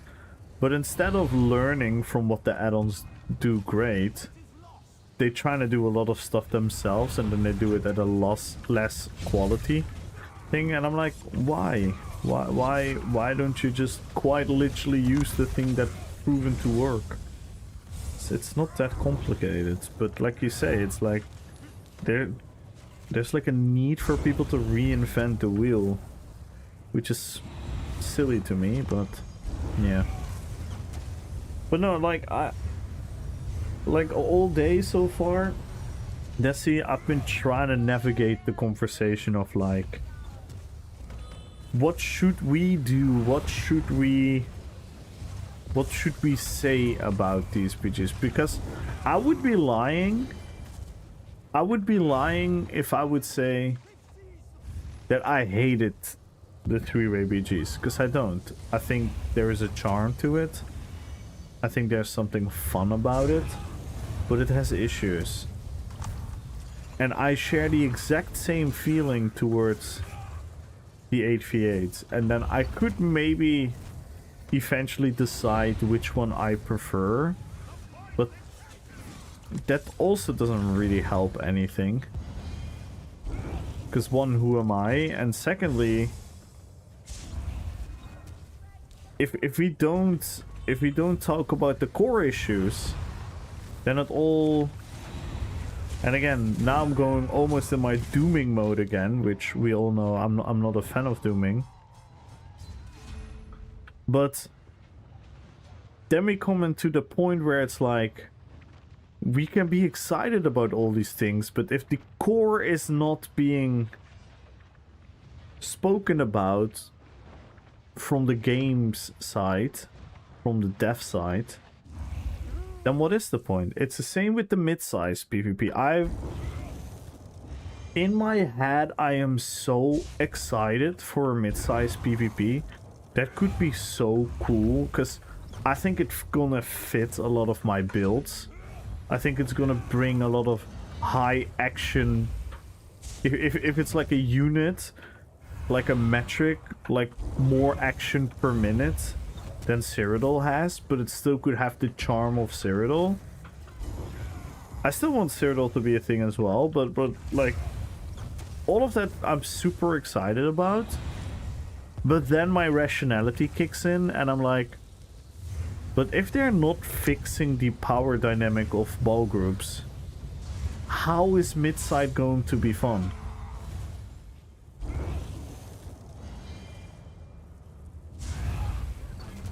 Yeah, exactly. So, as much as I want to be excited, we need to be careful. I mean, we just need to provide information and provide the. We don't need to provide narrative. We need to provide the information and the facts about the possibilities. Do you need to do the Harborage questline if you do Cutwell Silver? Good question. Does someone know? I'm a bit out of the loop when it comes to questing. I think I've done that quest like years ago, so I kind of forgot. Can someone help Terrafis here?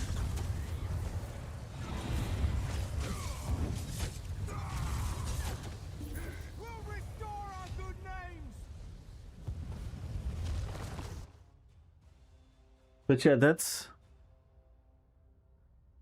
And again, the same layer... The same layer of worry I have about the class reworks, because yes, I love the class reworks. Yes, I'm enthusiastic about them. But do we still need to be careful about power creep? Yes, extremely careful. Same goes for class masteries. I'm extremely happy about the class masteries. I'm super excited, super hyped about. But we don't need to take it lightly and be like, oh, finally, we're gonna have something new so we don't have to worry. And yeah, I called it the honeymoon phase yesterday. I think I want to create like two things in people's heads. On one hand, I don't want people to not fall in love with things. I want people to fall in love with the three-way BGs. I want people to fall in love with the two-way BGs. I want people to fall in love with Cyrodiil. I want people to fall in love with PvE, with questing, with all of... You want people to fall in love, but you don't want people to only being able to go on a honeymoon and then go into like a fucking ugly divorce. You know what I mean?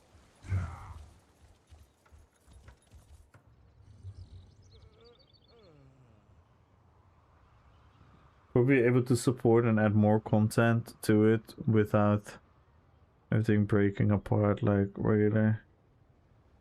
Yeah. I worry a lot about class masteries. I feel like they might be artificially making some classes much stronger than they actually are. Someone still reworks the classes. They won't buff the abilities constant due to the class mastery. Yeah. Yeah, exactly. What I hope is... Ideally, what you would want that Cinemax right now is like, okay, these classes need power, so let's give them a strong class mastery. But when we rework the class, we look to the core of the class and then we add the class masteries on top of that. And then in comparison to the other classes. That is what you would hope, but yeah, you're 100% right. That could not be the case. Yeah.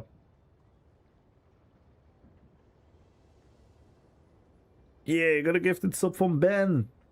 Let's go to Gen Gaming. And by the way, everyone, make sure to follow Mr. Decimus.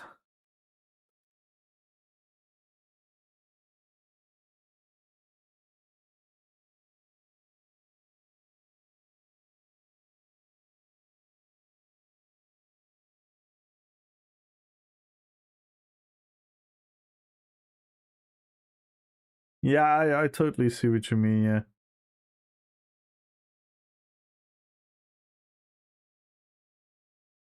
Which quest we already figured out, Brendan.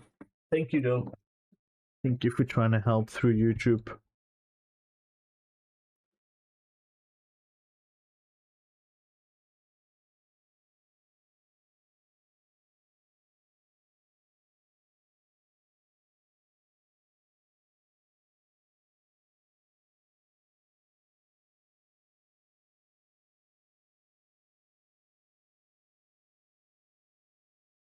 By the way, did you guys like my clickbait titles and clickbait thumbnails for the today's stream?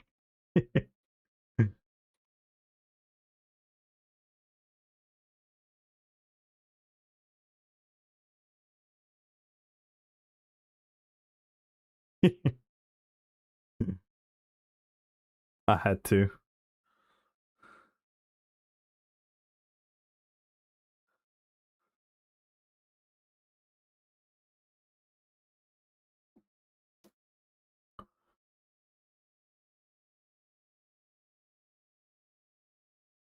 Need to buff most of the abilities in the game. I'm not feeling the oomph from casting jabs, for example, compared to whip. Do you guys spoil me? Yeah, and again, that's why I said what I said yesterday. Because how are you going to... How are you going to recreate that? By making it the same? Or making it yet stronger again? But if you... But yeah, it's such a slippery slope. It's not a bad thing that has that oomph. Yeah, no, the gameplay, yeah, the animations and the gameplay for sure. No, that I 100% agree with. Like DK feels phenomenal, but if we look at the impact it has with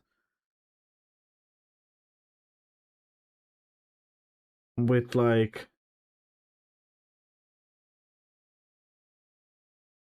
yeah, no, in that regard I'm with you, Desi. In that regard I'm with you. But I thought when you were talking about like, because you said buffing other abilities. I mean, don't get me wrong, a lot of abilities need buffs. Absolutely. But I don't want to go into an endless cogwheel of power creep. Should be same damage as whip.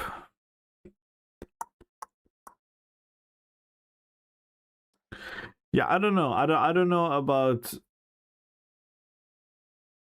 I would have to really think. I would have to really think about what I want to see differentiate between the classes. Because I might argue whip is overtuned.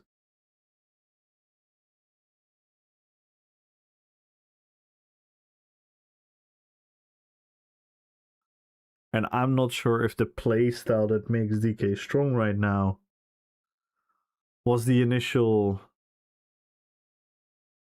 thought of what they wanted to do to DK. Because they describe DK in their power fantasy as a warrior of attrition with a possibility to also have the instant damage. I kind of almost feel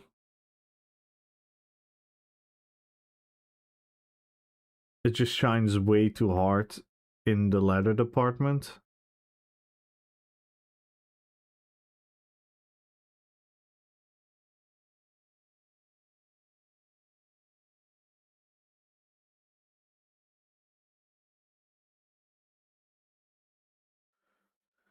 Yeah, but it is a burst class.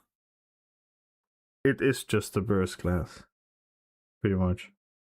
What are your thoughts on Alcast? Alcast has not played this game in many years. I don't know who runs his website. I don't know who makes the build for his website. But Alcast is not a active... He himself is not an active ESO member anymore. If you're looking for PvE builds, go check out the Hyperioxus, Skinny Cheeks, and Ninja Pulse.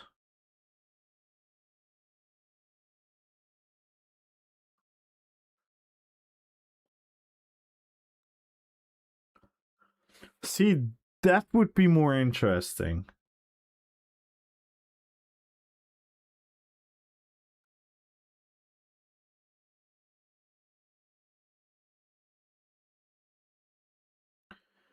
Yeah, but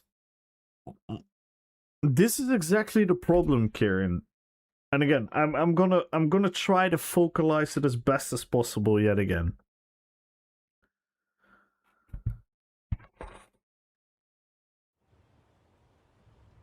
Because if we're gonna make every class strong with dots, and we're gonna make every class strong with burst, and we're gonna make every class strong with a channel to attack, and we're gonna make every class have insane sustain, and we're gonna gun every class, we're gonna give them insane defense. Then you're just moving the power creep upwards, which leads to a homogenization yet again. The only difference between the homogenization will be the style and aesthetic of what you prefer. And because it is then homogenized again, it will lead again to an outspoken best in slot option, which will yet again create a still meta. Because a meta is inevitable, something being stronger than the rest is inevitable. But again, I'm gonna say this, I've said it a million times, rock, paper, scissors. So if we're gonna look at Templar, and let's say Templar in the end of the day is gonna come at the bottom offensively, and then people's individual opinion is gonna be like, but I want my Templar to be as strong as a DK offensive. Then we're gonna go into the same still made homogenized version of the game.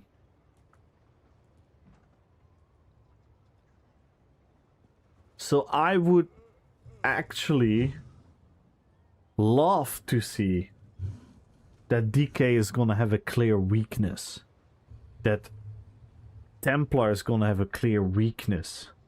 A weakness that you can expose by having another class that exposes that weakness.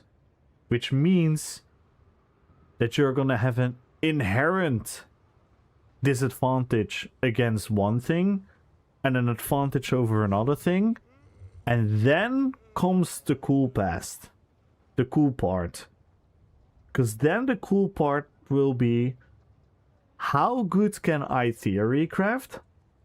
How good can I implement all the other systems from the game to maybe come up with something that I don't want to say break and as be broken, but be the exception to the rule and create a dynamic where all classes will be viable in their own rights, and then someone finds something else that is also viable, and then someone finds again that is also viable, and then instead of like a rough idea of 2-3 builds with like a couple tweaks here and there being the absolute top, you're gonna have like a multitude of builds and playstyles that are all gonna be good situationally in certain scenarios. Haswan Mozakure Kit is a melee. Yeah. Yeah, in my fantasy, Desi, Templar was always the counter to DK. Because the DK is gonna put all these dots on you, and then Templar would be the class that could purge them. That was like my basic concept of when I got into ESO. And it kind of was a little bit like that.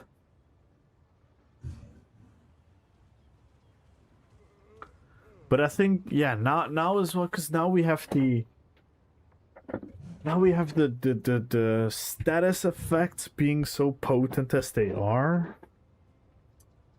There's just so much stuff going on. And then there is dot sorks. Yeah, exactly.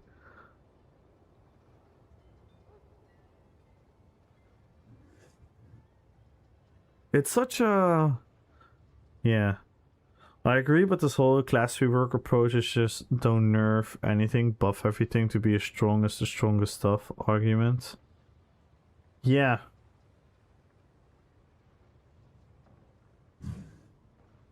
Yeah, see, and that kind of... Those kind of decisions worry me. Not me individually, because I couldn't care less. I could genuinely not care less which class is the best. I couldn't care which set is the best. I couldn't care which playstyle is the best. I don't give a flying fuck, personally.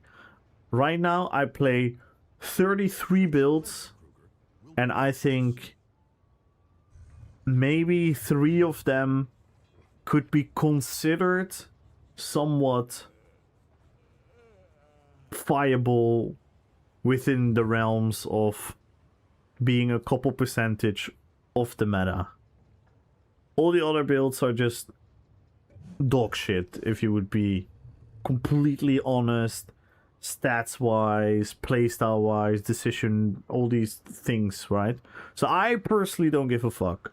But again, now we're gonna talk about, does my personal interest in what I do with my builds is gonna be the leading thing towards what I want to see from the game? No.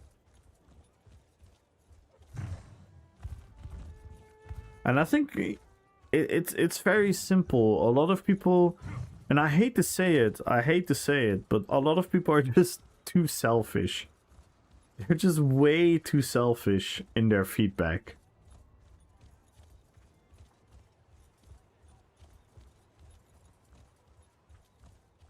Because some people look at DK and instead of coming up with solutions in how to make the game better and make it a more functioning environment for different classes and playstyles, then instead of criticizing and giving proper feedback about the DK, they're just gonna be like, yeah, DK had it, so... Well, DK has free sustain, so if Templar doesn't get free sustain, it's fucked up, and we want free sustain as well, and... You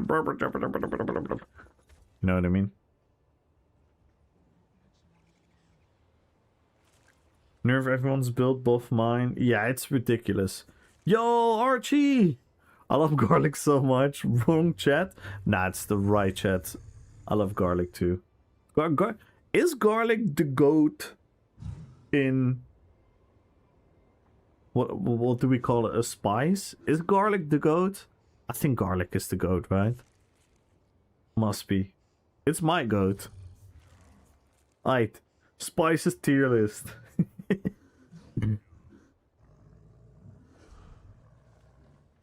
I think it's my goat, personally. Free sustain is so wild to me. So many classes have had free sustain for years. Room focus, Natch. Yeah, no, true. In all honesty, Karen, I do think this is kind of redonkulous. But yeah, you're not wrong.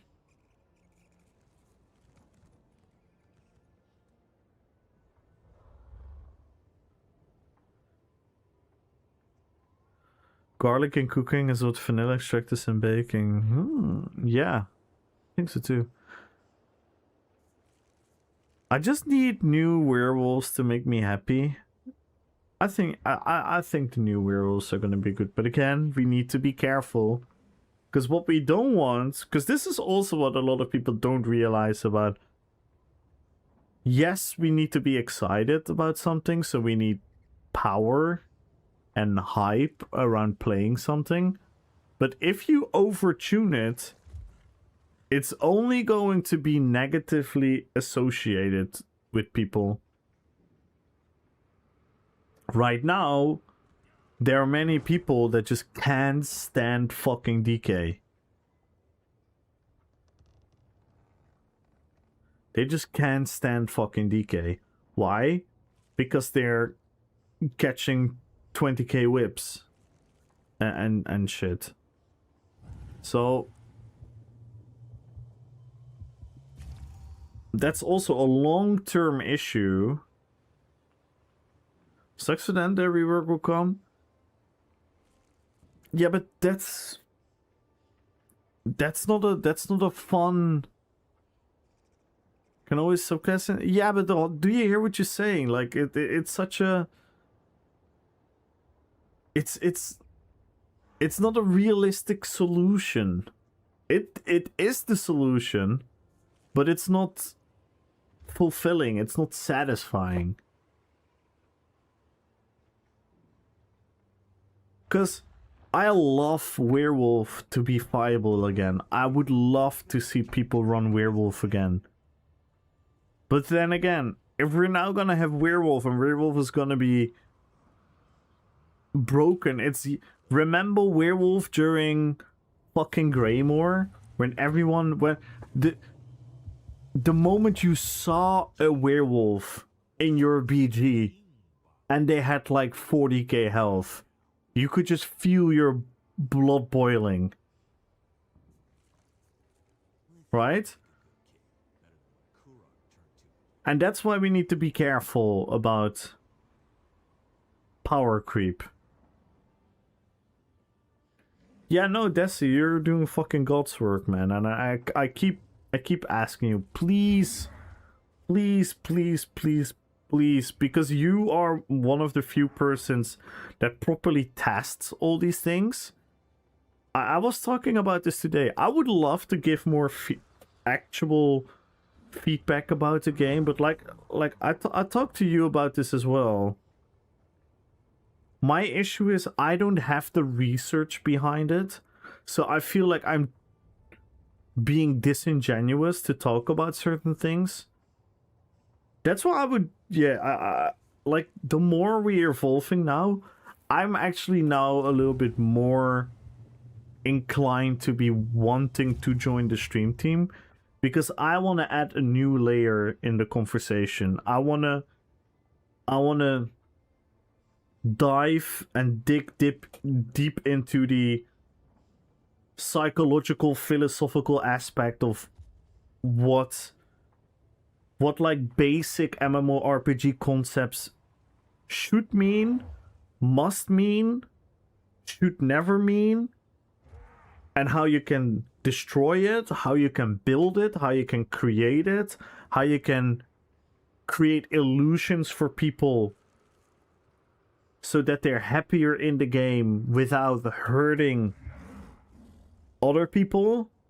Like I want to talk about these things, like, but they're I don't find a place to do that besides yapping about it on my streams. A PP for first people want blanket nerf it. Yeah. Yeah, I think I think, yeah, but the thing about you is that you actually also can, you're like, you're doing a better job than the game at testing things.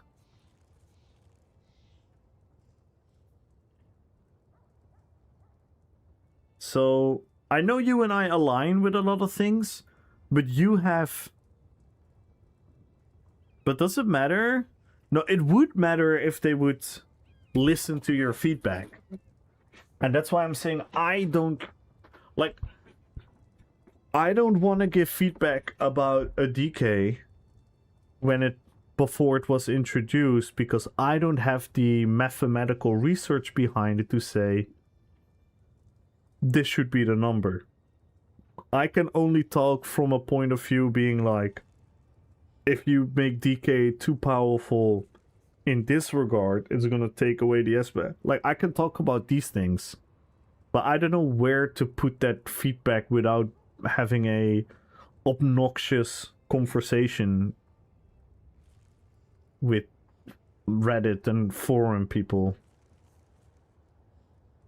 You know what I mean? And you, because you do so much research and so much testing, you can quite literally be like, boom, screenshot, boom, research, boom, facts, data, information, and tell them, Cinemax, this is a problem. You know what I mean? So in that regard, that is why I keep wanting to emphasize that you keep doing that, because I wish I could, but I can't.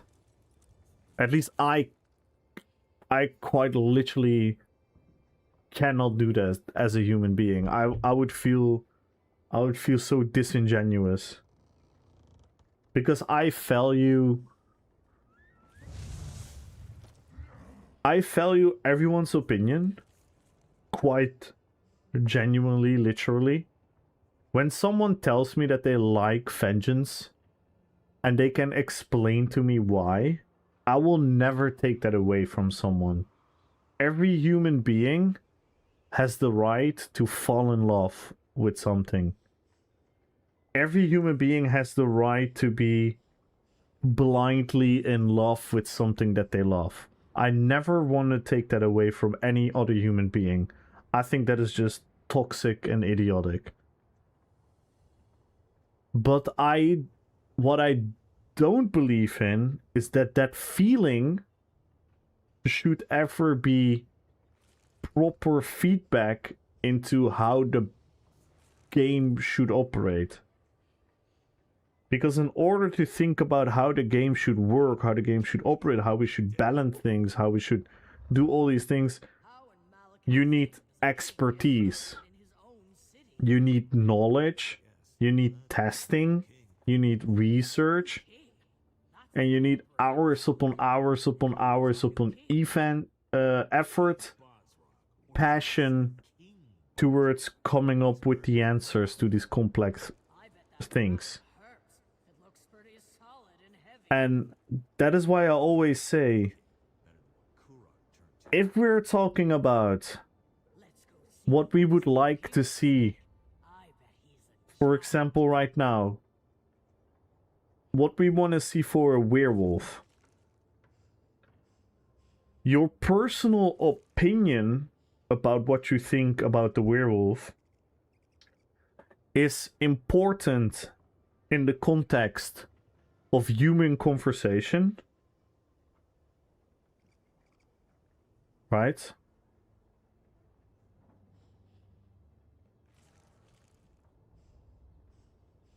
Should we go back into what was I saying? Fuck, I lost my train of thought. So, in the context of human conversations, everyone's opinions matters and everyone's opinion is equal. But in the context of feedback, what we should do to the future of the game, certain opinions don't have any validation. They are literally worthless. And that is what people need to understand and accept. Why nerf DK before even... I don't get it. Should we just nerf pure class back to the ground so everyone does this subclass shit? People go so overboard with stuff, the sub ends up always nerfing the shit and point literally no playable. Why don't we rather buff things slightly to get... Yeah, that's what I'm saying, but that's the mistake they have made with DK. Because they made DK overtuned, where now people get annoyed with DK and ask for a nerf. Instead, what they should have done is they should have made DK the number one, but not by the margin it is. So they should have made DK the number one by a little. So that they're not that obnoxiously overtuned. And then you can... But what is the margin? Less than it is right now. See, and this is where I need you, Desi. This is where I need people like you. Because I I know that I'm right. You know that I'm right. But I cannot back it up with research. I don't have the capacity to do so.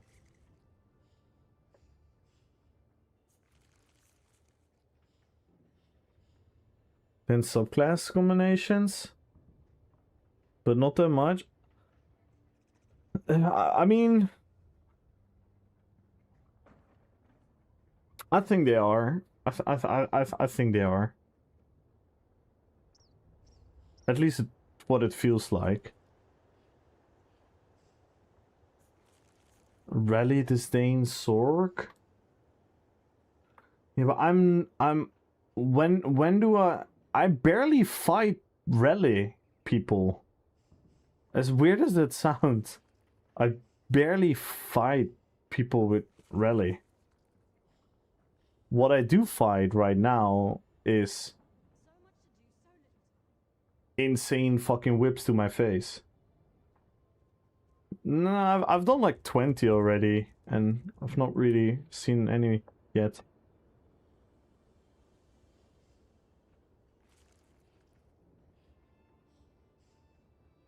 There's nothing inherently wrong with DK. There's two outliers, it's just DK 2.0 and everything else is... Yeah, but if you want to do that, then why not make DK 2.0 DK 2.0 with everything they're doing, but with a little bit less power?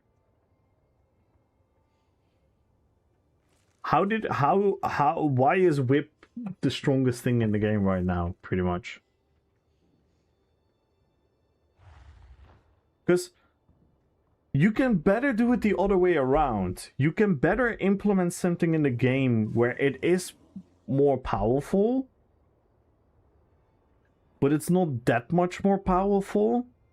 And then when the next thing comes, the changes are overall to the game less dramatically impactful. Power, yeah, but it's the same.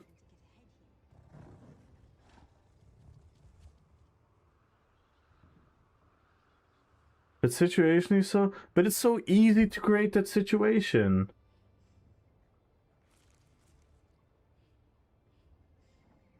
It's so easy to create that situation. But like, what are you talking about now?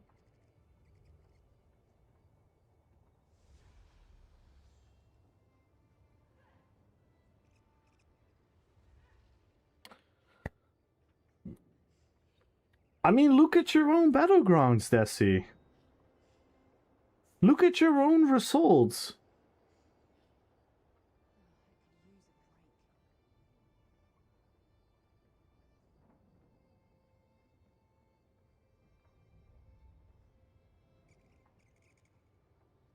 Have you heard what happened? King Kurog is dead. Really? How in Malakath's name does a Do you hear what you're saying? Lucky, I guess. But I'm sorry if I sound like a new king? That's aggressive or something, but... and who is our new king? Chief Bosrog, or should I say King Bosrog? Yeah, but Power Lash is whip. I bet that crown hurts. It looks pretty solid and heavy. I think he'll make a good king, better than what Kurog turned to at the end. Let's go see what this new king looks like. It's like saying bow proc isn't strong until you have 5 light attacks. Well, yeah.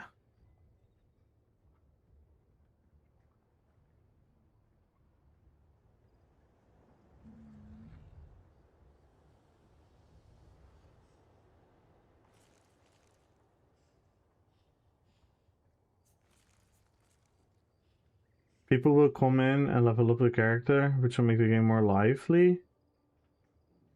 No, like that has nothing to do with anything. Like the leveling of new characters, because like the biggest percentage of the player base already has most things leveled.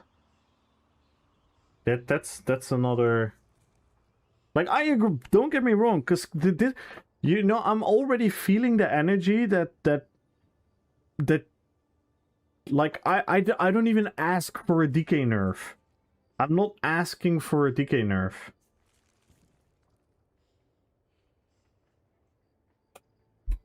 I'm not asking for a DK nerf. I'm not saying that DK is like fuck DKs or something. I'm not saying I'm not saying any of that.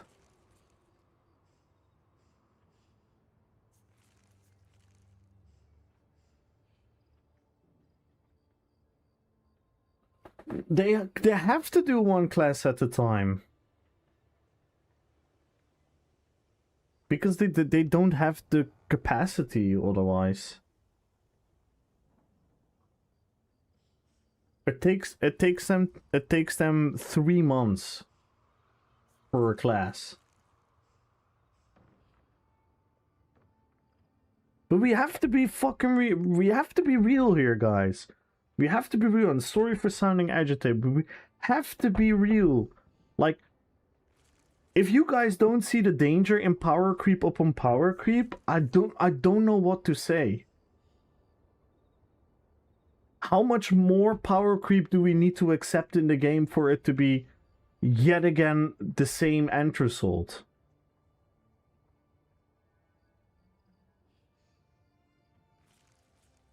Did lose one from Alikir to DKs.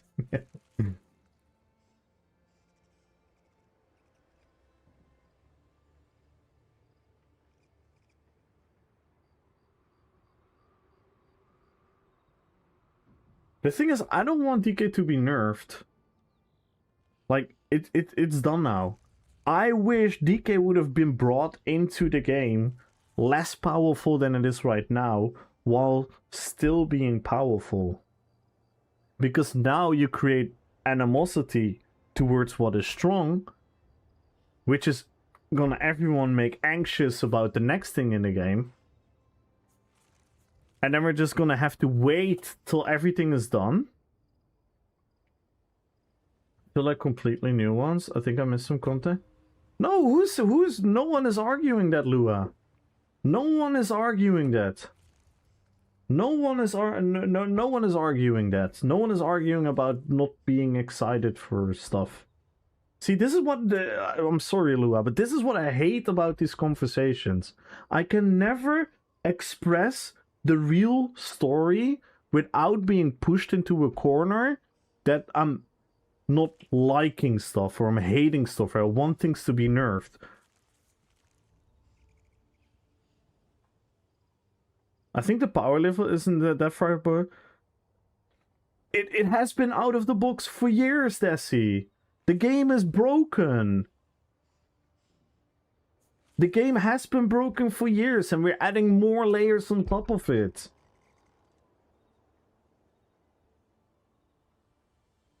Yeah, the DK layer is another layer. It's another...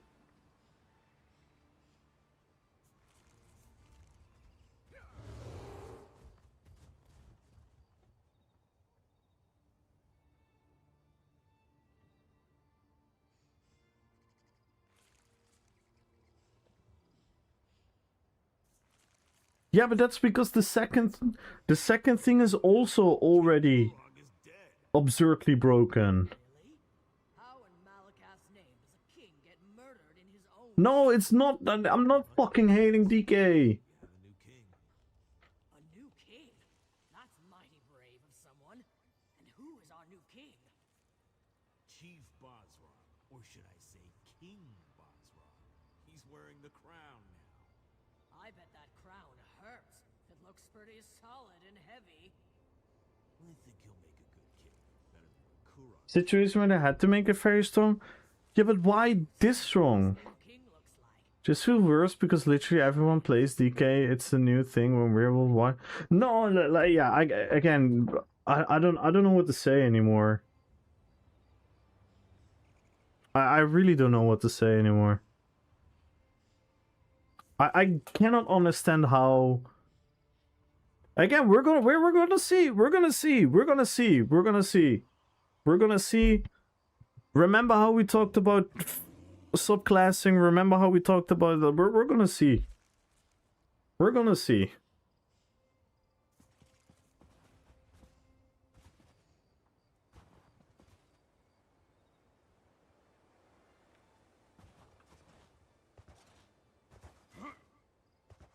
That's 2 years from now, Lua. I don't know why we're just neglecting the fact that we're gonna be in an absolute fucking beta version of the game for 2 years. And you know you can make the beta version of the game actually fun and playable if you do it carefully, with caution. But if caution is gonna be put into a corner of hate or asking for nerfs, then I don't know what to say.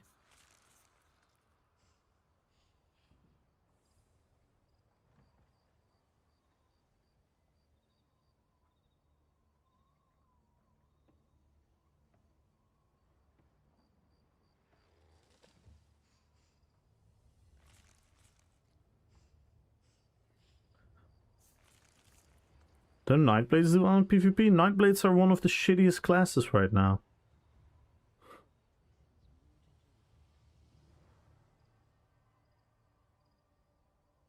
Yeah, patience. People are playing the game. I don't understand how we're missing this. We have an excitement around the game, and simultaneously we're killing the excitement for people. How are we not seeing this problem?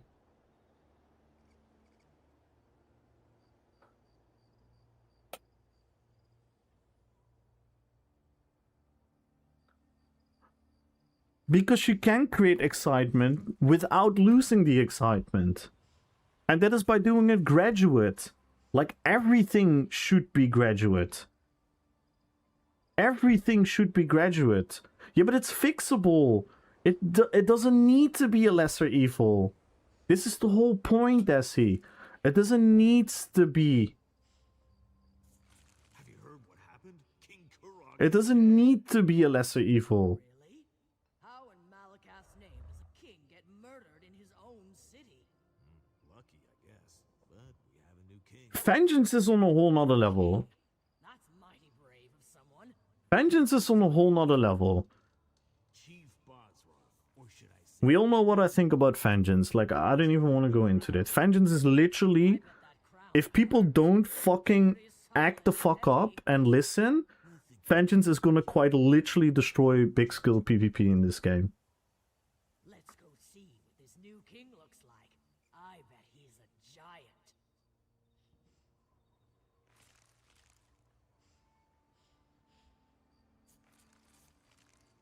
There's no instant solution right now. No, because the damage has been done. That is my whole point. And we had the chance, but people refused to do it. The game had the chance, and we all applied the mentality of like, well, it's gonna be it's gonna be the new thing, it's the 2.0, we just have to wait. Damage was done way. Yeah, no, but I understand it, but can we just agree that if they gradually brought up DK into gradually brought up Werewolf, and I don't mean on the modernization of the build, I mean on the balancing part, that the game would have been in such a better place instantly, immediately.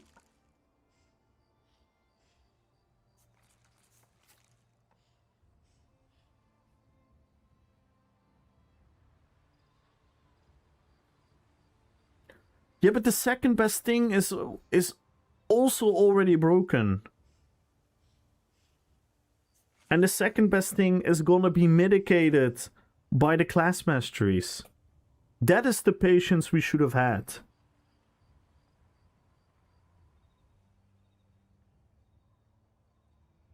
Numbers were lower. No, you could still reach a point slightly above that. You're not telling me this.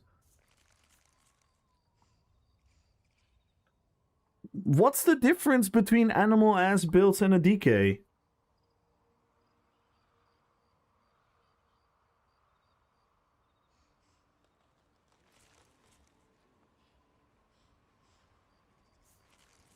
And this is the problem. And then the next thing we're gonna think is cool, and then the next thing that comes cool, and then the core issue will not be fixed. I don't understand what's not.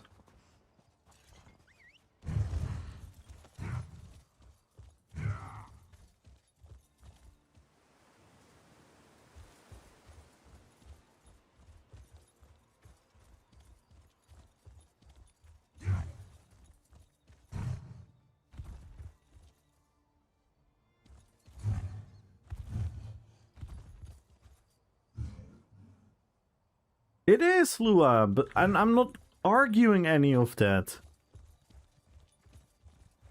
Like I said many times when people come into my chat and say like, oh, fuck this BG, only DK, blah, blah, blah, blah, it's so boring right now.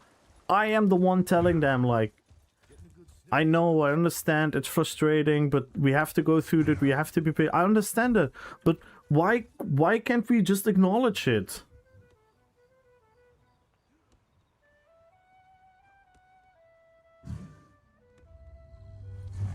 The meta's not the problem. How often do I have to say that?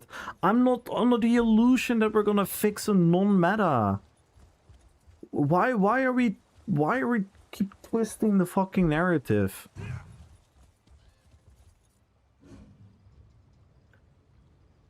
Why would they be shitting on the DK?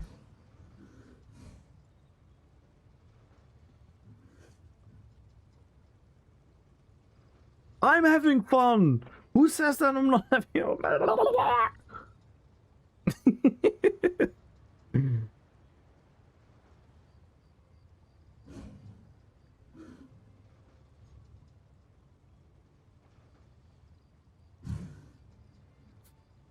Hit most of the playbase? Of course, most of the playbase cared about the aesthetics. Subclassing hurt the game because a lot of fatigue. And you know why people were forgiving because of subclassing? Because the previous meta created fatigue. You know what creates fatigue? An absolute outspoken one-dimensional homogenized meta. If you gradually bring things into the game, you don't have an homogenized meta, you have a variety in the meta.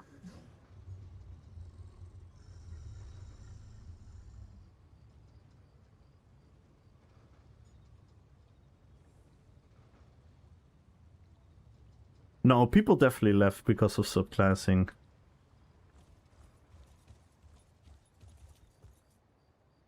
Like oh, I'm so confused. What is not clear about this?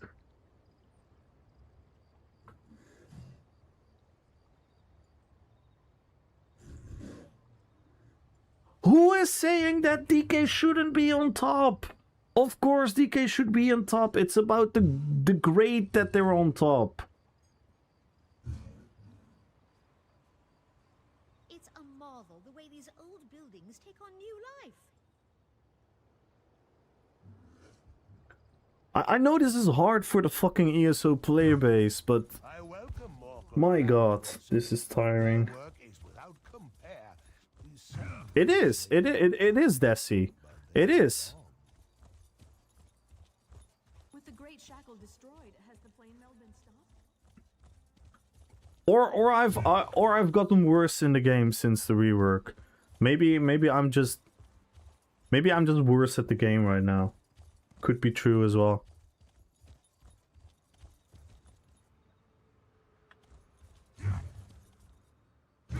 Maybe I just magically became more shit at the game after the change.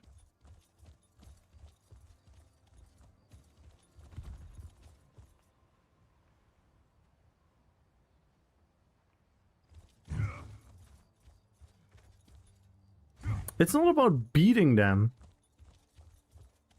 It's about the way it happens.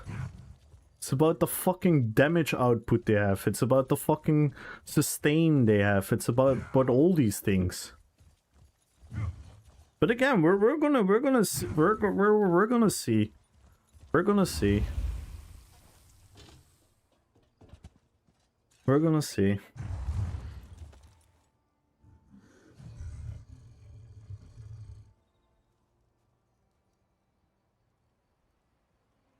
Yeah, but like, I understand people came back for subclassing, but literally, the proof is there that people stop because of subclassing. Why do you think they're doing what they're doing? Why do you think Zenimax is going to what they're doing right now? That is a direct consequence of the damage that subclassing has done to the game.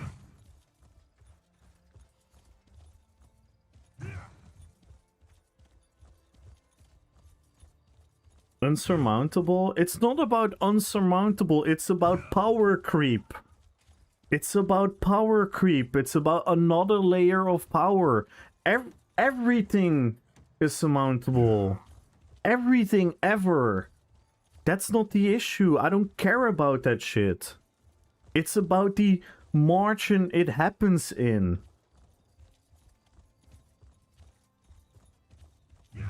Explain me how I've gotten better at the game. My builds are better, yet I'm weaker. It's all a mathematical numbers game by adding power upon power upon power upon power. That doesn't work. If you add power upon power upon power upon power, the margin is going to become bigger and bigger and bigger. The city is simply beautiful. The King will leave a lasting legacy after.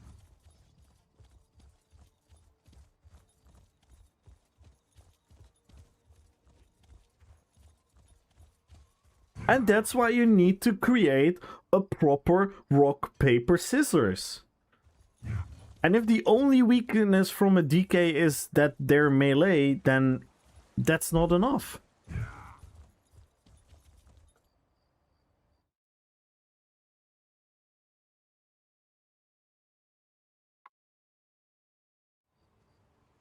Yeah, but you're not creating rock, paper, scissors by how they implement the DK.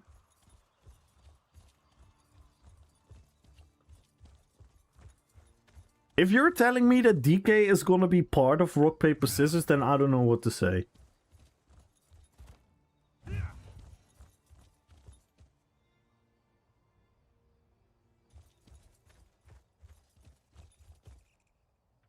Yeah, but then you know they're not gonna. You know they're not gonna. Cause you know exactly what they're gonna do to Templar. I know, Desi. I know. That's the thing. I know you and I align with each other. That's the issue from this conversation. I hope for the best. Well, you said it yourself. They're probably gonna give a channel attack to everyone.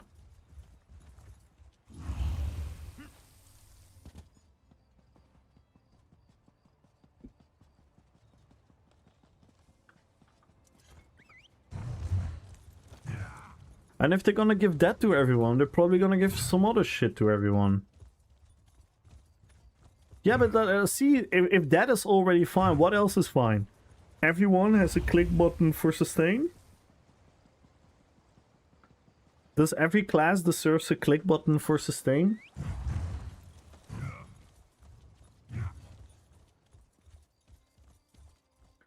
Does every class deserve delayed burst? Sorry.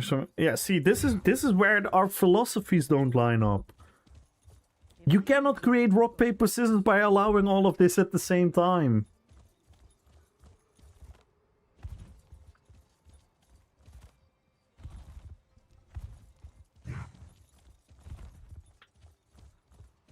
You cannot do that. It's Yeah, but how is it countering if you're giving everything the same thing?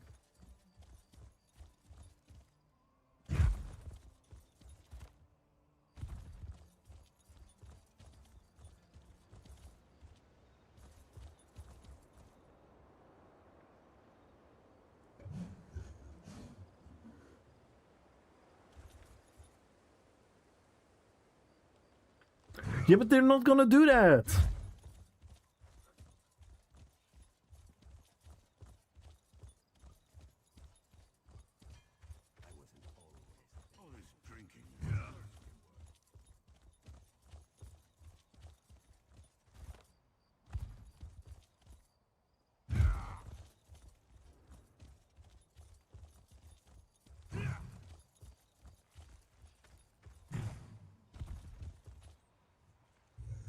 have the same build, but your class looks and plays different from mine. With subclassing, we had the same build and did the same thing. The issue with subclassing is a lot of people value the identity of the class.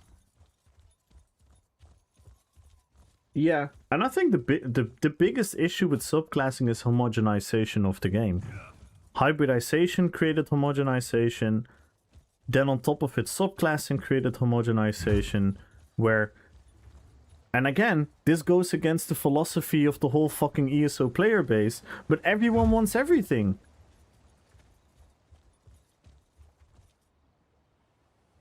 Yeah, I agree, Tim. I agree, Tim. This is why I'm saying. This is why I'm saying. And me and Desi actually... It sounds like we're arguing, but we're actually not really arguing. We're just having a different belief in what's actually going to come to in fruition. Yeah, I know you think like that. But simultaneously, we're also allowing it.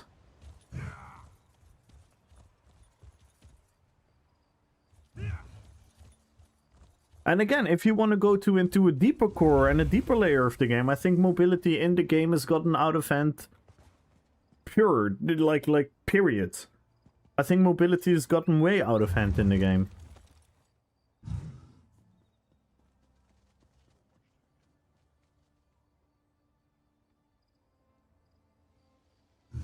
I think sustain has gotten out of hand in the game.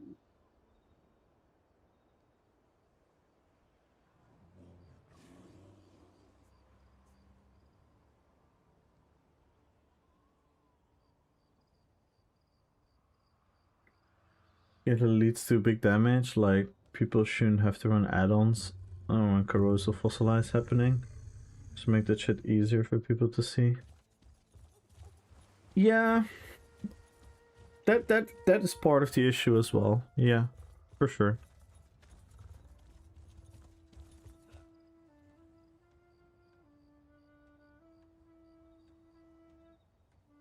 No, I agree.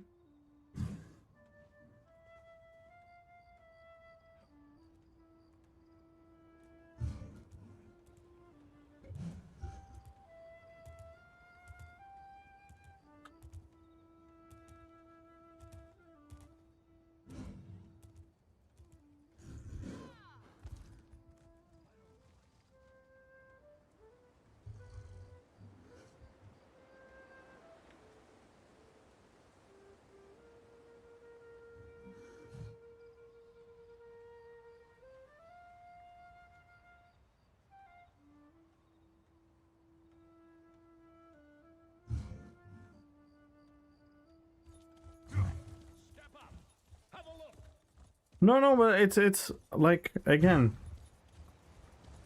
and I trust you to believe me, and I trust you to understand me. I don't care about DKs beating me, whatnot. I play a DK myself, and I see how powerful it is as well. It's a build like, you know what my strongest build right now is? You know what my strongest build right now is? It's a build where I use a bow on the back bar and sword and board on the front bar. I'm using a defensive monster set. I'm using a 3-piece defensive set on the front bar. I'm using an offensive 2-piece set on the back bar and an offensive 5-piece set on the front bar. That is my strongest build right now.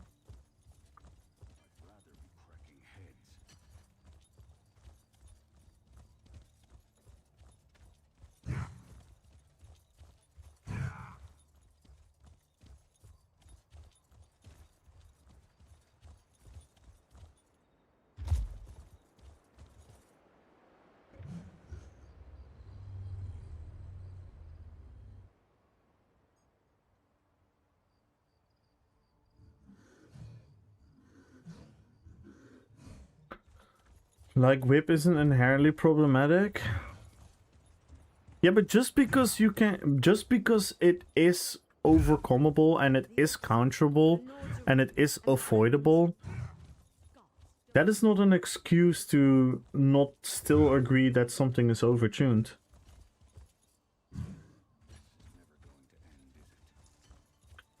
bow proc is counterable. Could still argue that it's overtuned.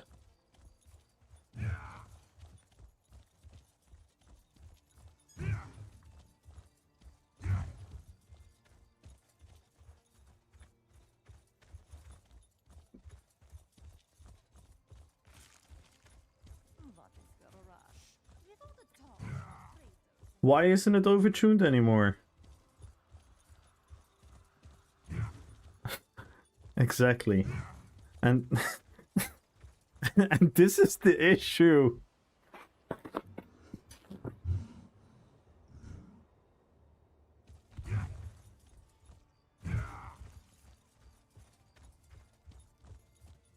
And again, if they're not careful, and let me be very clear.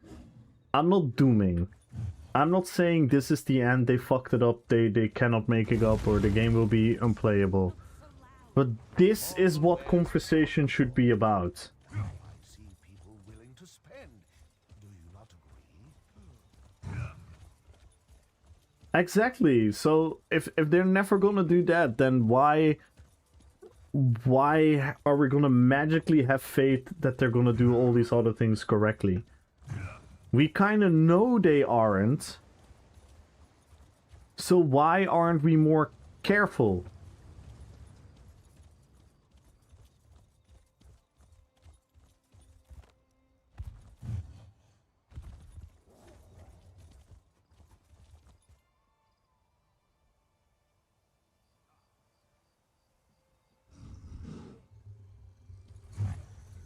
Yeah, but what's the point? What's the point if everything is buffed?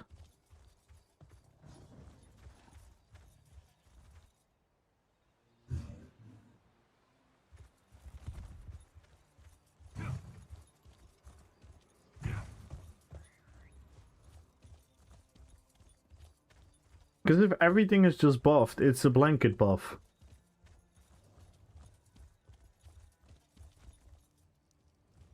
I'm not asking for a nerf. I've never asked for a nerf.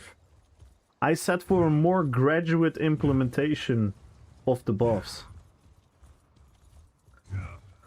Hype is worth nothing if then afterwards people are unhappy. Which a lot of people are right now, right? Can we agree to the fact that besides the hype there's also a lot of people unhappy? And I know you cannot make everyone happy, but I know for a fact that mathematically you would have made more people happy with a graduate implementation.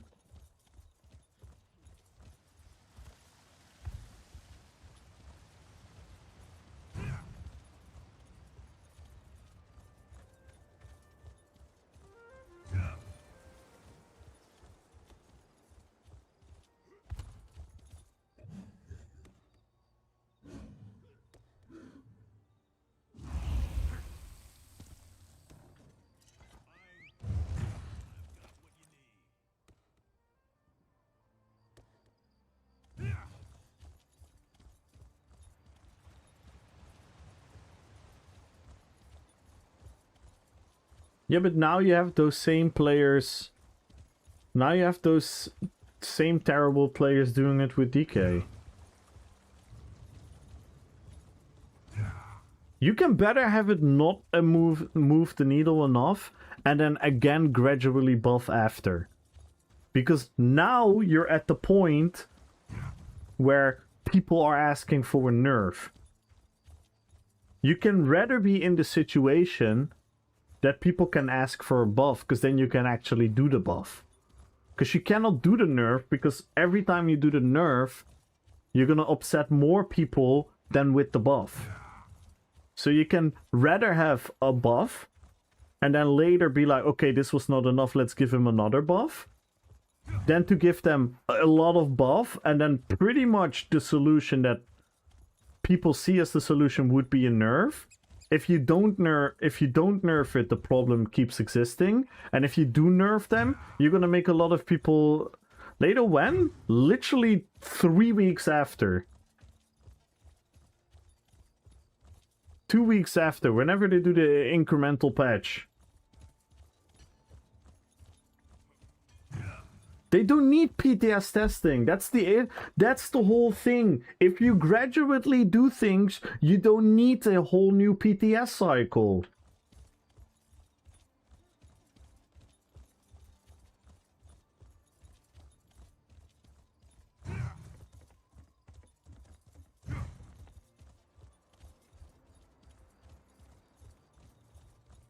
Hey, isn't that the Kingslayer? Good work, Outlander.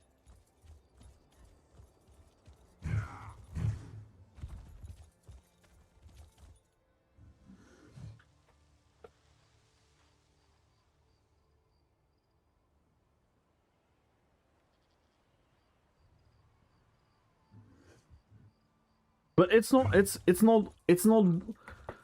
That's the whole thing. Why do we pretend like giving a couple percentage is working on a class?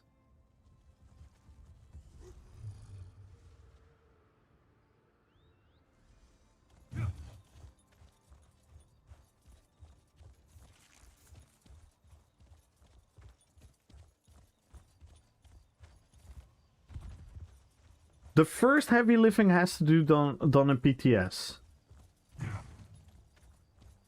And in PTS, were there problematic things already visible in the PTS? Yes. What did they do with it? Not enough. So that's the first inherent problem. And that's partially because of how we react as a player base.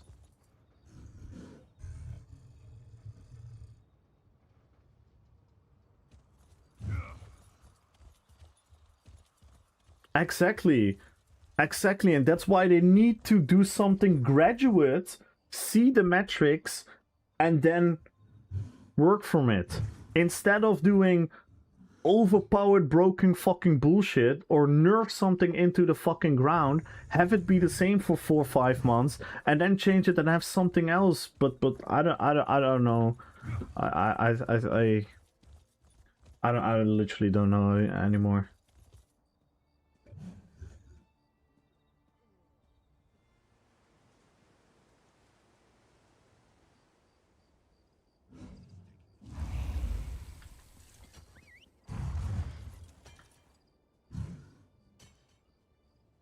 If something isn't strong enough and you write about it, people will show up and just type learn to play in so many. They're happy playing their animal. Yeah, and it's the same defensive mechanism a lot of DKs are now using.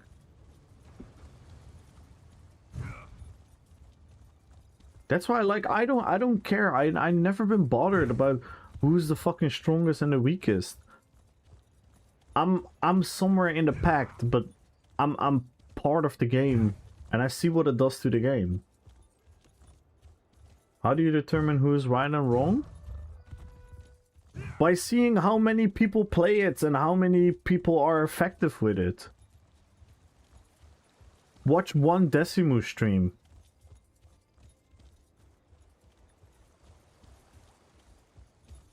If they watch one stream of yours,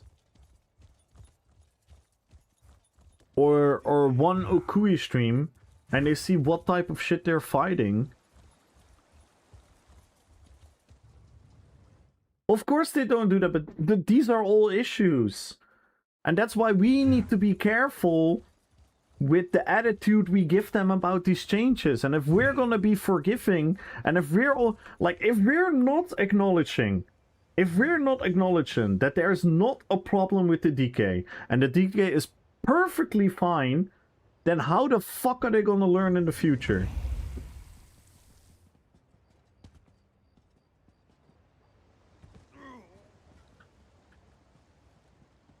Yo, Piggy!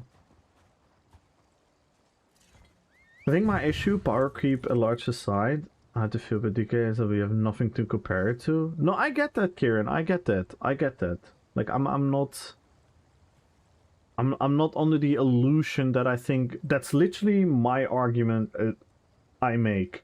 I tell people we have to wait and see because DK is the new standard. But if the new standard is at the power creep that it is, I'm worried. Yeah, but what that leads to nothing, Desi. Because then we have more power creep, which is gonna lead more to the same thing. And you say it's inevitable. Yeah, if we allow it. If there's nothing anyone does against power creep, then it's inevitable, yeah.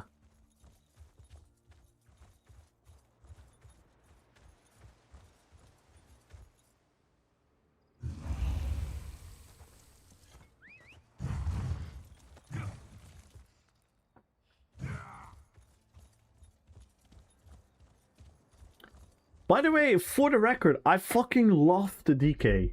Let that be very clear. I love the DK. I've always been a DK fan and I love the DK. I love the animations. I love the imposing, the sound effects, the even like the names and stuff they pick for it. It's fucking, it's amazing. I cannot wait for the other classes. But this isn't about me. This isn't about what I think. This isn't about what I like or what I have fun with. This is about the genuine future of the game. That's the difference.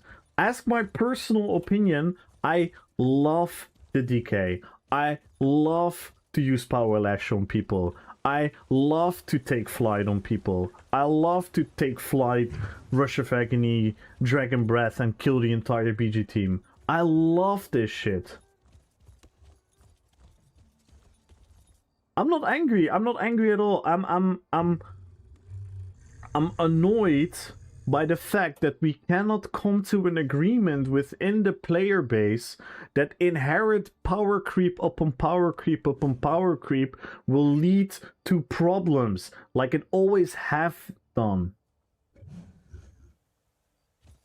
That's why the change of pace would have been better if it was gradually upwards instead of boom upwards, then having people being angry, asking for it to be stomped down, which will most likely eventually will lead into some reaction from the devs, which we have always seen.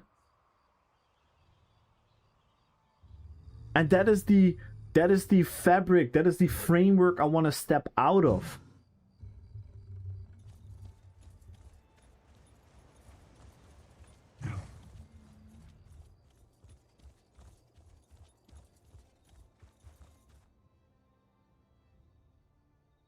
Because how is it with like I mean, fuck it.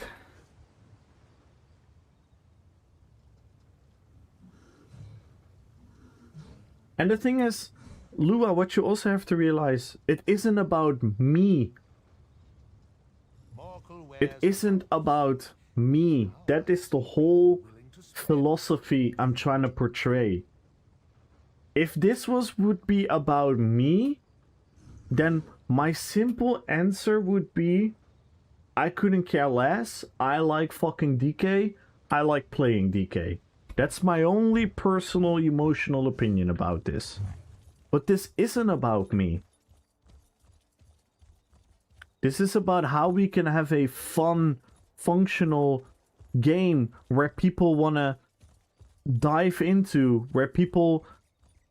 How silly has been answering questions be people asking, what should I play right now? How silly are those questions? And yet again, I will still answer them within my heart, and I will still tell people, find what you like, play what you like. But you know also how an MMO community is.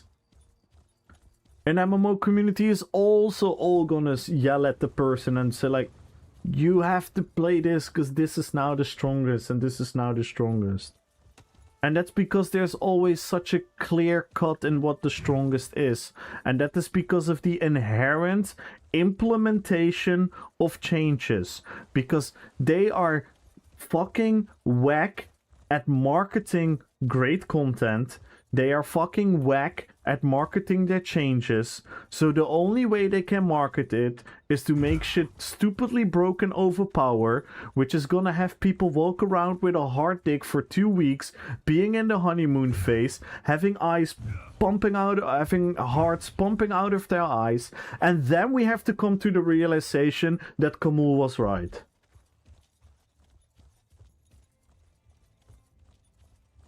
I know you're not answering that, Desi. Like, I don't even know why you and I are arguing, because I know for a fact you're on my side. But yet, I do appreciate the counterpoints, because I need to be sharpened.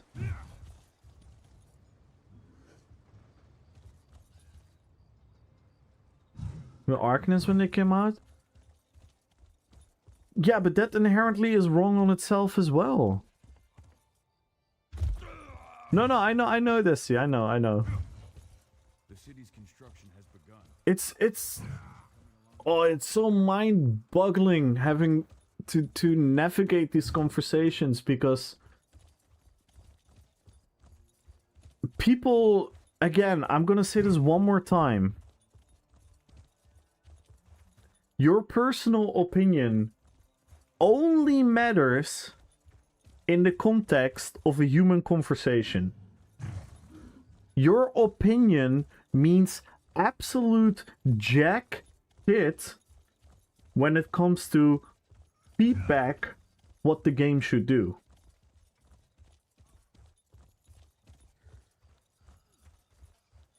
It's not about making everyone happy. It's not about making everyone happy. It's the opposite.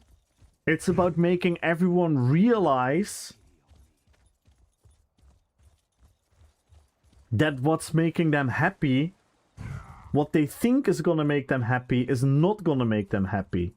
That is the goal. Because people do not know what they want. I was an idiot like that in many things. I have been an idiot like that. You know why? Because I got driven by my personal opinion.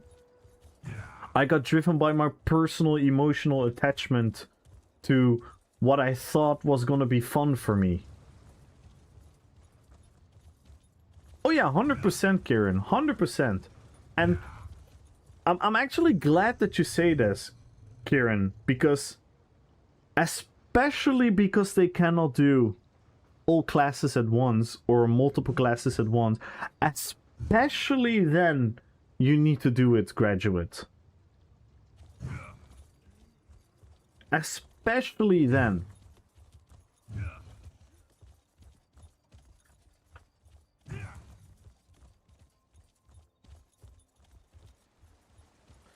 I want a new werewolf? We all do. We all do. But that is not an opinion, that is professional feedback, because the werewolf has been factually been outdated for 4 years now.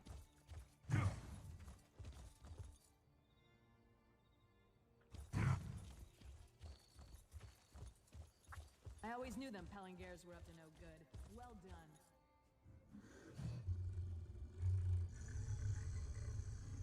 No, but you can I don't understand what we cannot accept about the fact if DK was a little bit less stronger than it was right now, that it would have caused a lot of less problems. And by that, yes, I do mean that the assassin build would still be closer to it than it is right now. And another build would be closer to it right now. And another build would be closer to it right now. Because now we're moving the other way and the power creep is... The power creep is just getting out of hand. Yo, what up, Array?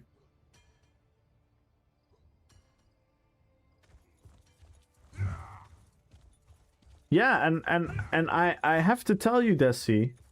I have to tell you, Desi. It wasn't only so obviously predictable that there was going to be an absolute most homogenized meta that we would ever see in the game. It's quite laughable that I got ridiculed, that I got told, nah, we'll be fine, and I had to be the one that was right. Again. I was right about removing 24-man groups. I was right about hybridization. And again, the irony of these things are, I personally don't even give a flying fuck. I personally, for my own individual player experience, none of these changes affected me. I never played in a 24-man group. I didn't care that hybridization became a thing. I could make more roleplay builds than ever before. I didn't care about subclassing. I could make more roleplay builds than ever before. And did you hear my energy back then? Hurray knew my energy back then about the serial changes and about the hybridization changes. And you guys know my energy about subclassing. I'm not coming from a selfish, opinionated standpoint. I'm coming from a point because I have a fundamental philosophical understanding of what makes an MMO. And I know that sounds extremely arrogant, but if I'm being keep proven right,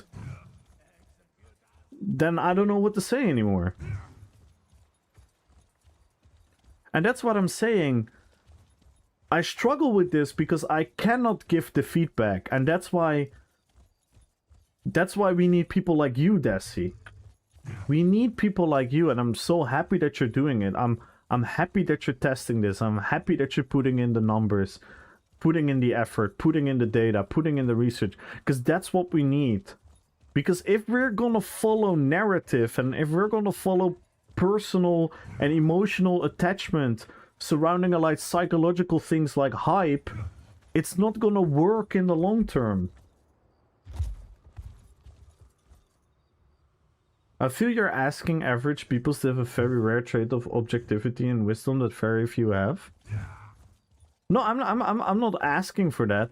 I'm trying to educate people that for everyone that doesn't have that, your opinion is going to be absolutely worthless for the future of the game. Oh, I'm sorry, Puzzle. I'm sorry. Yeah, I cannot do the multi-stream, but feel free to hop into the Twitch.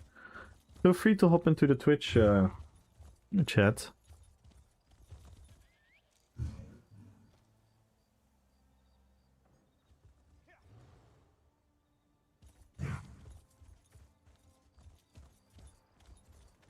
Yeah, and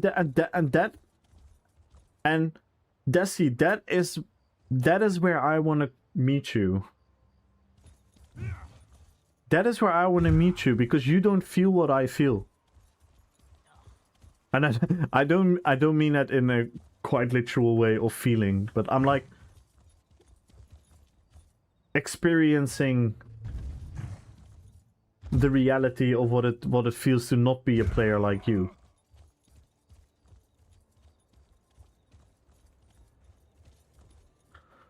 I'm curious of the mindset of like, so I assume subclassing was brought in because people wanted more customization. No, I should tell you the secret why subclassing is in the game. No one. I fucking love DK. Customization to be stronger, right? Then folks were mad subclassing was too OP. Faircast boss. People mad about subclassing having competition, but the original argument was more customization and more power. No. You know why subclassing got introduced to the game? I will explain you. There has been a subgenre of ESO fans that think that they think that a class rework token should be a thing in the game.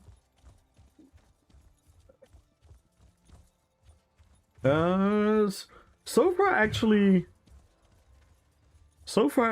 nothing was No one was really hating on DK. So people wanted the class change token. That's the real thing people ask for. Right? They didn't want to do it. I, by the way, on a philosophical level, think that class change tokens don't make any sense within the scope of an MMO like ESO, but point aside.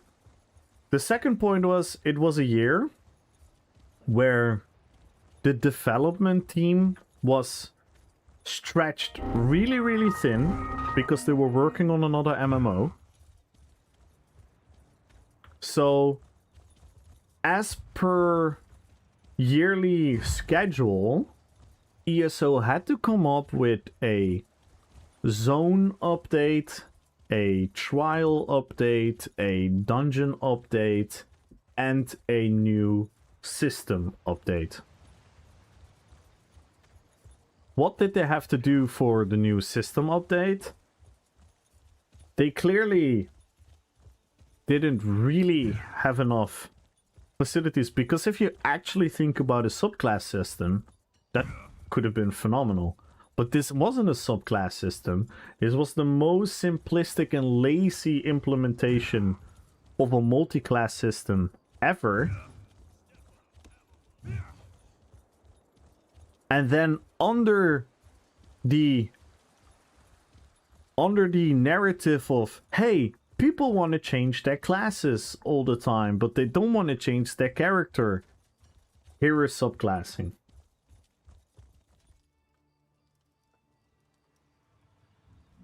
And then a lot of people were like happy because they were like, oh, I can now finally mix and match and do the things that I want. And a lot of people were unhappy because they realized the homogenization. No, but hybridization was actually a nice change. It kind of sucked to have half the skills not being available. That is exactly... Oh my god, I cannot believe this, Uncle Tim. This is exactly the problem.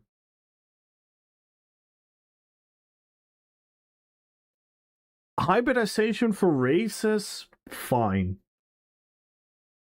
But hybridization into a total package homogenized the game, which made so many things weaker than the other thing because you didn't care about stamina or magicka anymore. You just went for the most powerful decision. Sustain gotten easier because if you're pressing a stamina button, you're having magicka recovery, and if you're pressing a magicka recovery, you have a stamina recovery, so you have a lot more hidden sustain.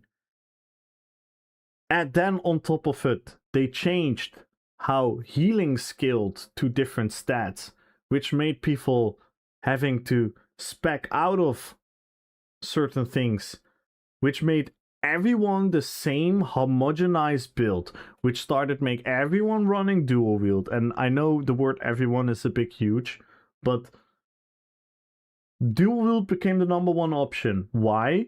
Because why the fuck would you run anything else?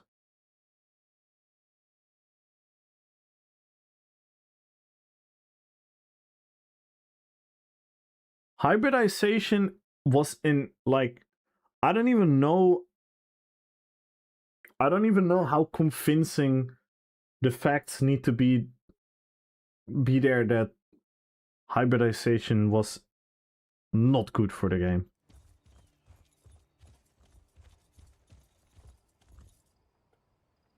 Desing enjoyer.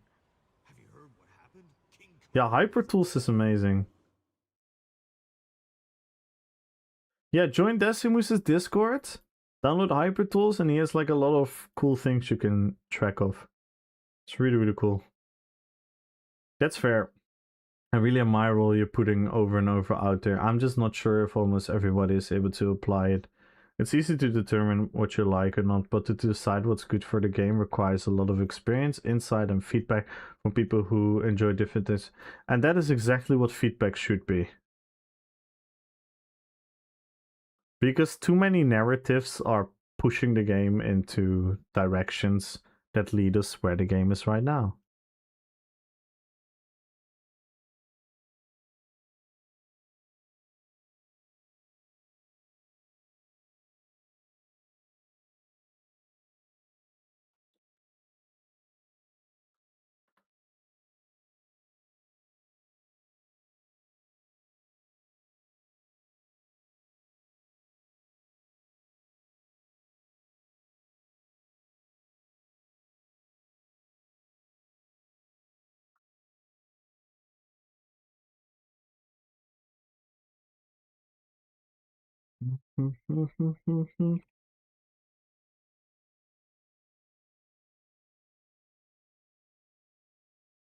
But it is complicated, and the thing is, I don't have the answers. But you can statistically look at things. Hybridization is one of the biggest killers of the player base. That's factually trackable. Hybridization quite literally killed the most, well, maybe not most, but it killed like a huge portion of the PvE endgame community.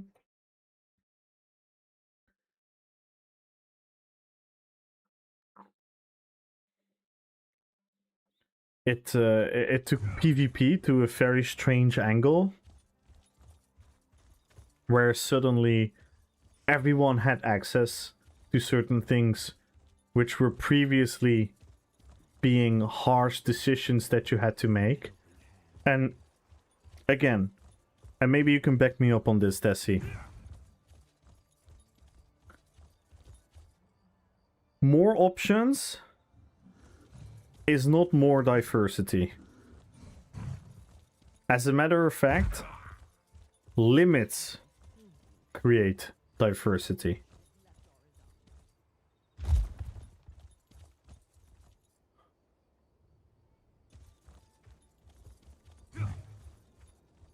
If the options suck.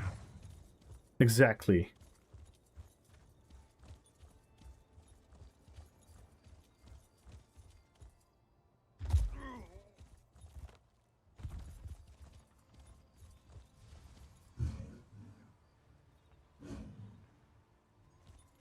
Account-wide achievement. Yeah, true. Account-wide achievement was for a lot of people also a nail in the coffin. And max hooks and we're good. And giving everyone every tool just creates one build. Thank you, Desi. I'm so happy that you're putting it out there as well.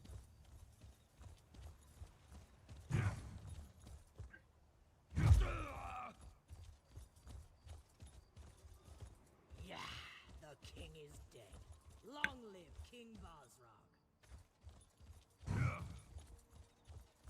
Yeah, I'm really I'm again. It sounds like I'm dooming, and it sounds like I've completely lost hope in the game. Absolutely not. I'm actually more positive than I've been in a very, very, very long time. But let's not be fooled by the little twinkles we have in our eyes right now, the little fast heartbeat that we have right now, the little you know, the little butterflies in our stomach feeling. Let that not blind us from the potential future. And in order to prevent potential damage to the future, we need to be sincere, we need to be selfless, and we need to be accurate with what we're describing as our feedback.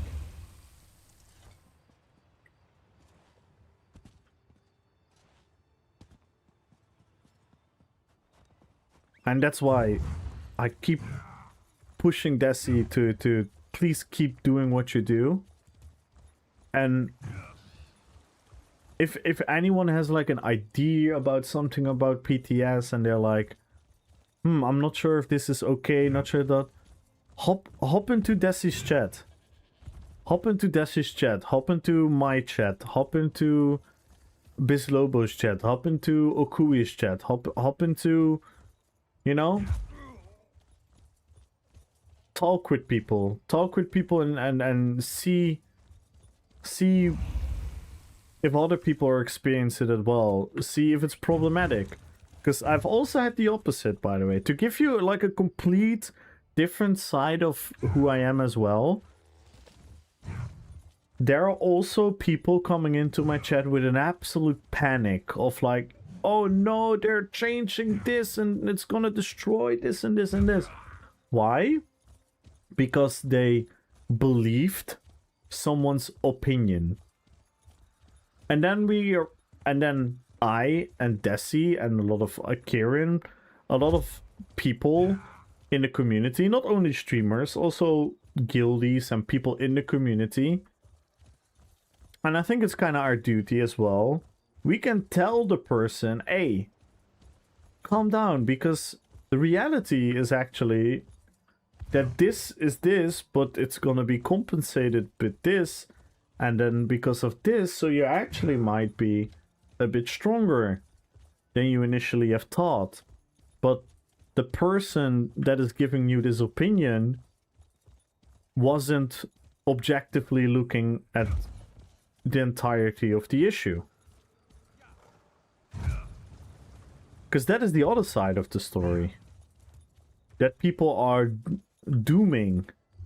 Like, I'm not dooming about DK being on top. Let that, by the way, be very clear as well. Maybe I wasn't clear enough about that for everyone listening.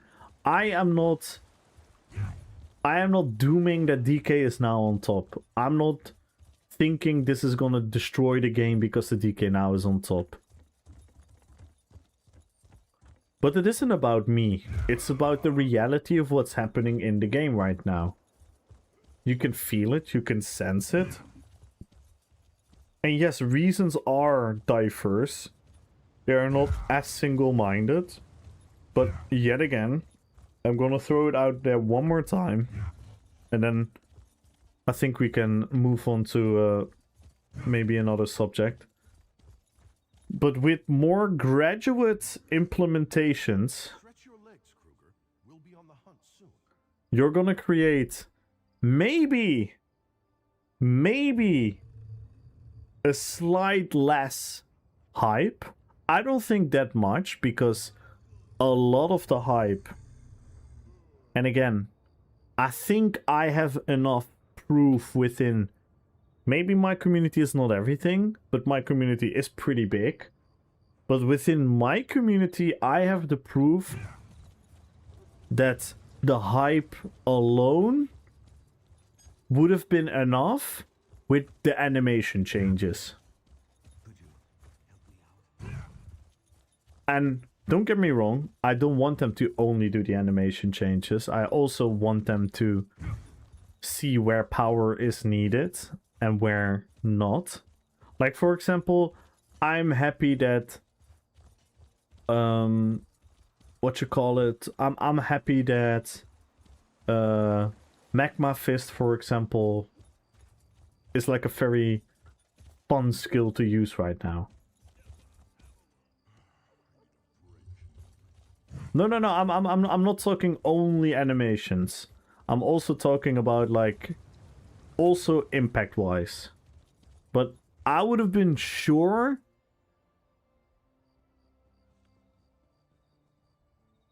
Is it? Yeah, the Magma Fist is pretty cool to use. It's quite smooth. It's quite it's not as clunky as the old one. It hits pretty decently. Again, it's not gonna be some kind of OP thing to use. It's a pretty fun skill to use now. You preferred the old one. I don't know what to say. It literally barely reacted to you pressing the button.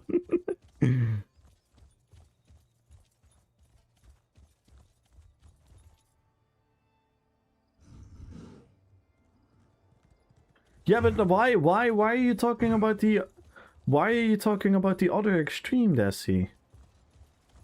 What makes you think what makes you think that I want DK to be weak?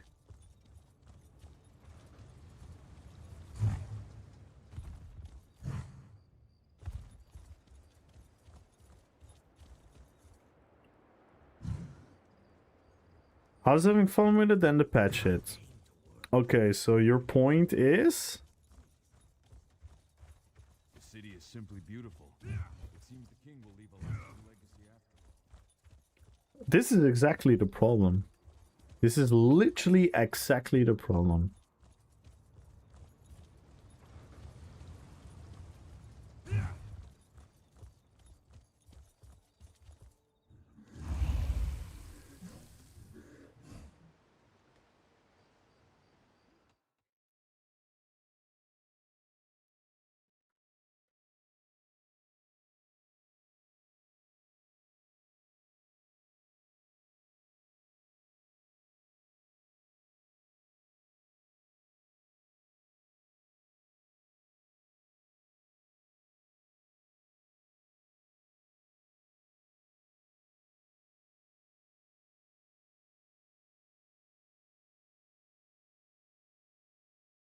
Okay.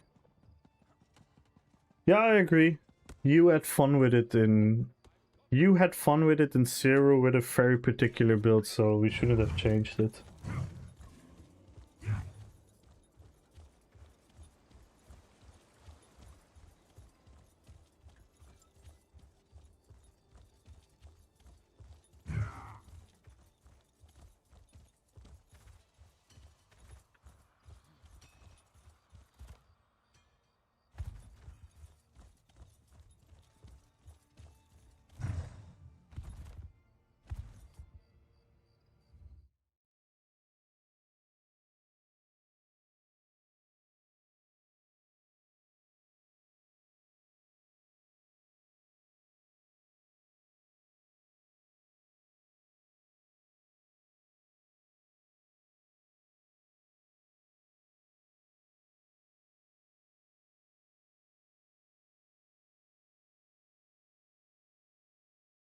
Hmm.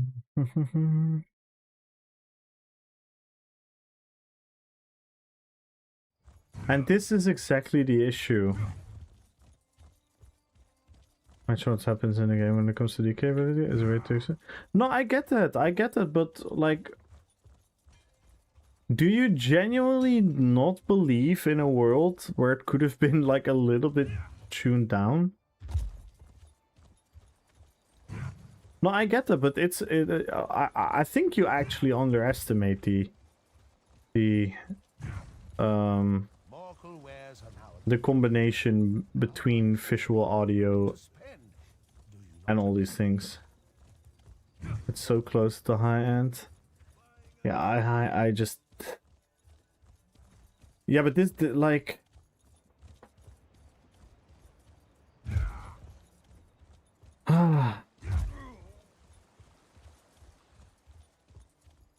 Again, maybe it's just a perspective thing. Maybe it's just inherently like a perspective thing, because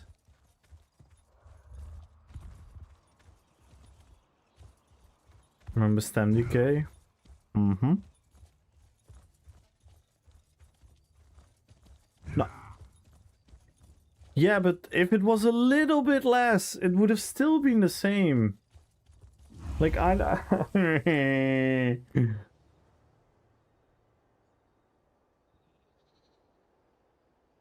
don't know. I don't have the math. And if you say you have the math, then you had been wrong.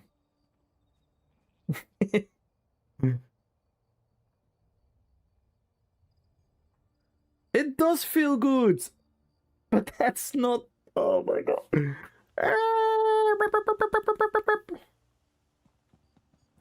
Yeah, it's... I don't know. I feel like we're just inherently not matching on the vibe, on the wavelength.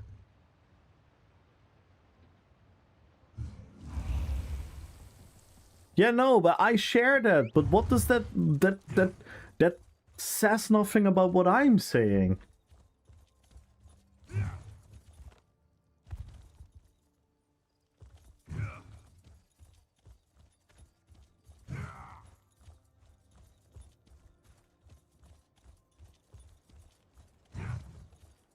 Yeah, but you know what's gonna happen if we're gonna add power upon power upon power? That's gonna also make tankiness more tanky. Like, how often do we have to prove that?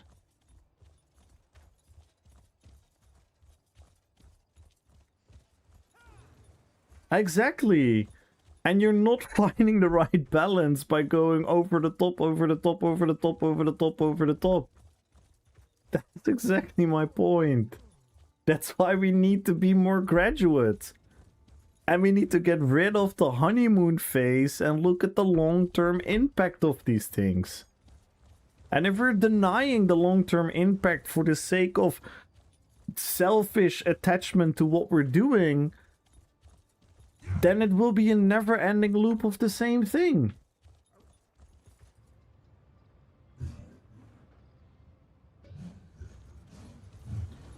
Yeah, but look, like...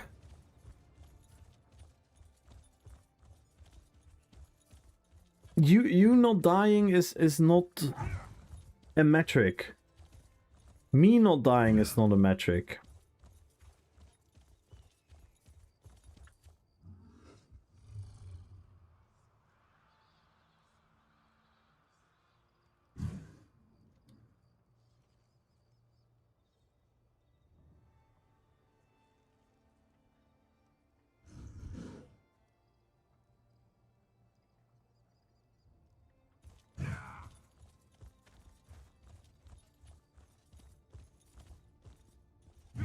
Another issue. Another issue. And the PvE community has the same. Why is the PvE community as careless as some of the PvP community and are just being happy with a jump from 120k DPS to 140k DPS? Why are they happy with that?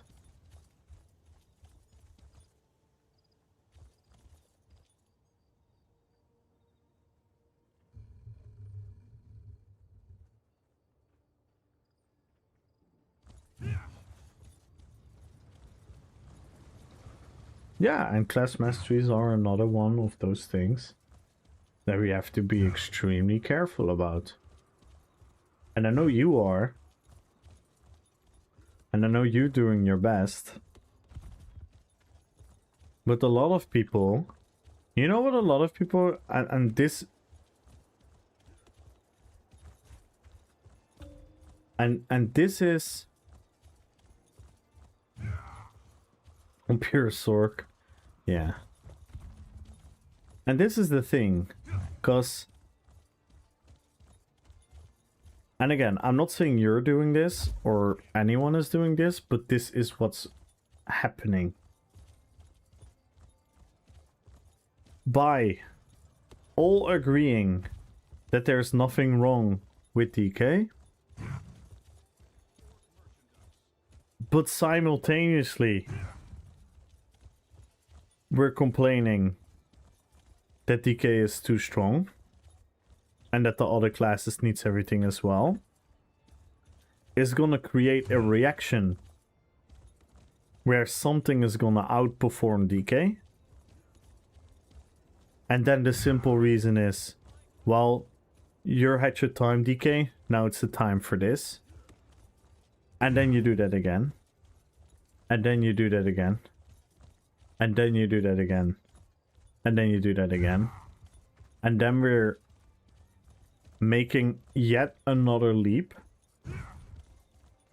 into the direction where we have been going in for the past couple of years. We are living in a horizontal progression game. And if you're only gonna add power creep up on power creep up on power creep, it doesn't add up. It's gonna increase the gap between certain portions of the player base, which leads to a even more isolated distinction between portions of the player base, which is going to lead to less influx, which is going to eventually lead to the same old thing.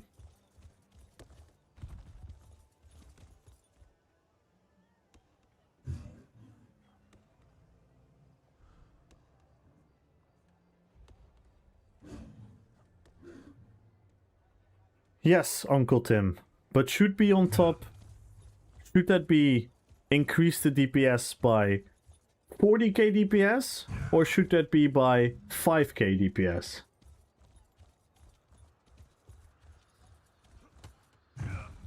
I'm talking to a fucking wall here. I love you guys. Where do you see me say that I don't want class masteries to make pure classing stronger than subclassing? Where do you hear me say that? I want pure classing to be stronger than subclassing. I've said that from day one, from day -1.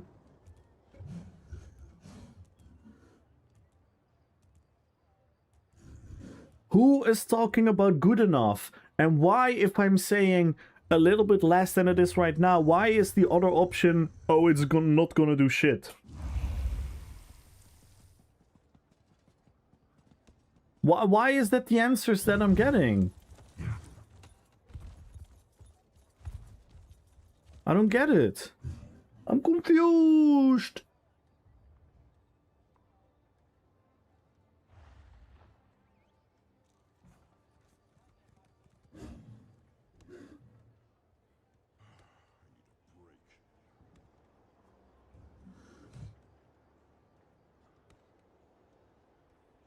Has it gotten stronger? Yeah.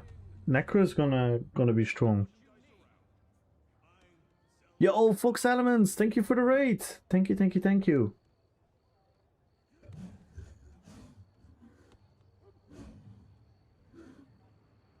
My counts.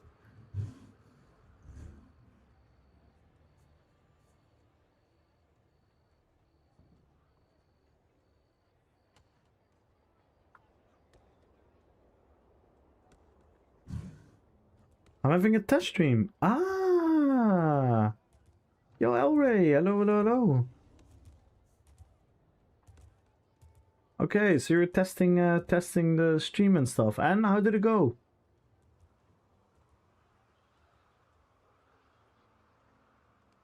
So, is that the account that you're going to stream on? Or are you gonna stream on another account?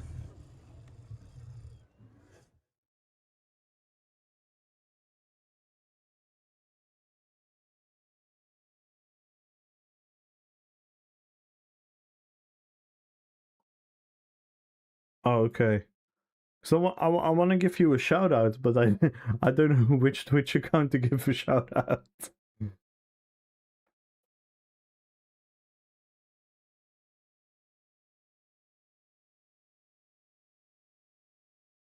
Okay, everyone, go follow Fox Elements, guys. Let's immediately push them.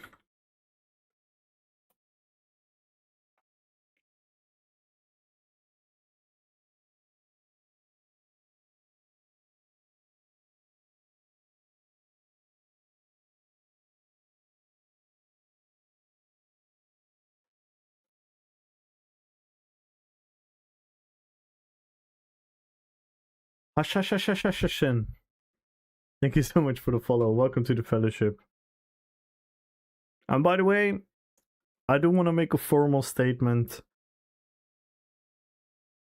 My sometimes sarcastic tone or my agitated tone is not aimed, and my ex, let's go. It's not aimed at any of you guys personally or even at your personal opinion. It's about I feel I know for a fact that you guys agree with me, but yet we cannot find the common ground. I know this for a fact, and I don't mean to sound this in an arrogant way, but I know for a fact you guys are with me, but somehow we don't connect. Because when I say things, people think that I want DK to be nerfed. I don't want DK to be nerfed. When I say a thing about class masteries, people say that I don't think that class mastery should be above pure class.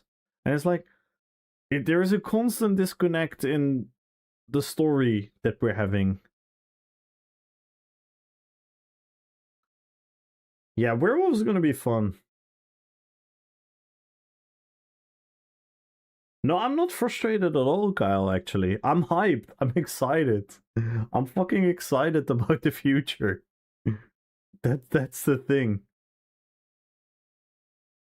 That's the thing. I am, for the first time since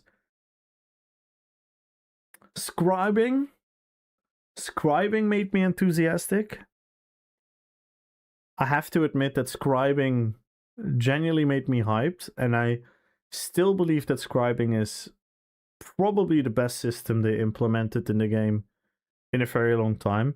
But again, I also still think that scribing is not done yet.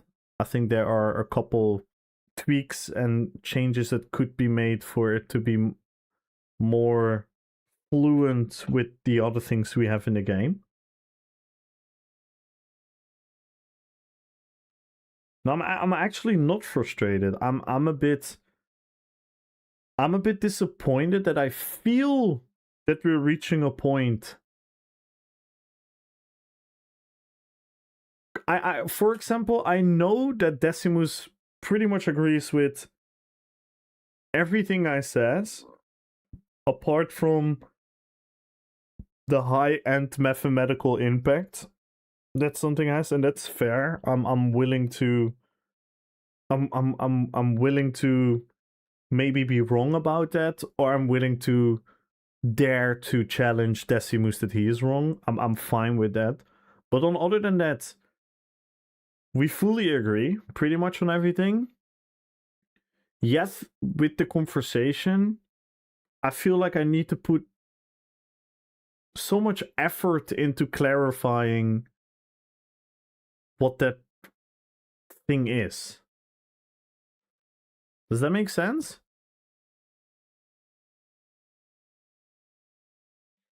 Two guns and two hands. There's guns? No.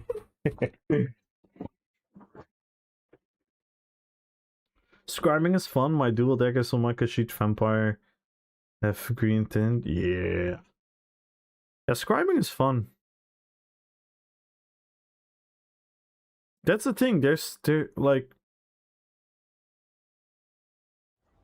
again, maybe I need to start or end my whole spiral with this statement. So for everyone that is kind of like not fully getting what I'm saying or disagreeing with a couple of points that I'm saying, maybe this end statement will make it clear.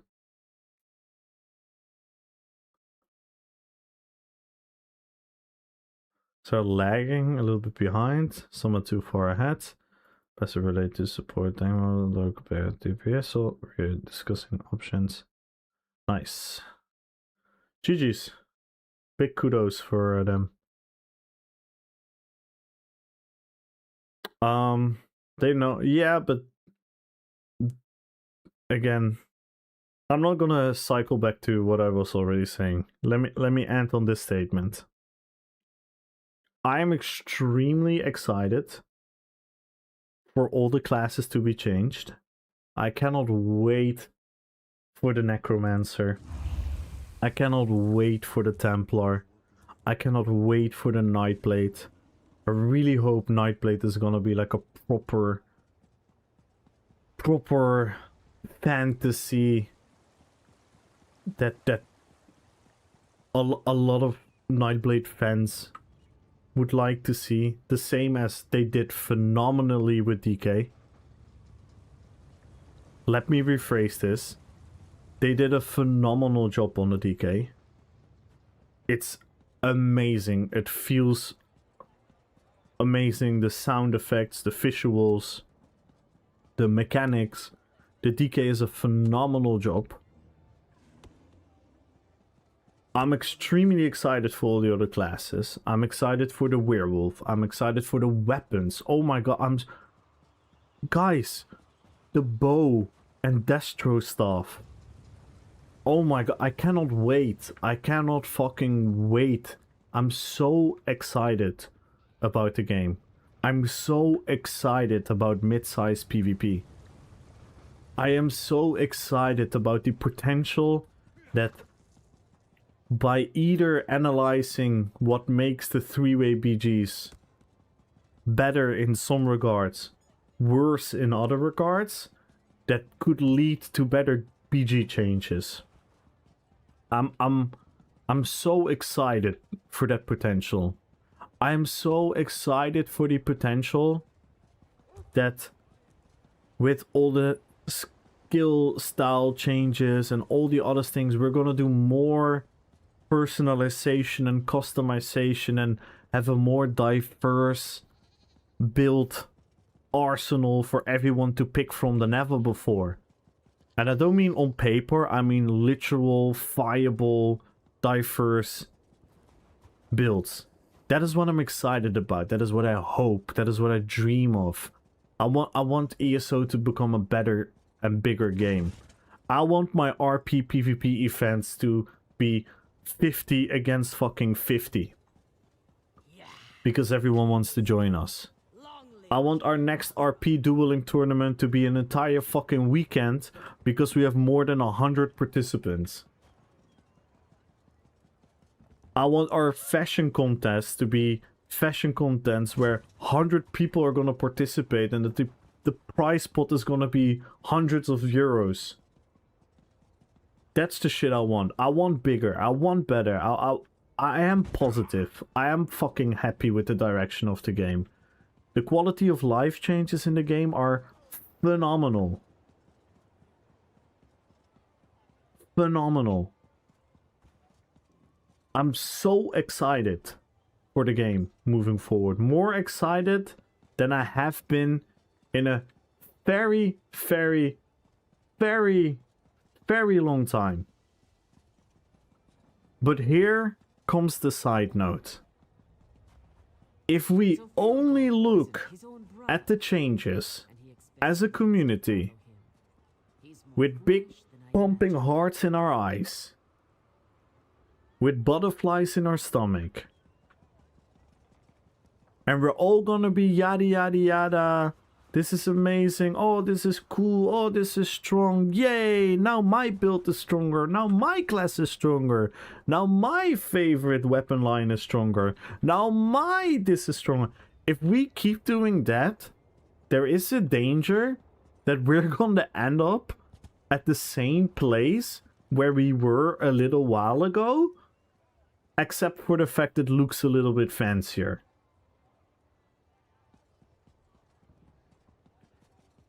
How can we prevent this from happening? To plant seeds, to entice each other, to be sincere, to be honest, to be accurate, and to not let your personal opinion be guiding and leading what you think is the direction of the game. Is that hard? Yes, that is hard. And that's why for certain people, it might actually be better. And this maybe sounds a little bit harsh, but to not engage in the feedback loop in a manner of demanding and asking and wanting, but more in a question form, where you're going to ask, hey, I want this playstyle to work, I have this preference, how will this impact me and how can I overcome the challenges that are being thrown at me? Because let me tell you this, and I hope Decimus is still listening. Decimus will, and this is not a joke, Decimus will be able to make your playstyle overcome the trials and tribulations that the game might throw at you by using his knowledge, creativity, to come up with solutions to make it work. Have you guys paid attention about how Desi is analyzing the DK? He can fully counter the DK, which is at the moment the strongest thing in the game. Which means if there's something happening to your personal playstyle, to your personal favorite class, that makes you afraid, instead of going onto the forums, or going onto Reddit, or going into Twitch chats with an attitude of fuck this and why are they doing this, with the question to find solutions, then we can move forward as a community.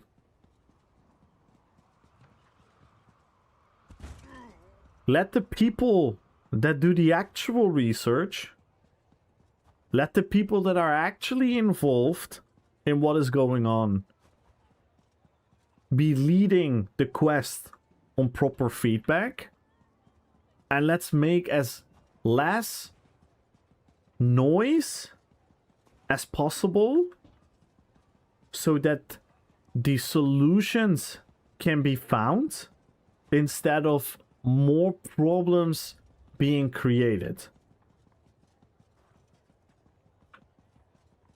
And that is why I am so passionately talking about these things, when I could easily drop the conversation and be like, yeah, it's fine, it's whatever, it's DK, it's new, it doesn't matter, it's fine, next class is gonna be it's fine.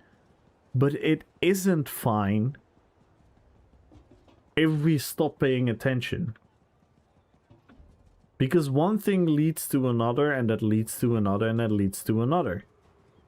So if we can prevent the one thing from happening, we're all gonna be better off in the long term. And again, I want to be very clear. I am very happy. I'm very positive. I love the DK. I'm gonna love the werewolf. I'm so happy with the direction of the game. I'm happy about the night market, even though I personally couldn't care less. If they spent 0 development time and 0 money on the night market, and they would have invested that money in something else in the game that I prefer, I would be happy. Yes, of course I would be happy. But guess what? I am not a person like that. I am genuinely, from the bottom of my heart, very happy that the night market is gonna bring some new excitement within the PvE options that are there. And I'm happy that they're embracing the MMO idea of it, where they're motivating you to work together. I'm genuinely just thrilled and happy about all of that stuff. So the reason why I'm passionate is because if we are gonna be nonchalant about these things, then the danger slips in very easily. And there is enough proof in the past to see what that leads to. I welcome Mortal Clan to Orsinium. Their work is without compare. Some will say otherwise, but And that was my TED Talk.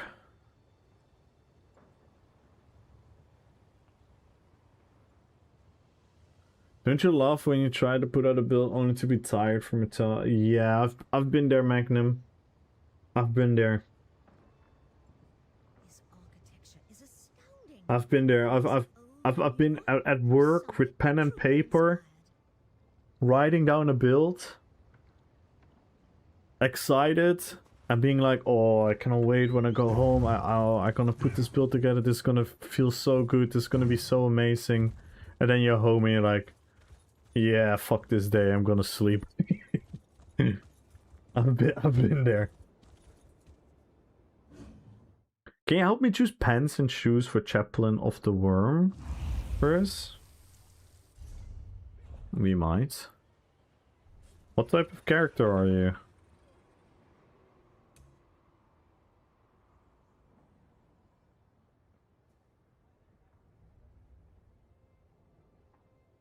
I would just go for something that has a combination between plate, cloth. You could go for this. Because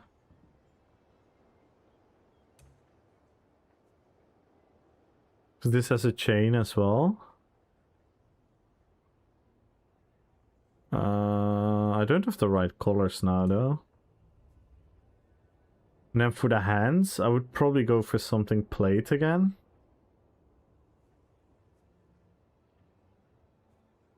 And for the shoes as well. It's like if you have different shoulders. I mean, I don't know which shoulders you're using. So it's an isolated question.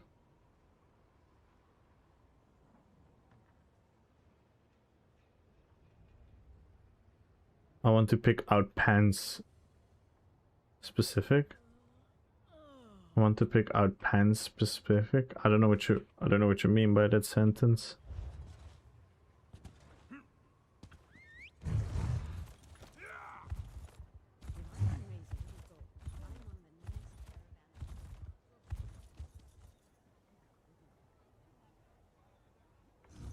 TED Talk received, applying for the Desi in the forums.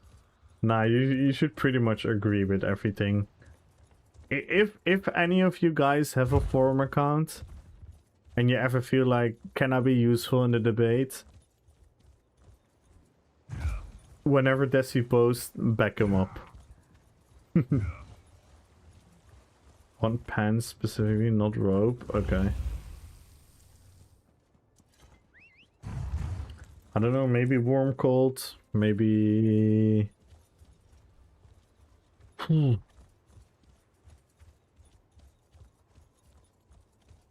don't know if you want flaps or no, or I don't know. It's too much of an open question. But yeah, let's pick some winners. Thank you guys. Thank you for the talk. Again, I'm sorry if I sounded rude or sarcastic. I come from a place of passion, and I come from a place of I know we're with each other here. Like I know that what I'm saying is not bad for any of you guys. I know that what I'm saying is not gonna take away anything that you guys appreciate about the game. And then yet again, there is sometimes a combativeness because it gets interpreted that way.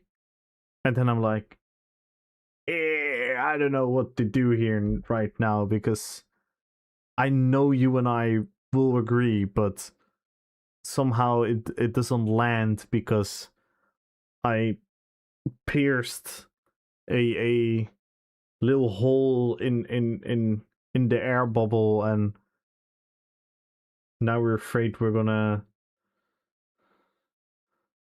yeah.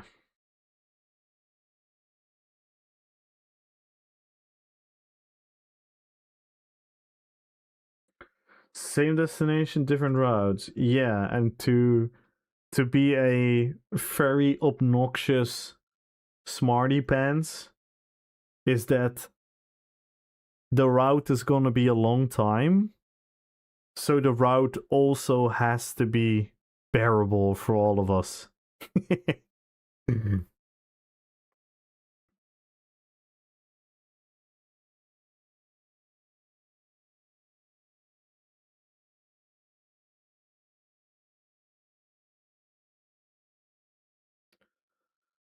Alright, so let's pick some winners, guys. Again, thank you for the conversation, but because again, this helps me as well because it is so important. It is so goddamn important. Let me see. What is this? 22? Oof, this is gonna hurt.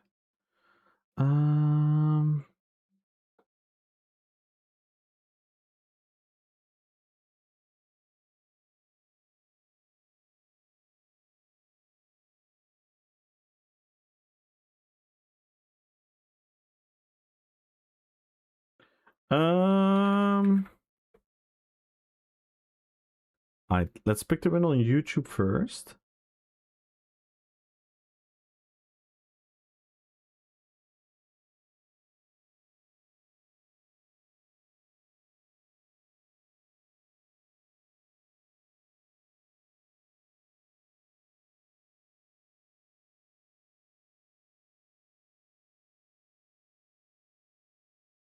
Miscommunication is bound to happen. No, but it's the other way around. It's the other way around. I'm very clear and very thoroughly, and I give so much nuance.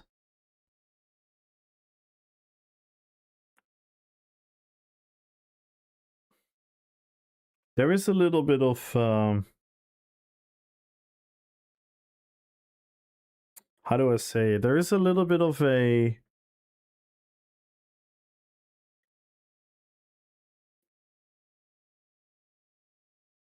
yeah, and again, don't take this the wrong way. And this is what I mean by giving nuances, because I'm explaining how you could take this the wrong way. Don't take this the wrong way. I'm not meaning this as like an arrogant position, or that I'm any person of influence that people should ever listen to, or should be more important than anyone else, or is going to change the world or whatnot. But this is the same as whenever there's a politician, and the politician has a nuanced opinion with the reality and the facts, and then the counter argument is a form of thought-provoking populist remark, which you know a lot of people are going to agree with as the answer. It diffuses the whole point from the politician that is factual, unbiased, and has the intentions to be positive.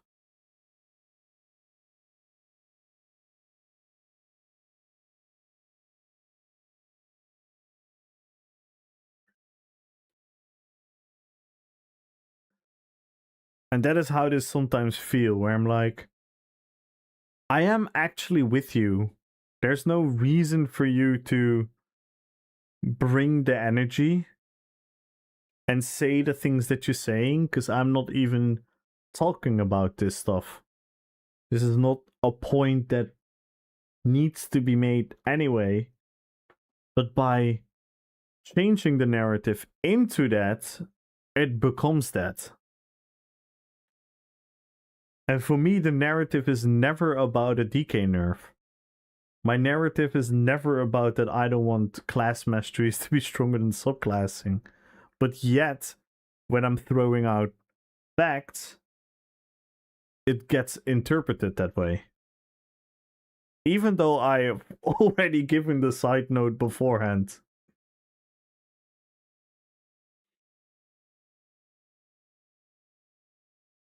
And then it gets tricky.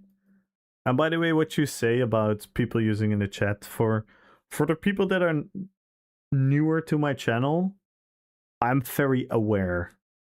I'm very, very, very aware that I have the superpower. Because I can show you. Shall I show you guys the superpower of a streamer? I think I've done this before. Shall I describe to you the superpower of a streamer? Okay, Tactical Gamer just said, I feel like DK meta is similar to earlier patch burst-wise at least. Okay. I as a streamer, I can read that, and I can change the entire narrative for all of you. Because I can read it like this. I can be like, I feel like the DK meta is similar to the earlier patch burst-wise. Oh, okay. Okay, so it's kind of similar. Okay. Positive, understanding, willing to listen. Normal. But if I read it in a different way, if I go like, I feel the DK is... Nah.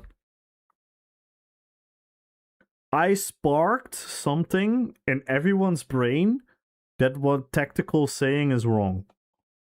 Even though he might be absolutely right. And I'm very aware that that is the superpower of a streamer.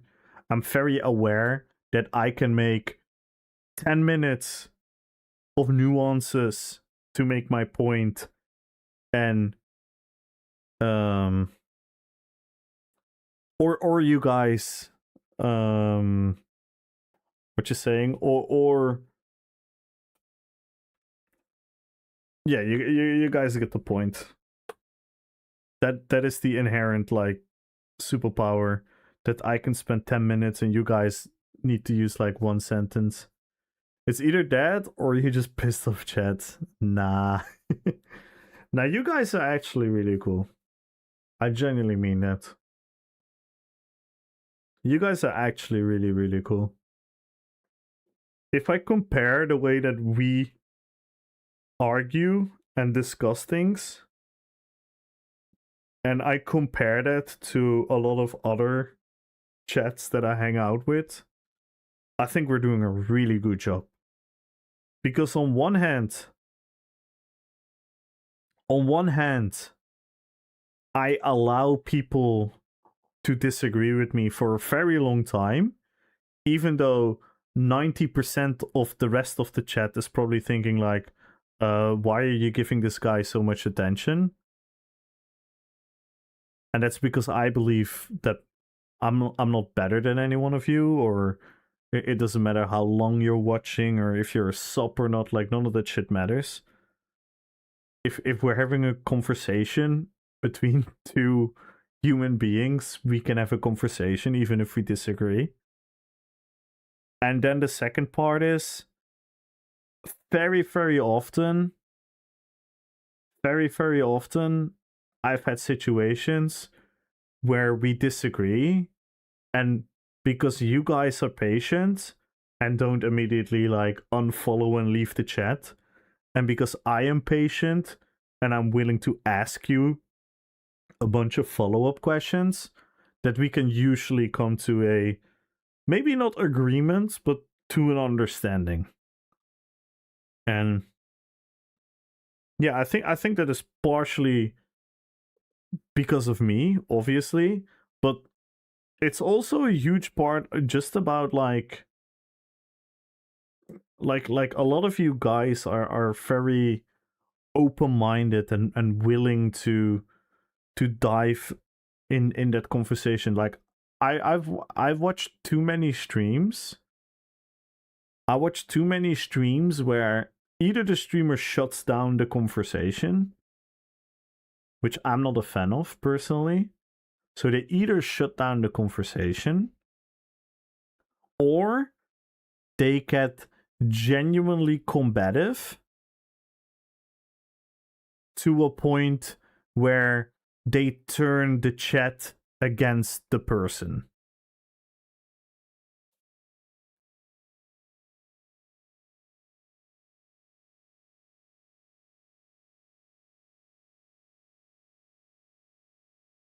And I'm always trying to not do it. I'm also not perfect, and I will also make mistakes, but at least know that I'm trying.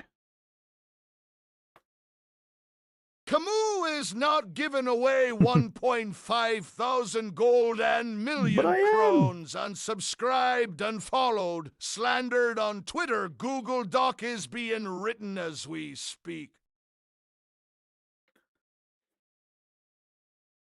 I am giving away this.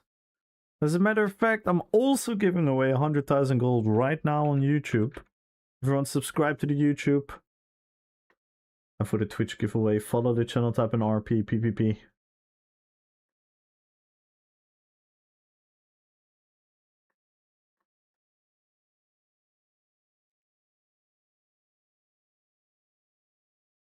But I am giving 1,000,000 crowns. I've done my taxes, rats. I've done my taxes 2 days ago. Who wants to know how much gold I spent on crowns for you guys?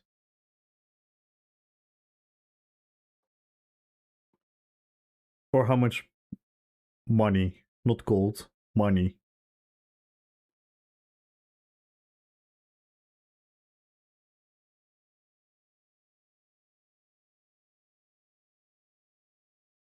IRL gold, yeah. Actually, $80?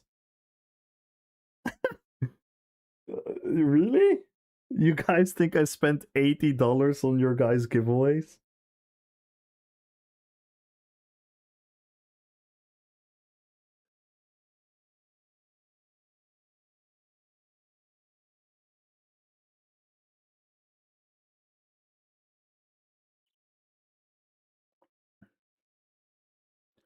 I don't know how many crown for you guys to give away all the crown giveaways I've done in a year time.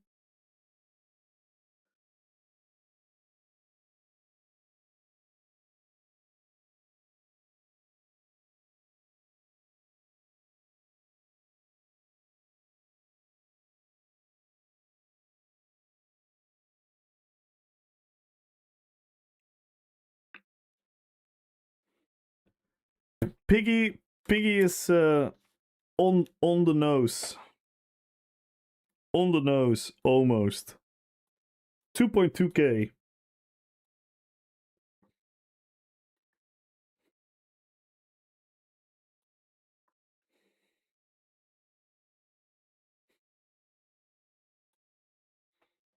Yeah, it kind of shook me. It kind of shook me, I'm not gonna lie. But I'll continue doing it.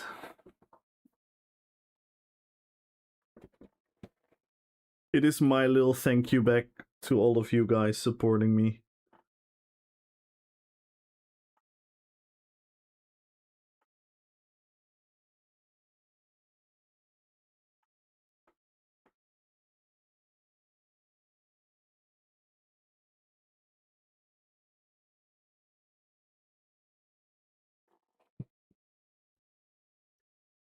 Yeah, luckily we had a discount, so now I have some relatively cheaper. But last year we went so fucking ham with the with certain breaking of the goals.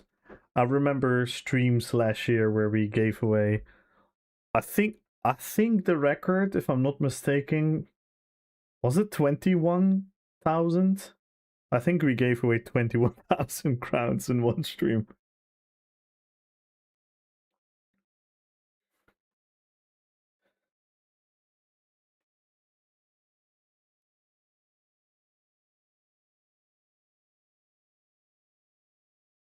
I won one. Nice. Yeah, and this is not me complaining, by the way, not at all. It was more like maybe you guys find it interesting to learn about that part of what I do.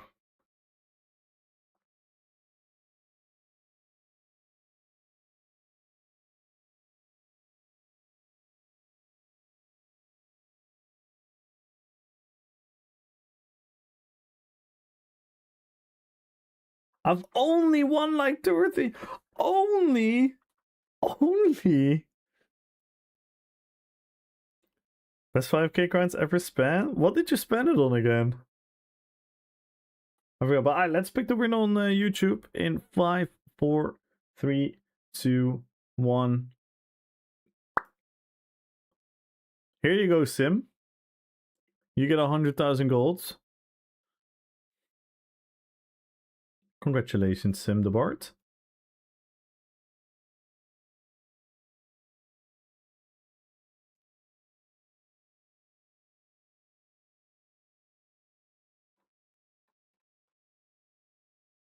And now let's pick the winner on Twitch. Now it's 5-4. I prevented Cocktrap from winning once or twice. Yeah, and on the other hand, the times that you won, you gifted your crowns to Cocktrap.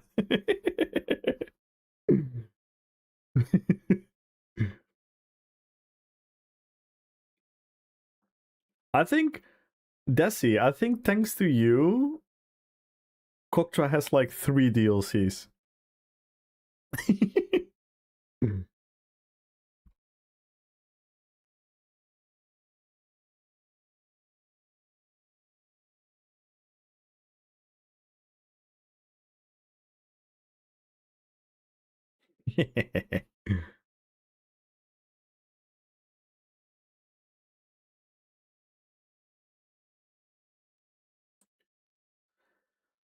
And I've won the hardest out of everyone because I won the privilege and honor and pleasure to RPPVP, to roleplay, to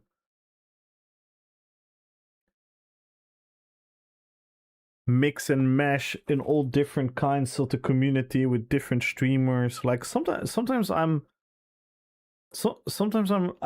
like reminiscing a little bit, and I'm thinking like, less than 2 years ago, I had a tiny YouTube channel. Well, considering. If a vampire fetch a mirror to one of his eyes, he will get a rear view. Like, less than 2 years ago, I had just a small YouTube channel. And I made some silly Lord of the Rings videos. And now we're here, after like 1 year and 7 months or something of streaming on Twitch. And now I'm just casually having Decimus hanging out in my chat. I can just casually message him and be like, hey, how does this work? I can just message Khan and Okui about like, yo, what's up? I can message Pain in the X like, yo, wanna DJ this Friday? I can message Hyper to be like, hey, wanna do some cool veteran trial together? It's... how sick is that? How fucking sick is that? No, you're still making silver of drinks for these. Yes. But now I also explain the build. And the video is not... I'm now I'm gonna complain, guys. I finally made the step to make a video where I explain how the build works. And the video is not doing great. I cannot believe it. Can't believe it. Can't believe you did that.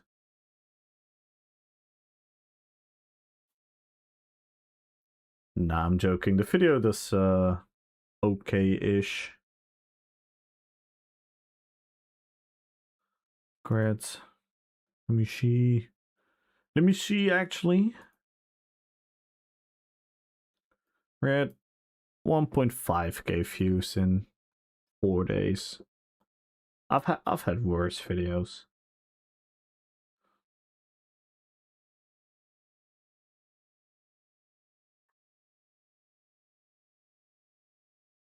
Alright, let's pick the millionaire first. 1 million gold. In 5, 4, 3, 2, 1. And the winner is... good luck, everyone. 2Gen Gaming. Congratulations, 2Gen. You won 1 million gold. What is your in-game name in your region? 2Gen.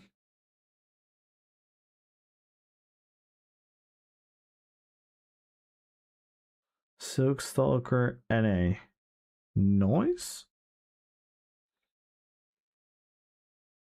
Congratulations, man.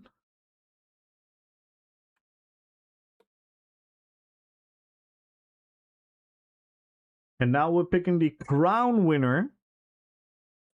1.5 thousand crowns, guys.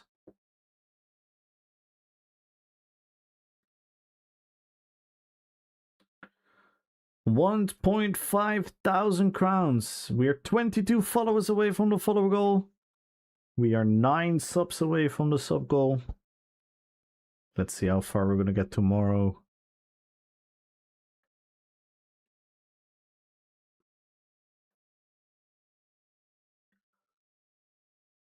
And the winner of 1.5 thousand crowns in 5, 4, 3, 2, 1. And the winner is 14,368,906,349 crowns. Okay, Corellia. Wait, it's not fun. Corellia isn't here. Let me pause that joke until he's here again.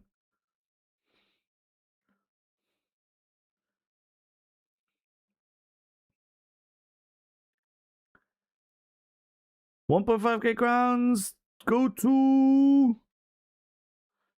Mr. Ember Fairy.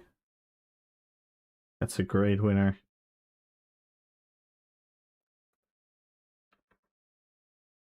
Again, as always, exclamation mark winner, exclamation mark Roothouse.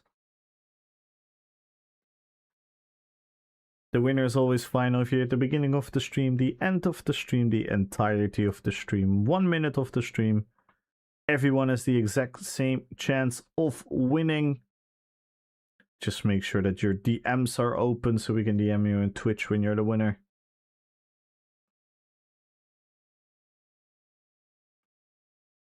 Alright, now let's see who we're going to rate.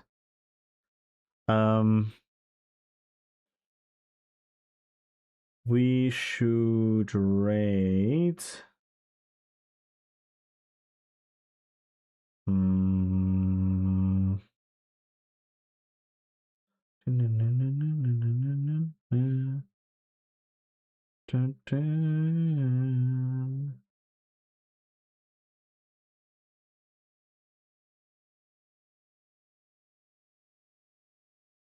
Thank you, Ultra. Yo.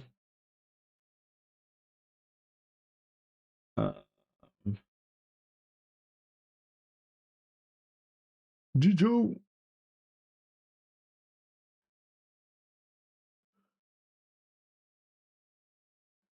Shall we do like a... Shall we rate someone a little bit more unknown again? Like someone we haven't rated before. Let me see.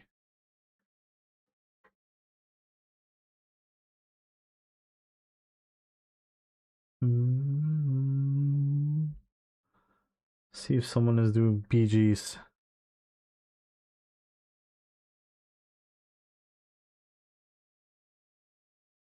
Oh, wait, Nelly already rated someone?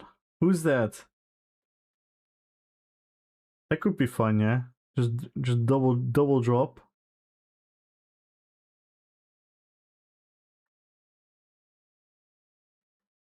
Who was that, Sim?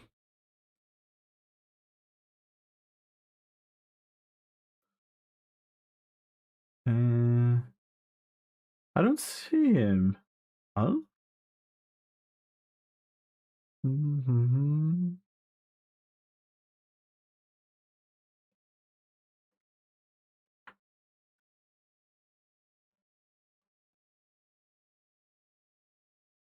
Oh, I'm just blind. There they are.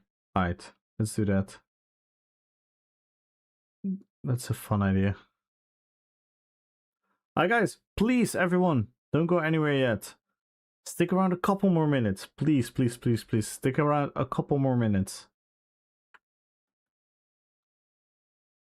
Grab some emotes.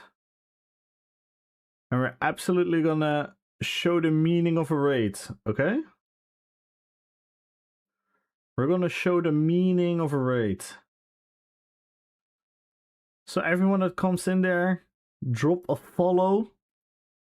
I hope he has like a follow alert. We're just gonna make the follow alert go spam. Everyone post a bunch of emotes in his chest. Yes. Come all raid. Let's go.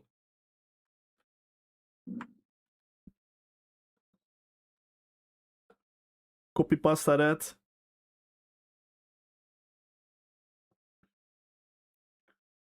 Absolutely gonna blow up the chat, okay? Thank you guys, thank you for all the beautiful conversation. Demonic Wolf, thank you for the 30 gifted subs. Ben, thank you for the 5 gifted subs. Elite, thank you for the biddies. Ultra, thank you for the 100 bits. MRK, thank you for the 11-month resub. Thank you guys so much.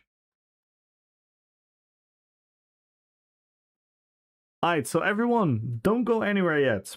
Don't go anywhere yet. Please, please, let's just give him an unforgettable raid. This is fun. Let's give him an unforgettable raid. Everyone hit that follow button once you land in there. Spam the raid message. And give some good vibes.